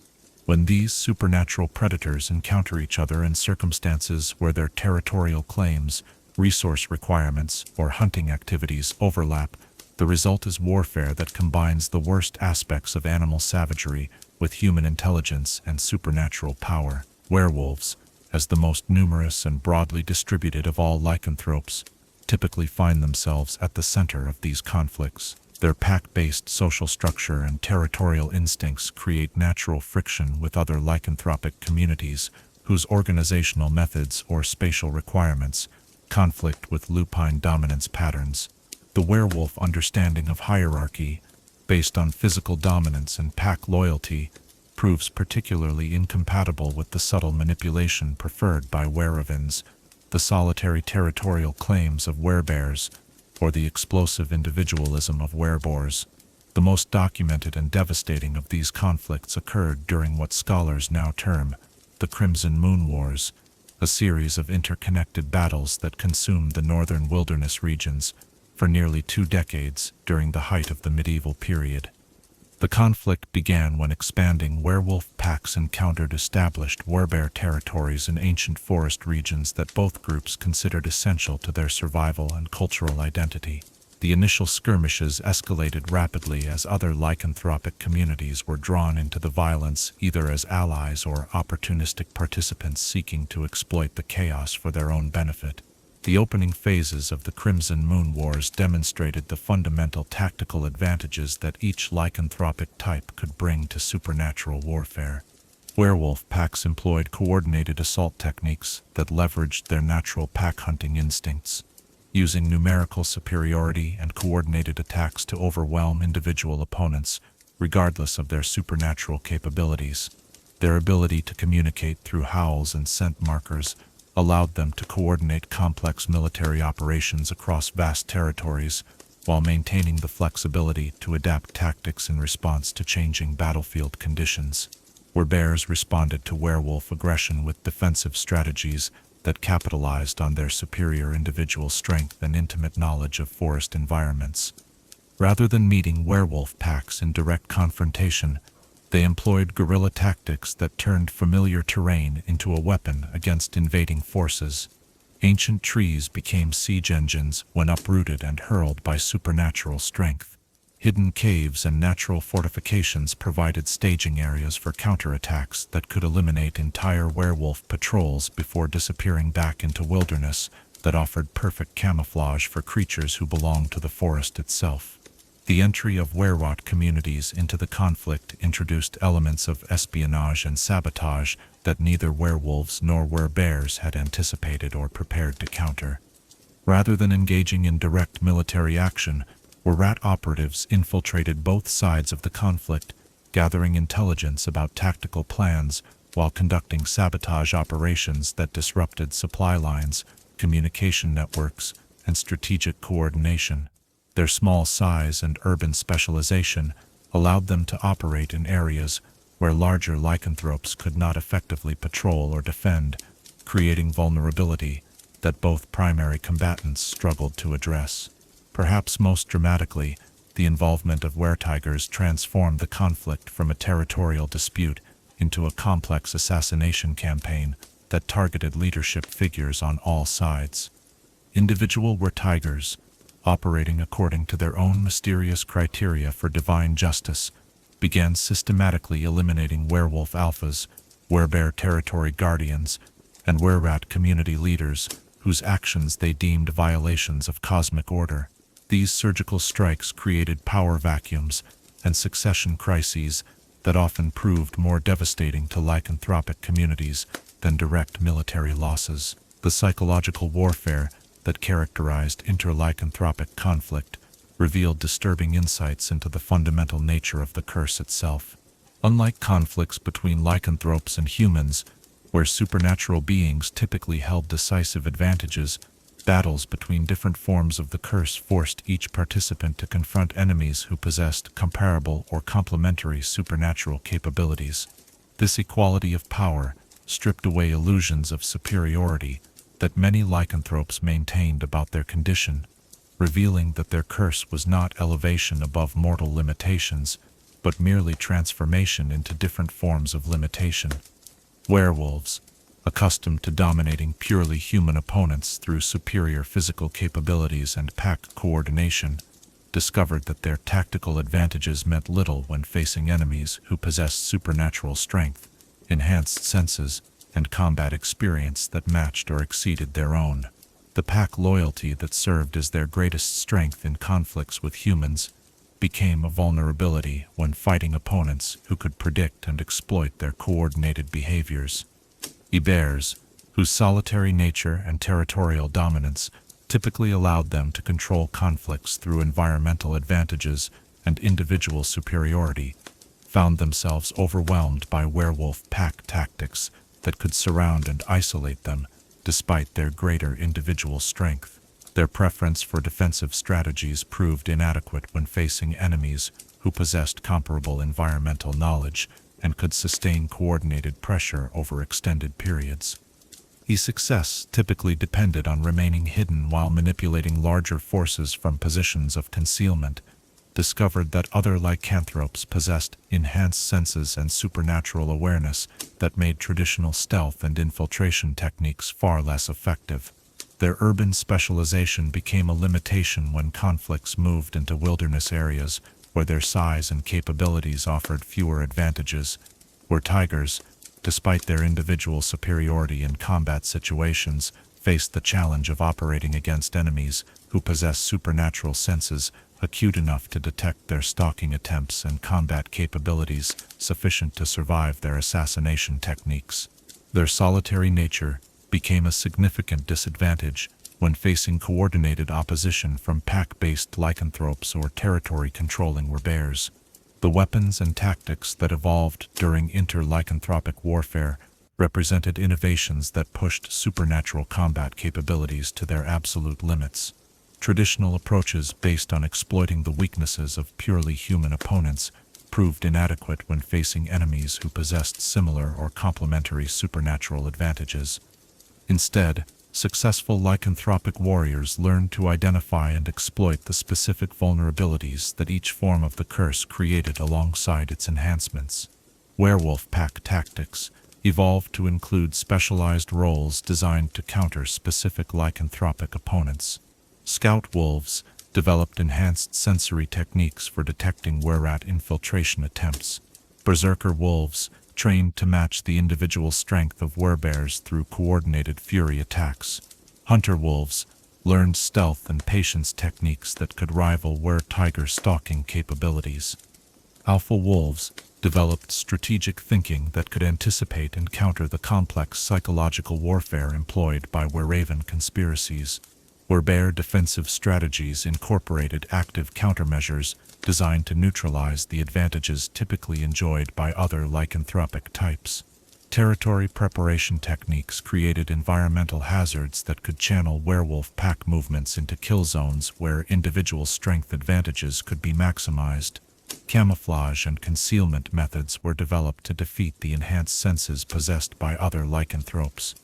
Combat techniques evolved to address multiple opponents simultaneously while maintaining the defensive positioning that leveraged natural werebear advantages. Weret communities developed specialized equipment and training regimens that compensated for their size disadvantages when facing larger lycanthropic opponents. Poisoned weapons designed specifically to affect supernatural constitutions provided force multiplication that allowed smaller combatants to pose serious threats to physically superior enemies. Combat techniques evolved to address multiple opponents simultaneously while maintaining the defensive positioning that leveraged natural werebear advantages. Wererat communities developed specialized equipment and training regimens that compensated for their size disadvantages when facing larger lycanthropic opponents. Poisoned weapons designed specifically to affect supernatural constitutions provided force multiplication that allowed smaller combatants to pose serious threats to physically superior enemies. Trap and snare techniques evolved to capture or incapacitate lycanthropes whose strength made conventional restraints useless. Underground tunnel networks created three-dimensional battlefields where wererat mobility advantages could be maximized while limiting the tactical options available to larger opponents. Weretiger assassination techniques adapted to address the enhanced awareness and supernatural defenses possessed by other lycanthropes. Patience and observation periods extended to account for the cyclical vulnerabilities created by lunar transformations and territorial behaviors. Psychological warfare methods evolved to exploit the specific mental weaknesses associated with each form of lycanthropic curse. Combat training incorporated techniques for defeating opponents whose individual capabilities might exceed those of purely human targets. The alliances that formed during inter-lycanthropic conflicts revealed complex relationships between different manifestations of the curse that contradicted simple assumptions about supernatural hierarchy and dominance. Wererat communities often allied with werebear territories against werewolf expansion, finding that their complementary capabilities created effective defensive partnerships. Wererat intelligence gathering supported werebear territorial defense, while werebear environmental control protected wererat communities from werewolf pack raids. Weretiger assassins occasionally provided services to werewolf packs or werebear guardians in exchange for territorial concessions or hunting privileges, though these alliances typically proved temporary and unstable due to fundamental incompatibilities between solitary and group-oriented lycanthropic natures. The most successful inter-lycanthropic alliances involved clearly defined objectives and limited duration agreements that recognized the temporary nature of cooperation between supernatural predators. The phenomenon of lycanthropic crossbreeding, while extremely rare, occasionally produced offspring whose dual heritage granted them capabilities drawn from multiple forms of the curse. These hybrid lycanthropes often possessed unique advantages that allowed them to serve as mediators or ambassadors between different lycanthropic communities, though their mixed nature also made them objects of suspicion and potential persecution from pure-blood lycanthropes, who viewed them as contaminations of their supernatural heritage. The most famous hybrid lycanthrope, known to history as the Twilight Mediator, possessed both werewolf and werebear characteristics that allowed her to understand and communicate effectively with multiple lycanthropic communities during the later phases of the Crimson Moon Wars. Her diplomatic efforts ultimately contributed to the ceasefire agreements that ended the most destructive period of inter-lycanthropic conflict, though her mixed heritage made her an outcast from all communities once peace was established. The psychological trauma inflicted by inter-lycanthropic warfare often proved more lasting and devastating than physical injuries sustained during combat. Lycanthropes who had previously viewed their curse as elevation above normal human limitations found themselves confronted with evidence that their supernatural condition merely transformed them into different forms of victim. The discovery that their enhanced capabilities could be matched or exceeded by other cursed beings forced many to confront fundamental questions about the meaning and purpose of their transformation. Survivors of major inter-lycanthropic conflicts often developed what researchers term cursed disillusionment, a psychological condition characterized by depression, nihilism, and loss of the sense of supernatural superiority that typically helps lycanthropes cope with their transformed condition.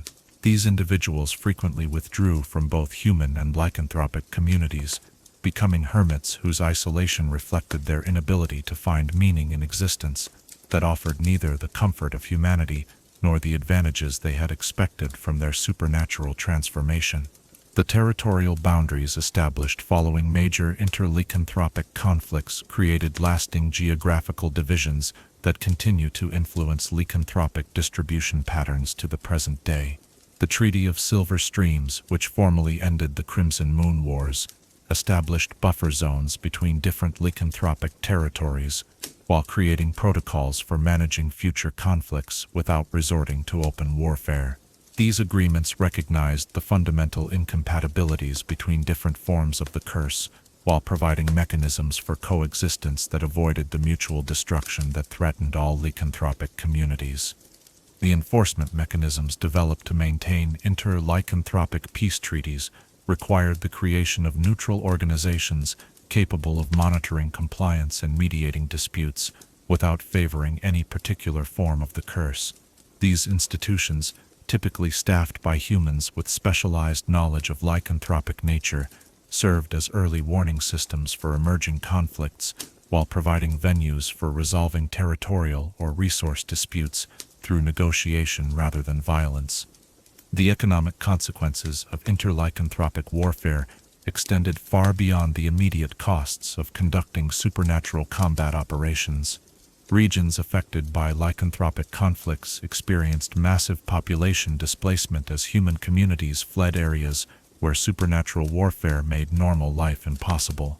Trade routes were abandoned when merchant caravans could not obtain protection against lycanthropic raiders operating from multiple competing territories. Agricultural production collapsed in contested areas where different lycanthropic groups claimed overlapping hunting rights.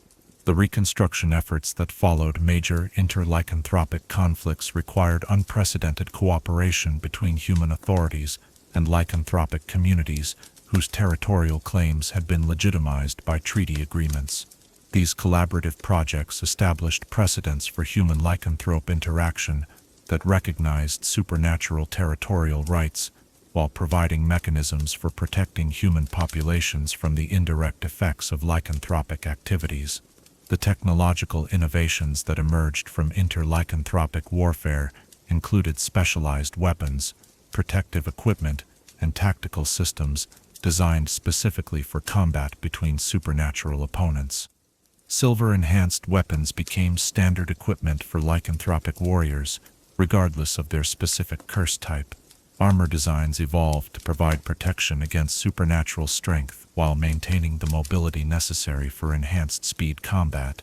Communication systems developed to function reliably, Despite the supernatural interference that characterized lycanthropic conflict zones, the intelligence-gathering techniques pioneered during inter-lycanthropic conflicts created new methods for surveillance and reconnaissance that accounted for the enhanced senses and supernatural awareness possessed by lycanthropic targets. These innovations often proved applicable to other forms of supernatural warfare, contributing to the broader development of techniques for human supernatural conflict that would prove crucial in later historical periods. The philosophical and religious questions raised by inter-lycanthropic warfare challenged fundamental assumptions about the nature of divine justice and cosmic order. If lycanthropy represented divine punishment or trial, what did conflicts between different cursed beings reveal about the intentions of the entities that created these supernatural conditions?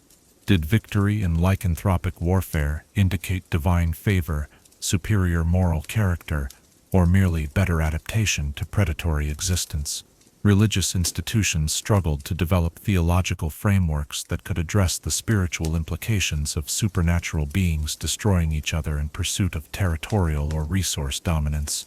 Some faiths interpreted inter-lycanthropic conflict as evidence that the curse contained mechanisms for self-correction, with superior forms of lycanthropy naturally eliminating inferior manifestations through survival of the fittest dynamics. Others viewed such warfare as proof that lycanthropy represented corruption that inevitably led to self-destructive behavior, regardless of the specific form it assumed. The modern legacy of inter-lycanthropic conflict continues to influence contemporary supernatural politics and territorial arrangements throughout the world. Ancient treaty boundaries established during historical wars still define lycanthropic territorial claims in many regions. Traditional animosities between different curse types persist despite centuries of peaceful coexistence, creating potential flashpoints for renewed conflict if circumstances destabilize existing power balances. Contemporary lycanthropic communities maintain military capabilities and strategic alliances that reflect lessons learned during historical inter-lycanthropic warfare. Intelligence networks monitor competing lycanthropic activities for signs of territorial expansion or resource competition that might threaten established boundaries. Diplomatic protocols exist for managing disputes before they escalate to violence, though these mechanisms remain untested by major challenges to the current territorial status quo. As we witness these titans of supernatural fury clash in struggles that reveal the true nature of predatory existence, we see reflected our own capacity for tribalism and territorial violence. The inter-lycanthropic wars remind us that enhanced capabilities do not automatically confer wisdom or moral superiority, that power without purpose leads inevitably to conflict with others who possess comparable advantages, and that the struggle for dominance may consume everything it claims to protect. In their battles for supremacy over territories that offer only isolation and hunting grounds that provide no lasting satisfaction, we recognize our own tendency to pursue victory without considering whether the prize justifies the cost, to defend principles that matter less than the act of defense itself, and to transform differences of nature into reasons for mutual destruction. Chapter 10. The Lycanthropic Bloodlines Hereditary Curses.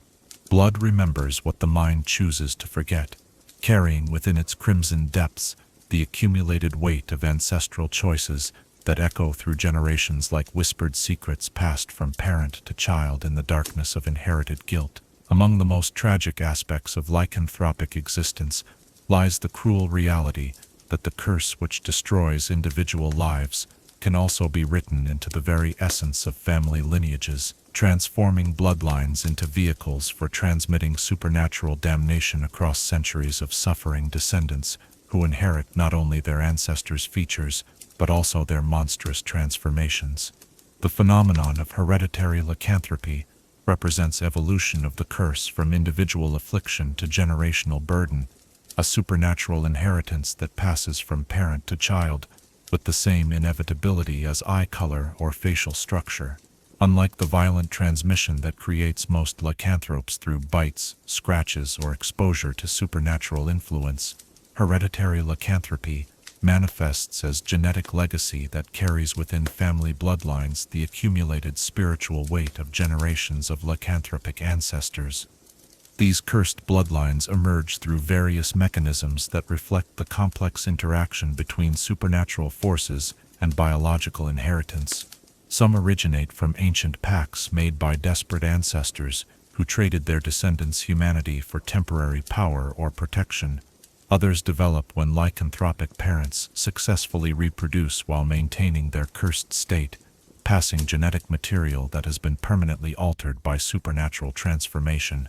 Still others arise from exposure to concentrated lycanthropic influence over multiple generations, as families living in territories dominated by cursed beings gradually absorb enough supernatural essence to permanently alter their hereditary nature. The most documented and extensively studied of these cursed bloodlines is the Ravencrest dynasty, whose lycanthropic heritage can be traced through 13 generations of werewolf nobility who ruled the northern mountain territories for over 4 centuries. The family's curse originated with Lord Marcus Ravencrest, a minor feudal noble whose desperate bargain with lunar entities granted him the strength to defend his holdings against barbarian invasions in exchange for accepting lycanthropic transformation that would affect his bloodline for all eternity. Marcus's initial transformation followed typical werewolf patterns, with monthly changes that left him struggling to balance his human responsibilities with his supernatural nature. However, when his first son was born several years after his lycanthropic infection, the child exhibited characteristics that marked him as carrying hereditary rather than transmitted lycanthropy. Young Edmund Ravencrest demonstrated enhanced physical capabilities from infancy, supernatural awareness that allowed him to communicate with wolves and other wild animals, and most significantly, voluntary control over his transformations that far exceeded anything his father had achieved. This enhanced control became the defining characteristic of hereditary lycanthropy within the Ravencrest bloodline. Unlike lycanthropes whose transformations occurred in response to external triggers like lunar cycles or emotional stress, hereditary members of the family could consciously choose when to assume their wolf forms while retaining complete human consciousness during the change. This voluntary transformation granted them all the physical advantages of lycanthropy while avoiding many of the psychological and social difficulties that plagued infected lycanthropes. The advantages enjoyed by hereditary lycanthropes proved so significant that the Ravencrest dynasty was able to establish and maintain political dominance over vast territories through careful application of their supernatural capabilities. Each generation produced rulers who combined human intelligence with supernatural strength, enhanced senses with political acumen, and lycanthropic durability with strategic thinking that allowed them to outmaneuver purely human rivals, while avoiding the obvious displays of supernatural power that might have triggered religious persecution or magical intervention. The Ravencrest approach to managing their hereditary curse became a model for other lycanthropic bloodlines throughout history. Children born into the family were educated from infancy about their supernatural heritage, receiving training in transformation control, supernatural awareness, and the political implications of their lycanthropic nature. This comprehensive preparation allowed most family members to integrate their dual nature successfully, viewing their curse as enhancement rather than affliction while developing coping mechanisms that prevented the psychological deterioration that affected many infected lycanthropes. However, the hereditary nature of the Ravencrest curse also created unique challenges that demonstrated the darker aspects of bloodline lycanthropy. Not all family members inherited identical manifestations of the curse, leading to variations in capability and control that created internal hierarchies based on supernatural rather than human criteria. Some children were born with perfect control over their transformations, while others experienced traditional lycanthropic symptoms despite their hereditary advantages. A few inherited physical characteristics that marked them as lycanthropic even in human form, making it impossible for them to blend into normal society. The phenomenon of bloodline rejection represented perhaps the most tragic aspect of hereditary lycanthropy within the Ravencrest family. Approximately one child in each generation was born completely immune to the family curse. possessing no supernatural capabilities or awareness, despite carrying the genetic markers that should have granted them lycanthropic abilities. These individuals, known as void-born within the family, often experienced severe psychological trauma from their inability to share the supernatural bond that connected the rest of their relatives. Void-born Ravencrests typically faced impossible choices between accepting their status as supernatural outcasts within their own family, or attempting to acquire lycanthropy through artificial means that might allow them to join their cursed relatives. Most chose exile, leaving the family territories to pursue normal human lives while carrying the emotional burden of rejection by those who should have loved them unconditionally. Others sought lycanthropic infection through bites or magical transformation, though these artificial methods typically produced inferior and unstable forms of the curse compared to their hereditary birthright. The breeding practices developed by lycanthropic bloodlines to maintain and enhance their supernatural heritage created complex genetic and ethical questions that challenged traditional concepts of family and inheritance. The Ravencrest dynasty, like many hereditary lycanthrope families, practiced selective breeding designed to concentrate beneficial aspects of their curse while minimizing negative traits that might reduce their effectiveness or controllability. Marriage alliances between lycanthropic bloodlines became political and supernatural negotiations that considered genetic compatibility alongside traditional concerns about wealth, territory, and political advantage. The union between the Ravencrest werewolves and the Ironmane Werebear bloodline created a hybrid dynasty whose descendants possessed characteristics drawn from both lycanthropic types, though the psychological stress of managing dual animal natures often proved overwhelming for individuals who inherited mixed supernatural heritage. The most successful hereditary lycanthrope bloodlines developed sophisticated record-keeping systems that tracked genetic inheritance patterns across multiple generations, allowing them to predict which characteristics would appear in future offspring, while identifying breeding combinations that might produce enhanced or diminished supernatural capabilities. These genealogical archives became closely guarded family secrets, whose revelation could provide enemies with detailed intelligence about bloodline vulnerabilities and capabilities.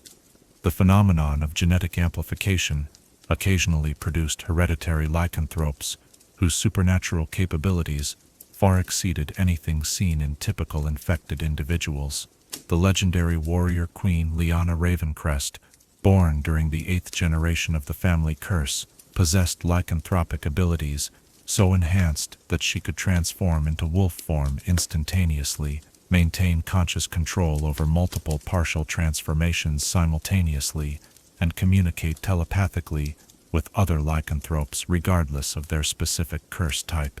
Lyanna's enhanced capabilities allowed her to expand Ravencrest territories to their greatest historical extent, while establishing diplomatic relationships with other supernatural communities that had previously been considered impossible to negotiate with.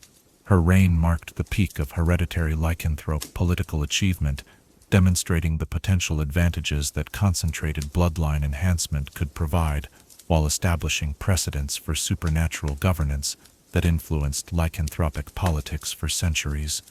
However, Lyanna's exceptional abilities also revealed the dangers inherent in genetic amplification of lycanthropic traits.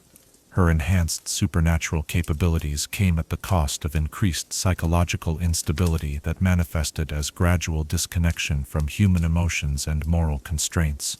Over the course of her 50-year reign, she evolved from benevolent supernatural ruler to tyrannical predator whose decisions reflected lycanthropic rather than human values, ultimately leading to rebellion by her own subjects who could no longer tolerate governance that treated them as prey rather than citizens. The genetic mechanisms that govern hereditary lycanthropy continue to puzzle supernatural researchers who attempt to understand how supernatural curses can be encoded within biological inheritance patterns. Unlike purely magical conditions that affect individuals without altering their fundamental nature, hereditary lycanthropy appears to create permanent changes in genetic structure that persist across generations while maintaining the flexibility to manifest differently in individual family members. Some theories suggest that lycanthropic bloodlines represent successful integration between supernatural forces and biological systems, creating stable hybrid forms that combine the advantages of both magical and natural inheritance. Others propose that hereditary lycanthropy represents gradual corruption of human genetic material by prolonged exposure to supernatural influence, with each generation carrying accumulated spiritual damage that eventually reaches critical levels requiring supernatural expression. The most disturbing research indicates that lycanthropic bloodlines may represent deliberate genetic experimentation by supernatural entities seeking to create stable populations of cursed beings who can serve as permanent agents in the mortal realm. According to this theory, hereditary lycanthropes represent successful breeding programs designed to produce beings who possess supernatural capabilities while retaining enough human characteristics to operate effectively within civilized society. The social structures developed by hereditary lycanthrope communities reflect their unique position as beings who inherit rather than acquire their supernatural nature. Unlike infected lycanthropes who typically struggle with identity conflicts between their human past and lycanthropic present, hereditary lycanthropes grow up accepting their dual nature as fundamental aspect of their identity rather than traumatic transformation that must be endured or overcome. These bloodline communities often develop elaborate cultural traditions designed to celebrate and manage their supernatural heritage while maintaining connections to broader human society. Coming of age ceremonies mark the first successful voluntary transformation. Wedding rituals incorporate supernatural bonding elements that normal humans cannot experience, and funeral practices address the unique spiritual concerns of beings who exist partially outside normal mortal existence. The educational systems employed by lycanthropic bloodlines focus heavily on supernatural control and awareness, while maintaining traditional academic subjects necessary for interaction with human society. Children learn transformation techniques alongside reading and mathematics, study supernatural politics as well as human history, and receive training in managing the enhanced senses and capabilities that define their inherited nature. However, this specialized education often creates psychological barriers between hereditary lycanthropes and normal human populations that can lead to dangerous isolation and superiority complexes.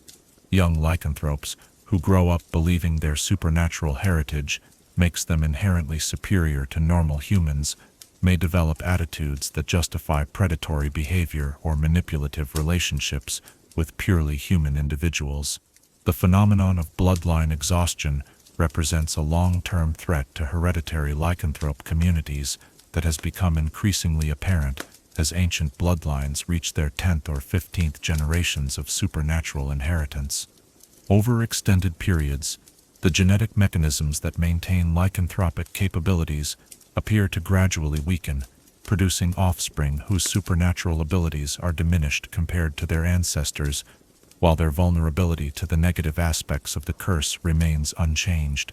The Ravencrest dynasty experienced bloodline exhaustion during its final generations, as family members began manifesting incomplete transformations, reduced control over their lycanthropic abilities, and increased susceptibility to the psychological deterioration that affects infected lycanthropes.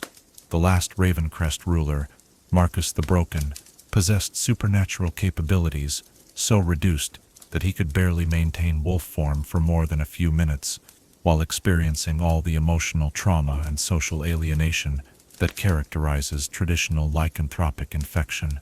The collapse of the Ravencrest dynasty following Marcus's death without heir marked the end of the longest surviving hereditary lycanthrope bloodline in recorded history. Modern genetic research suggests that bloodline exhaustion may represent inevitable consequence of maintaining supernatural inheritance patterns beyond their natural sustainability limits, indicating that even the most successful lycanthropic bloodlines face eventual extinction through gradual degradation of their supernatural capabilities. The relationship between hereditary lycanthropes and infected individuals reflects complex hierarchies that combine supernatural capability with philosophical differences about the nature and purpose of lycanthropic existence. Many hereditary lycanthropes view infected individuals as inferior beings who lack the genetic stability and voluntary control that characterize true lycanthropic nobility, while infected lycanthropes often resent the advantages enjoyed by those who inherited their supernatural nature without experiencing the trauma of transformation. These tensions have occasionally erupted into conflicts that combine lycanthropic warfare with class-based social revolution, as infected lycanthropes attempt to challenge the hereditary privileges claimed by bloodline families, while hereditary lycanthropes defend their positions through superior organization and supernatural capabilities.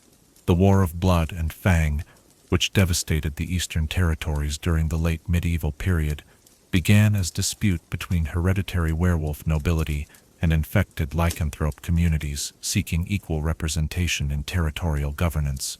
The modern survival of lycanthropic bloodlines faces challenges that threaten their continued existence in ways that differ significantly from the historical pressures that affected their ancestors. Genetic research and medical surveillance make it increasingly difficult to conceal hereditary supernatural traits from human authorities who possess technological capabilities that can detect lycanthropic genetic markers. International travel and global communication networks make it harder to maintain the isolated communities that traditionally protected bloodline secrecy. Contemporary hereditary lycanthropes must balance their supernatural heritage with the demands of modern life in ways that their ancestors never faced. Professional careers, educational requirements, and social relationships all create pressures that conflict with traditional bloodline practices, while offering opportunities for integration that previous generations could not have imagined. Some modern lycanthropic bloodlines have adapted to contemporary conditions by embracing technological solutions that allow them to maintain their supernatural heritage while participating fully in human society. Genetic counseling helps bloodline families manage inheritance patterns while minimizing the risk of producing offspring whose lycanthropic traits might be detected by medical authorities. Pharmaceutical research has produced medications that can suppress obvious supernatural characteristics during periods when concealment is necessary for professional or social reasons. However, these technological adaptations often come at the cost of reducing the supernatural capabilities that define lycanthropic identity, creating philosophical debates within bloodline communities about whether survival requires abandoning the very heritage they seek to preserve. Young hereditary lycanthropes who grow up using suppression medications may never develop full control over their supernatural abilities, potentially representing the final generation of their bloodline's lycanthropic heritage. The legal and ethical questions raised by hereditary lycanthropy challenge fundamental assumptions about inherited responsibility and genetic rights. If lycanthropic bloodlines represent curses imposed on ancestors who made choices that affected their descendants, what obligations do modern family members bear for decisions made centuries before their birth? Do hereditary lycanthropies have the right to pass their supernatural condition to future generations who cannot consent to inherit such burden? Various legal systems have developed different approaches to addressing these questions, with some jurisdictions recognizing hereditary lycanthropy as genetic disability that requires accommodation and support, while others classify it as supernatural condition that falls outside normal legal frameworks. The lack of consistent legal standards creates challenges for lycanthropic bloodlines who may find their rights and obligations varying dramatically depending on their geographical location. Religious institutions continue to debate the theological implications of hereditary lycanthropy, particularly the question of whether supernatural curses can be legitimately inherited by individuals who bear no personal responsibility for the actions that originally attracted divine punishment. Some faiths have developed concepts of ancestral redemption that allow hereditary lycanthropes to break their bloodline curse through extraordinary acts of service or sacrifice, while others maintain that supernatural inheritance represents divine justice that cannot be circumvented through human effort. As we contemplate these carriers of ancestral burden who inherit both the gifts and torments of their forebears, we see reflected our own complex relationship with family legacy and inherited responsibility. The lycanthropic bloodlines remind us that we are never entirely free from the consequences of choices made by those who came before us, that genetic inheritance carries more than physical characteristics, and that the sins or virtues of parents may echo through generations in ways that transcend simple biological transmission. In their struggle to honor their heritage while forging their own destiny, we recognize our own challenge of accepting what we cannot change about our inherited nature, while taking responsibility for what we choose to do with the capabilities and limitations that family history has provided. Their existence poses fundamental questions about the nature of identity, the meaning of family, and the extent to which we are defined by blood that flows through our veins, or by choices we make with the consciousness that inhabits our inherited flesh. Chapter 11. Breaking the Cursed, Redemption and Tragedy. Hope is perhaps the cruelest of human emotions, for it promises salvation while demanding sacrifices that may destroy everything we seek to preserve. Throughout the blood-soaked annals of lycanthropic history, no theme resonates more powerfully than the desperate quest for redemption undertaken by those who refuse to accept their cursed fate as permanent, who cling to the possibility that supernatural damnation can be overcome through human will, divine grace, or arcane knowledge. These tortured souls embark upon journeys that transform their search for cure into epic tales of heroism and horror, achieving liberation at costs so devastating that freedom often proves indistinguishable from the destruction they sought to escape. The pursuit of lycanthropic cure has driven countless individuals to extremes of sacrifice and suffering that challenge the very foundations of moral philosophy. Unlike other supernatural afflictions that might be addressed through conventional healing magic or divine intervention, lycanthropy appears woven into the fundamental structure of its victim's existence, resistant to simple solutions while demanding approaches that test the limits of what cursed beings are willing to endure in their quest for restored humanity. The earliest documented attempt at lycanthropic cure involved Brother Aldrich of the Crimson Dawn, a werewolf monk whose transformation had occurred during his missionary work among barbarian tribes that still practiced ancient animal worship rituals. Rather than abandoning his religious calling or hiding his condition from his fellow clergy, Aldrich chose to view his lycanthropy as divine trial, designed to test his faith while providing opportunity for spiritual growth that might benefit both himself and his religious community.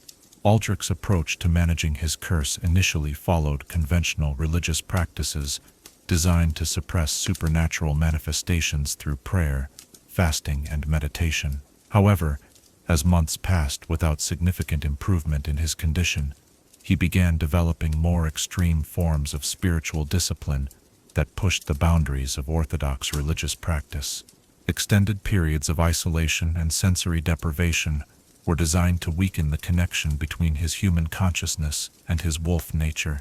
Deliberate exposure to silver objects during meditation sessions created constant physical discomfort that he believed might gradually purge the supernatural essence from his system. Most significantly, Aldrich began experimenting with intentional suffering, designed to counterbalance what he interpreted as the sinful pleasure his wolf form derived from violence and predation. During the 3 nights of each lunar cycle when his transformations were most powerful, he would chain himself within a specially constructed chamber, lined with silver symbols and blessed relics, accepting the agony of transformation while preventing his wolf form from engaging in the hunting activities that seemed to strengthen his curse. This approach showed initial promise, as Aldrich reported, increased control over his transformations and reduced intensity in his lupine instincts during human phases. However, the psychological toll of intentional suffering combined with the spiritual stress of viewing his condition as divine punishment gradually eroded his mental stability in ways that proved more devastating than his original lycanthropic symptoms. The transformation of Brother Aldrich from dedicated monk to religious fanatic illustrated the dangerous potential for cure attempts to create forms of corruption that exceeded the original curse in their destructive impact. His obsession with spiritual purification through suffering evolved into conviction that lycanthropy represented divine blessing disguised as curse, intended to grant him capabilities necessary for eliminating supernatural evil that threatened the faith. Rather than seeking to eliminate his wolf nature, he began cultivating it as weapon against demons, undead creatures, and other aberrations that conventional holy warriors could not effectively combat. Aldrich's final fate demonstrates the tragic irony that often characterizes lycanthropic cure attempts. His successful integration of religious calling with supernatural capabilities made him extraordinarily effective at combating supernatural threats, earning him recognition as blessed champion whose lycanthropic nature served divine purposes. However, this acceptance of his curse as divine gift rather than affliction requiring cure meant that his quest for redemption had transformed into something entirely different from his original objective. The scholarly approach to lycanthropic cure reached its most sophisticated expression in the research conducted by Archmage Thessarian Goldweave, whose lycanthropic infection had occurred during experimental attempts to communicate with extraplanar entities associated with natural magic. UNLE. Key religious figures who viewed lycanthropy as spiritual condition requiring faith-based solutions, Thessarian approached his curse as magical phenomenon that could be understood and potentially reversed through systematic application of arcane knowledge and experimental methodology. Thessarian's initial research focused on identifying the fundamental magical mechanisms that maintained lycanthropic transformation, using divination spells and alchemical analysis to map the supernatural forces that governed his condition. His investigations revealed that lycanthropy operated through complex interaction between several magical systems, including divine enchantment that linked transformations to lunar cycles, primal magic that accessed animal consciousness and physical capabilities, and curse magic that made the condition self-sustaining and resistant to conventional dispelling techniques. The breakthrough in Thessarian's research came when he discovered that lycanthropic curse contained what he termed sympathetic resonance anchors, magical connections that linked his transformed state to the original source of his infection, while maintaining ongoing supernatural influence that reinforced his condition. By identifying and systematically disrupting these anchors through carefully designed ritual magic, he believed he could gradually weaken his lycanthropic curse until it could be eliminated through conventional dispelling methods.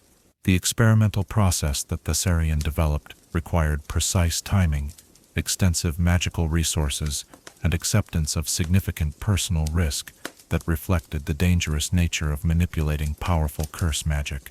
Each ritual designed to disrupt sympathetic resonance anchors had to be conducted during specific astronomical alignments while using rare magical components that were difficult to obtain and expensive to acquire.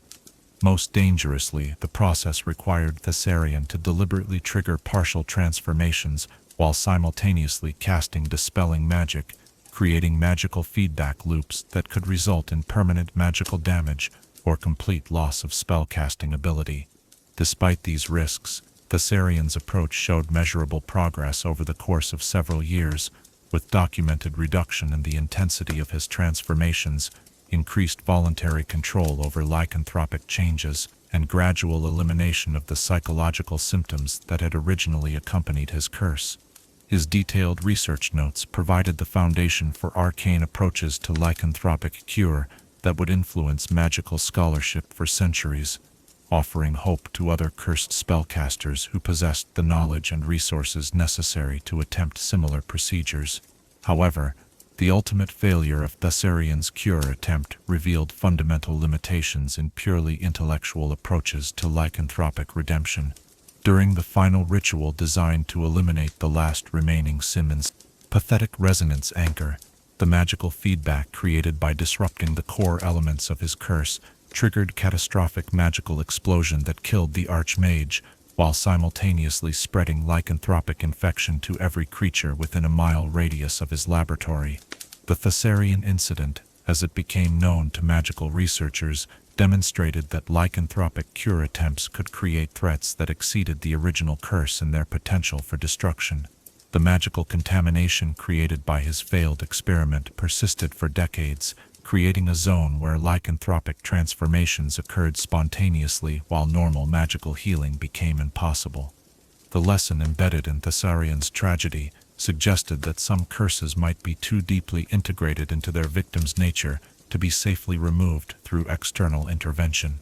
The most famous and tragic of all lycanthropic cure attempts involved Lady Seraphina Brightblade, a paladin whose werewolf infection had occurred during a mission to eliminate a lycanthropic cult that threatened her order's sacred sites.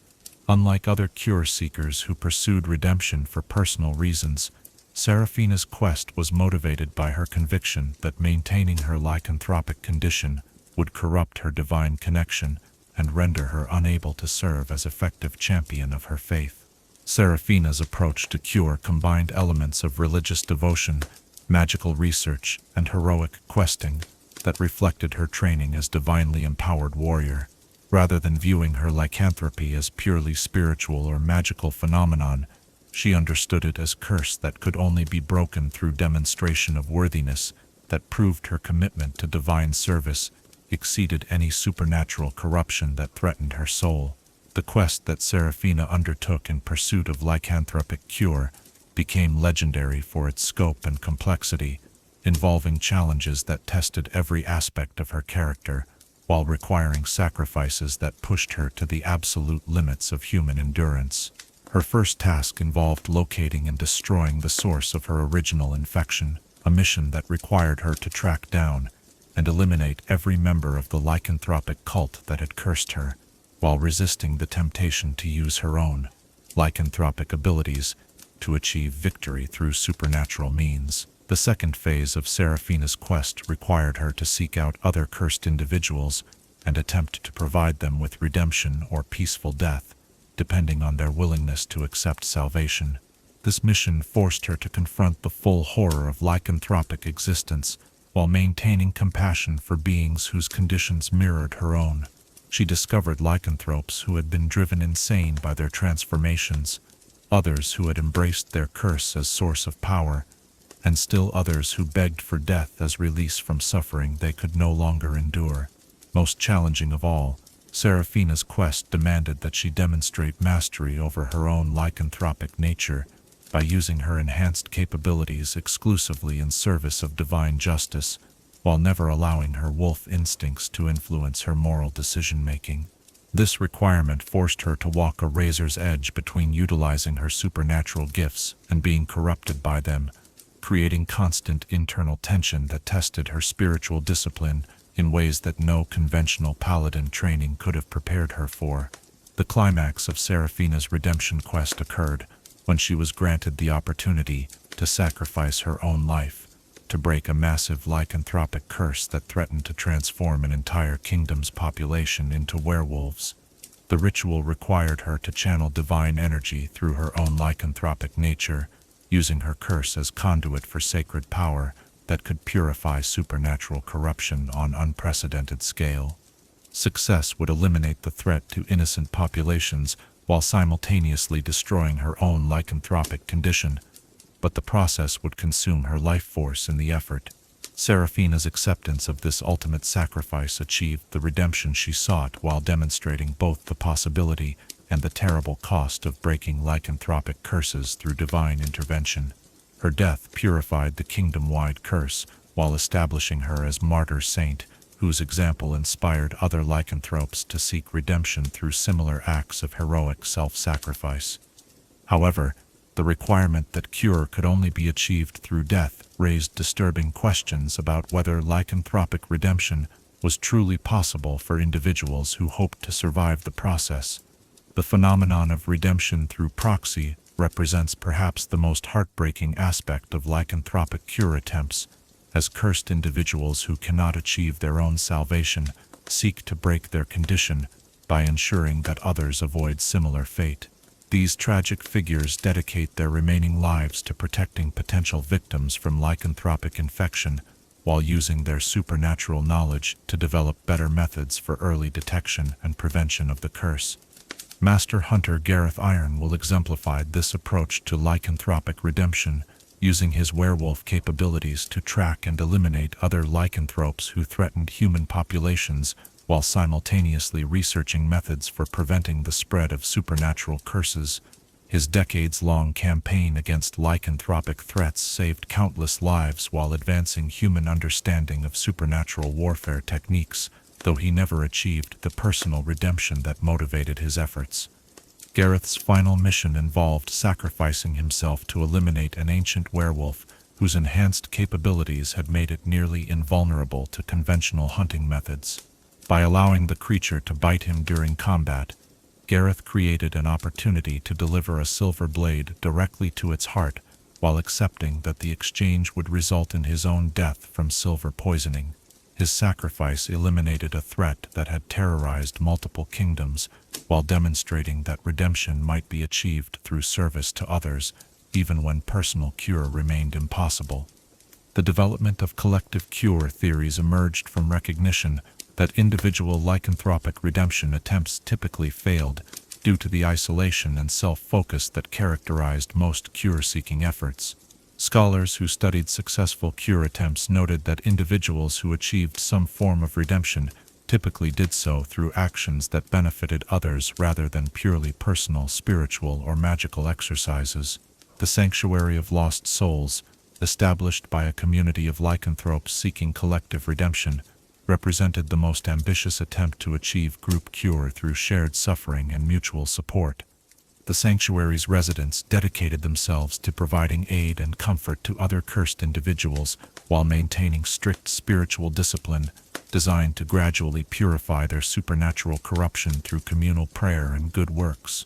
For nearly a century, the sanctuary provided hope and healing to countless lycanthropes who found peace and partial redemption through its programs, though complete cure remained elusive for most residents. The community's eventual destruction came not from external attack, but from internal corruption, as some members began to view their enhanced capabilities as divine gifts rather than curses requiring elimination. The resulting philosophical schism led to violence that destroyed the sanctuary while scattering its survivors to continue their individual quests for redemption. The modern search for lycanthropic cure has incorporated technological and scientific approaches that previous generations could not have imagined, though the fundamental challenges remain unchanged. Genetic research has identified some of the biological mechanisms through which lycanthropic curses affect their victims, leading to experimental treatments that attempt to repair or suppress supernatural genetic modifications. Pharmaceutical interventions show promise for managing some symptoms of lycanthropy, while failing to address the core supernatural elements that maintain the curse. Psychological therapy approaches have proven somewhat more successful, particularly for lycanthropes whose condition creates manageable, rather than overwhelming supernatural symptoms.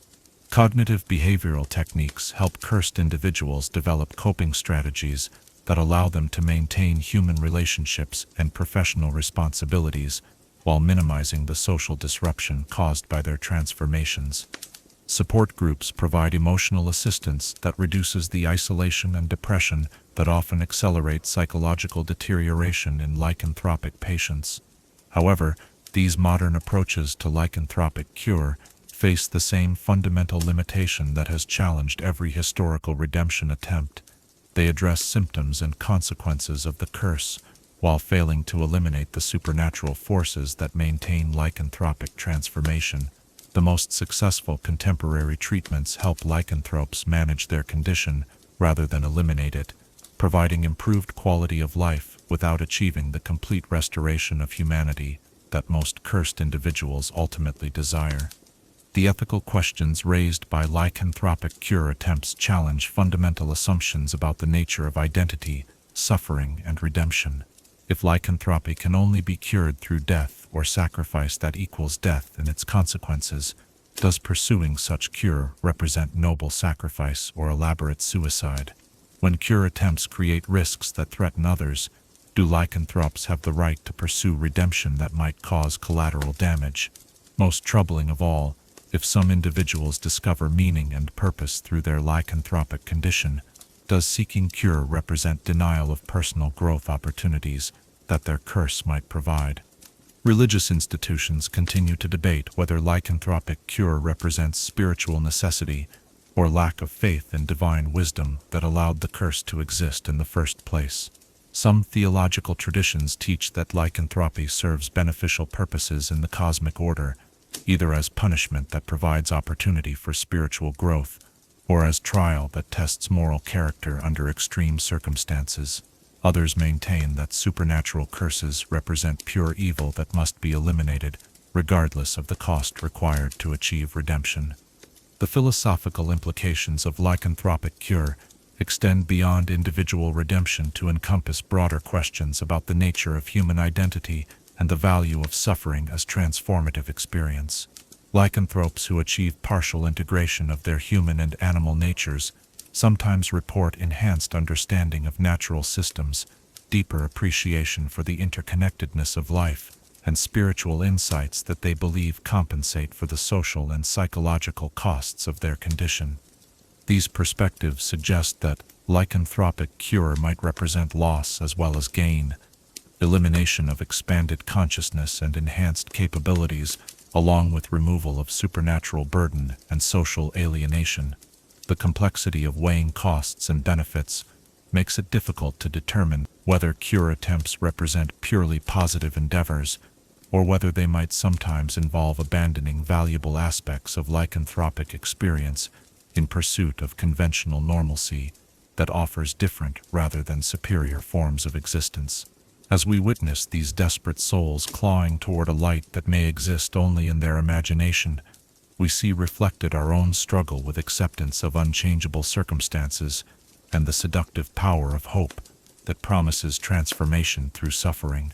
The quest for lycanthropic cure reminds us that some problems cannot be solved through human effort alone, that the desire to escape our nature may lead us to embrace solutions that destroy everything we claim to value, and that redemption might sometimes require accepting rather than eliminating the burdens that define our existence.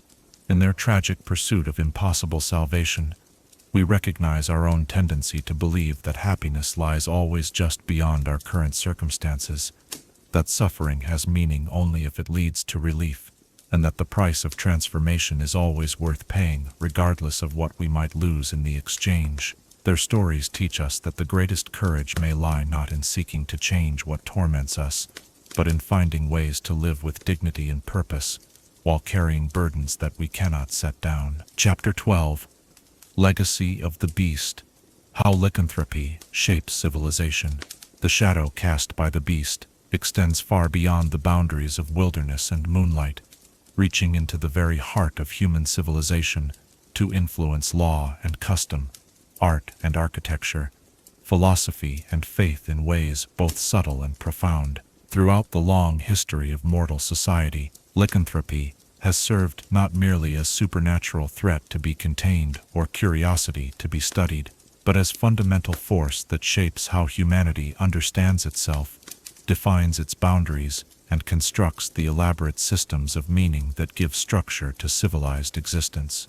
From the earliest cave paintings that depicted human figures transforming into animals, to the complex legal codes that govern modern supernatural affairs, the presence of lycanthropes in human consciousness has forced our species to confront uncomfortable truths about the nature of identity, the fragility of civilization, and the thin boundaries that separate order from chaos. The beast within has become metaphor and reality simultaneously, driving human culture to develop concepts, institutions, and practices that acknowledge both our capacity for transcendence and our potential for regression into forms of existence that civilized society cannot afford to accommodate. The legal systems that have evolved to address lycanthropic presence in human society represent perhaps the most visible and enduring impact of the curse upon civilized institutions. Unlike other supernatural phenomena that might be addressed through military action or religious intervention, lycanthropy presents challenges that require sophisticated jurisprudential frameworks capable of distinguishing between crimes committed by individuals with moral agency and acts perpetrated by beings whose consciousness has been subsumed by supernatural forces beyond their control. The lycanthropic codes, first developed during the reign of Emperor Justinian the Wise, established legal precedents that continue to influence supernatural jurisprudence throughout the civilized world. These comprehensive statutes created categories of criminal responsibility, that accounted for the degrees of consciousness and voluntary control that lycanthropes possessed during their transformed states, while establishing procedures for determining when supernatural influence might mitigate or eliminate legal culpability for actions that would otherwise constitute serious crimes. The most innovative aspect of these legal frameworks involved the concept of temporal personality, which recognized that lycanthropes might possess fundamentally different moral and legal status depending on their form at the time of alleged criminal activity.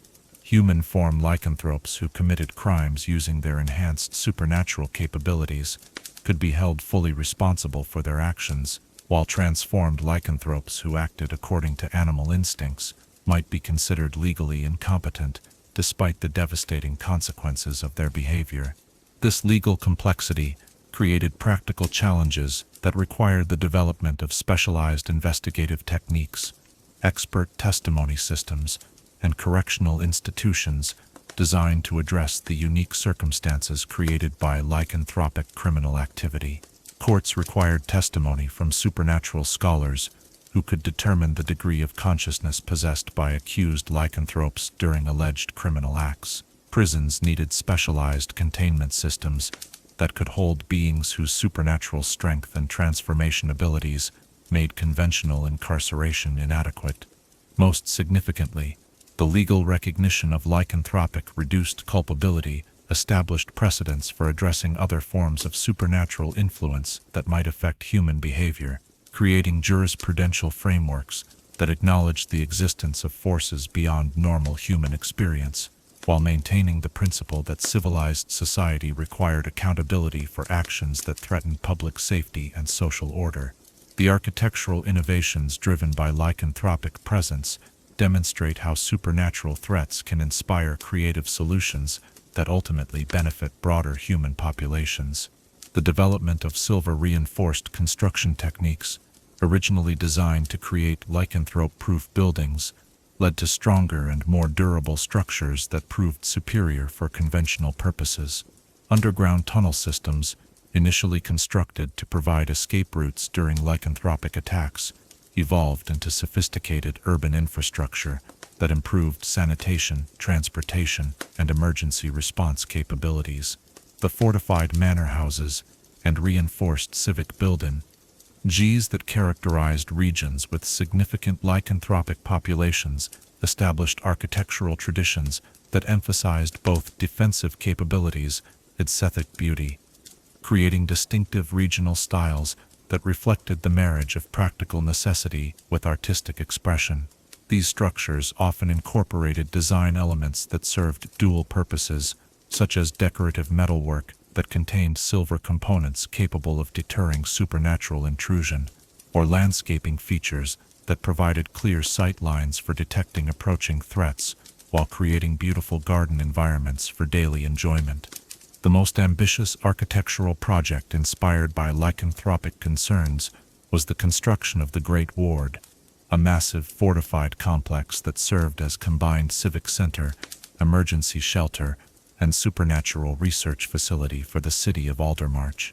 The ward's design incorporated every known technique for lycanthrope deterrence and containment while providing space for normal civic functions, creating a building that could transform from routine government center to impregnable fortress during supernatural emergencies. The success of the Great Ward's integrated approach to supernatural defense influenced urban planning throughout the civilized world, establishing principles of defensive architecture that acknowledged supernatural threats while maintaining the beauty and functionality necessary for thriving civic life. Modern cities that incorporate these design principles often possess superior emergency response capabilities and disaster resilience, even when supernatural threats are not primary concerns. Impact of lycanthropic mythology upon human artistic expression has created cultural traditions that explore fundamental questions about identity, transformation, and the relationship between civilization and nature through metaphors that resonate across all levels of society. The literary tradition of transformation tales, from ancient folklore to contemporary fiction, draws upon lycanthropic themes to examine the psychological and social consequences of change that challenges fundamental assumptions about personal identity and social belonging.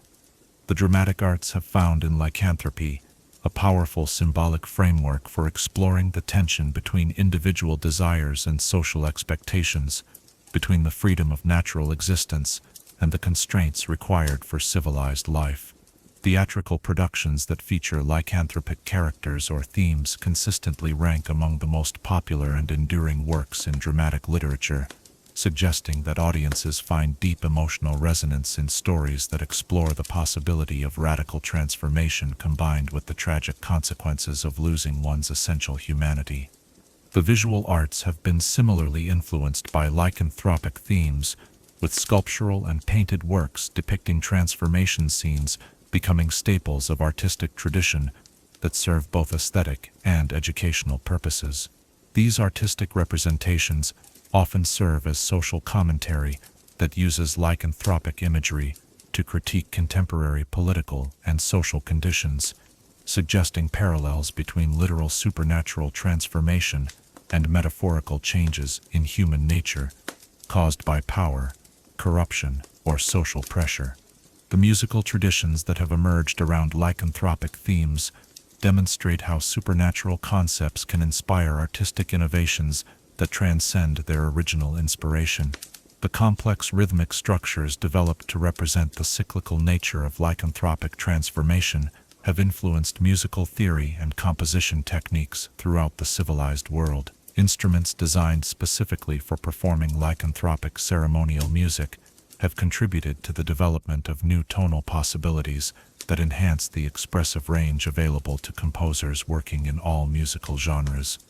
The religious and philosophical implications of lycanthropic existence have profoundly influenced human understanding of divine will, natural law, and moral responsibility in ways that extend far beyond supernatural theology.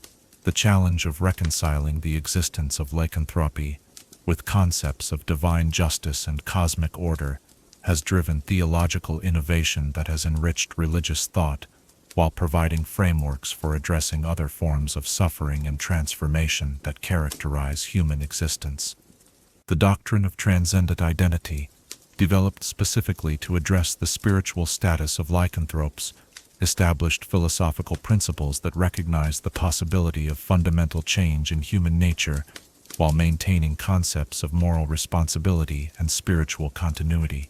This theological framework has proven applicable to other circumstances involving radical transformation of human consciousness or capability, providing spiritual guidance for individuals dealing with trauma, illness, or other experiences that challenge their sense of personal identity. The philosophical schools that emerged from lycanthropic studies have contributed concepts to human intellectual tradition that continue to influence scholarly thought across multiple disciplines. The investigation of lycanthropic consciousness has advanced understanding of the relationship between mind and body, individual identity, and external circumstances, voluntary action, and involuntary response in ways that benefit psychological and philosophical research far removed from supernatural concerns. The economic impact of lycanthropic presence in human society extends beyond the obvious costs of defense and containment to encompass entire industries and professional specializations that have emerged to address supernatural concerns while serving broader social needs. The monster hunting profession, originally developed to eliminate lycanthropic threats, evolved into sophisticated security and investigative services that provide valuable protection against all forms of supernatural and conventional dangers. The specialized crafts required for creating lycanthrope-resistant materials and equipment have contributed to metallurgical and manufacturing innovations that improve the quality and durability of products designed for conventional use.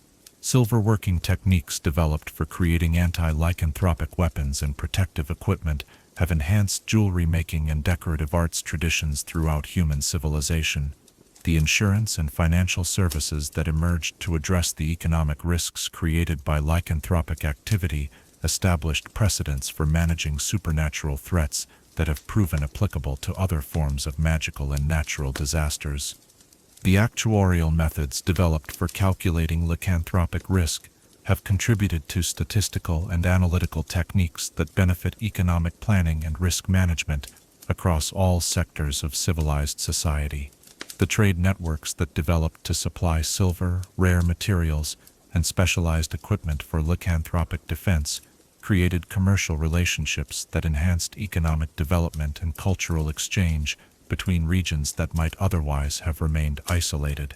The demand for anti-lycanthropic services and materials provided economic incentives for maintaining trade routes through dangerous territories while supporting technological innovation that benefited civilian as well as military applications.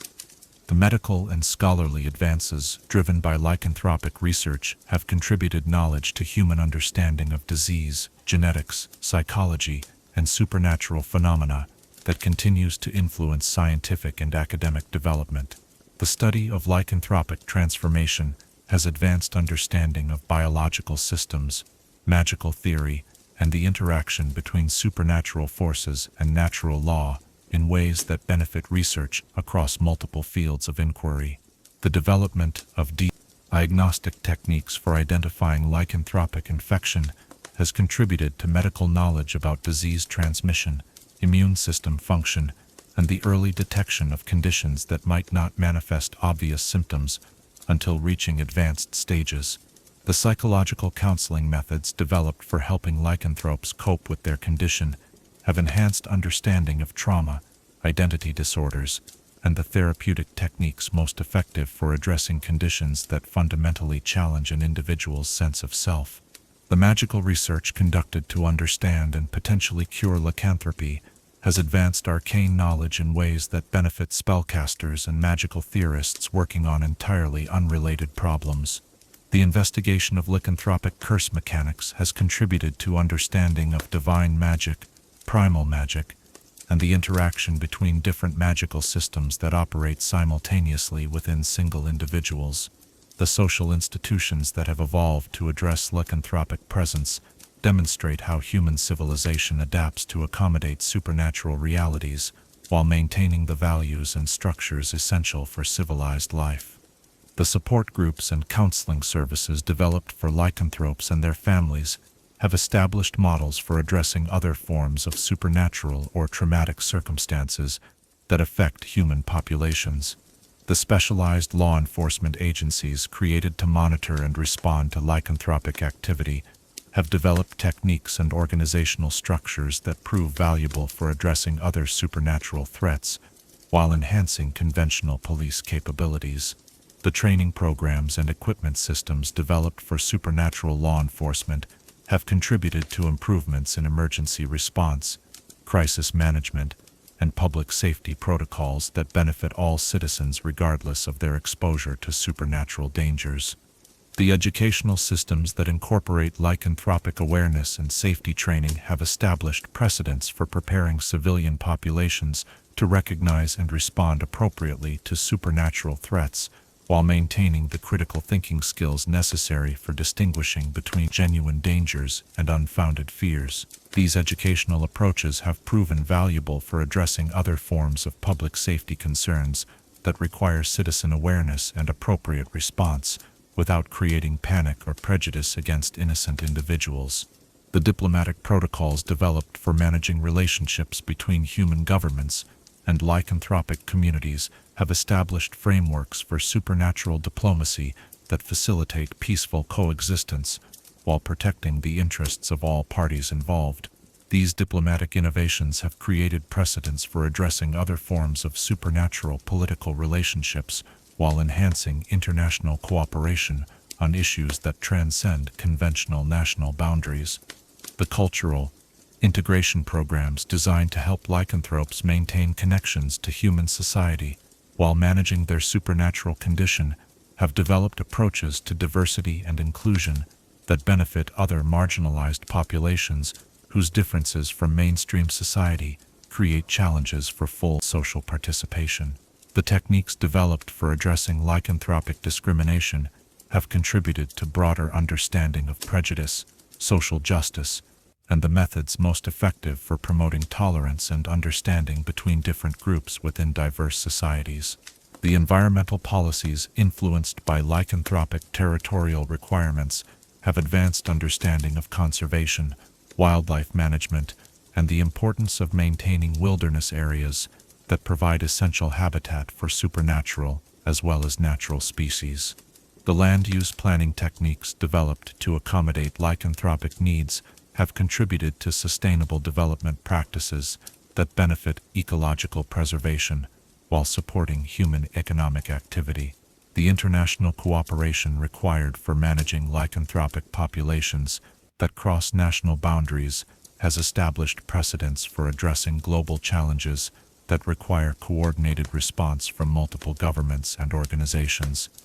The information sharing protocols and joint response capabilities developed for lycanthropic matters have proven valuable for addressing other transnational threats, while enhancing diplomatic relationships between nations that might otherwise have limited cooperation. As we reach the conclusion of our exploration into the realm of lycanthropic existence, we find ourselves confronting a fundamental paradox that defines not only the curse of the beast, but the nature of human civilization itself. Lycanthropy, in all its tragic manifestations, serves as dark mirror that reflects both our greatest achievements and our deepest fears, revealing how the presence of the supernatural in our midst forces us to examine the very foundations upon which we have built our civilized world.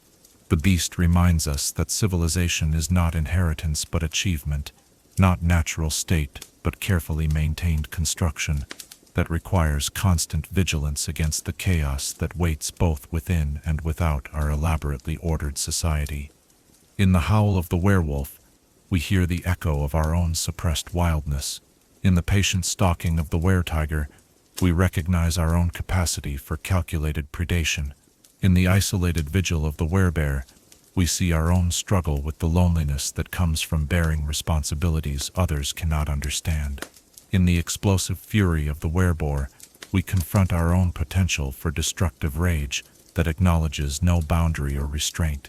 Yet the legacy of lycanthropy extends beyond mere cautionary tale to encompass profound contributions to human knowledge, artistic expression, social organization, and spiritual understanding that have enriched our civilization in ways that purely conventional development could never have achieved.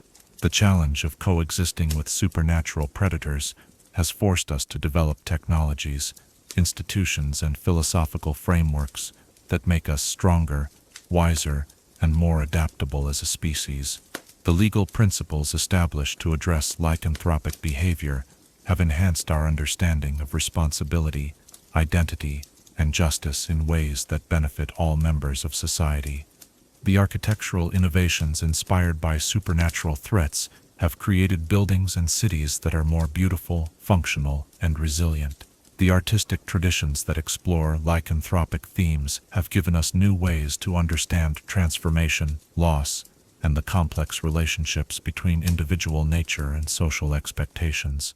Perhaps most importantly, the presence of lycanthropes in our world has forced us to confront questions about the nature of humanity itself that we might otherwise have avoided or oversimplified.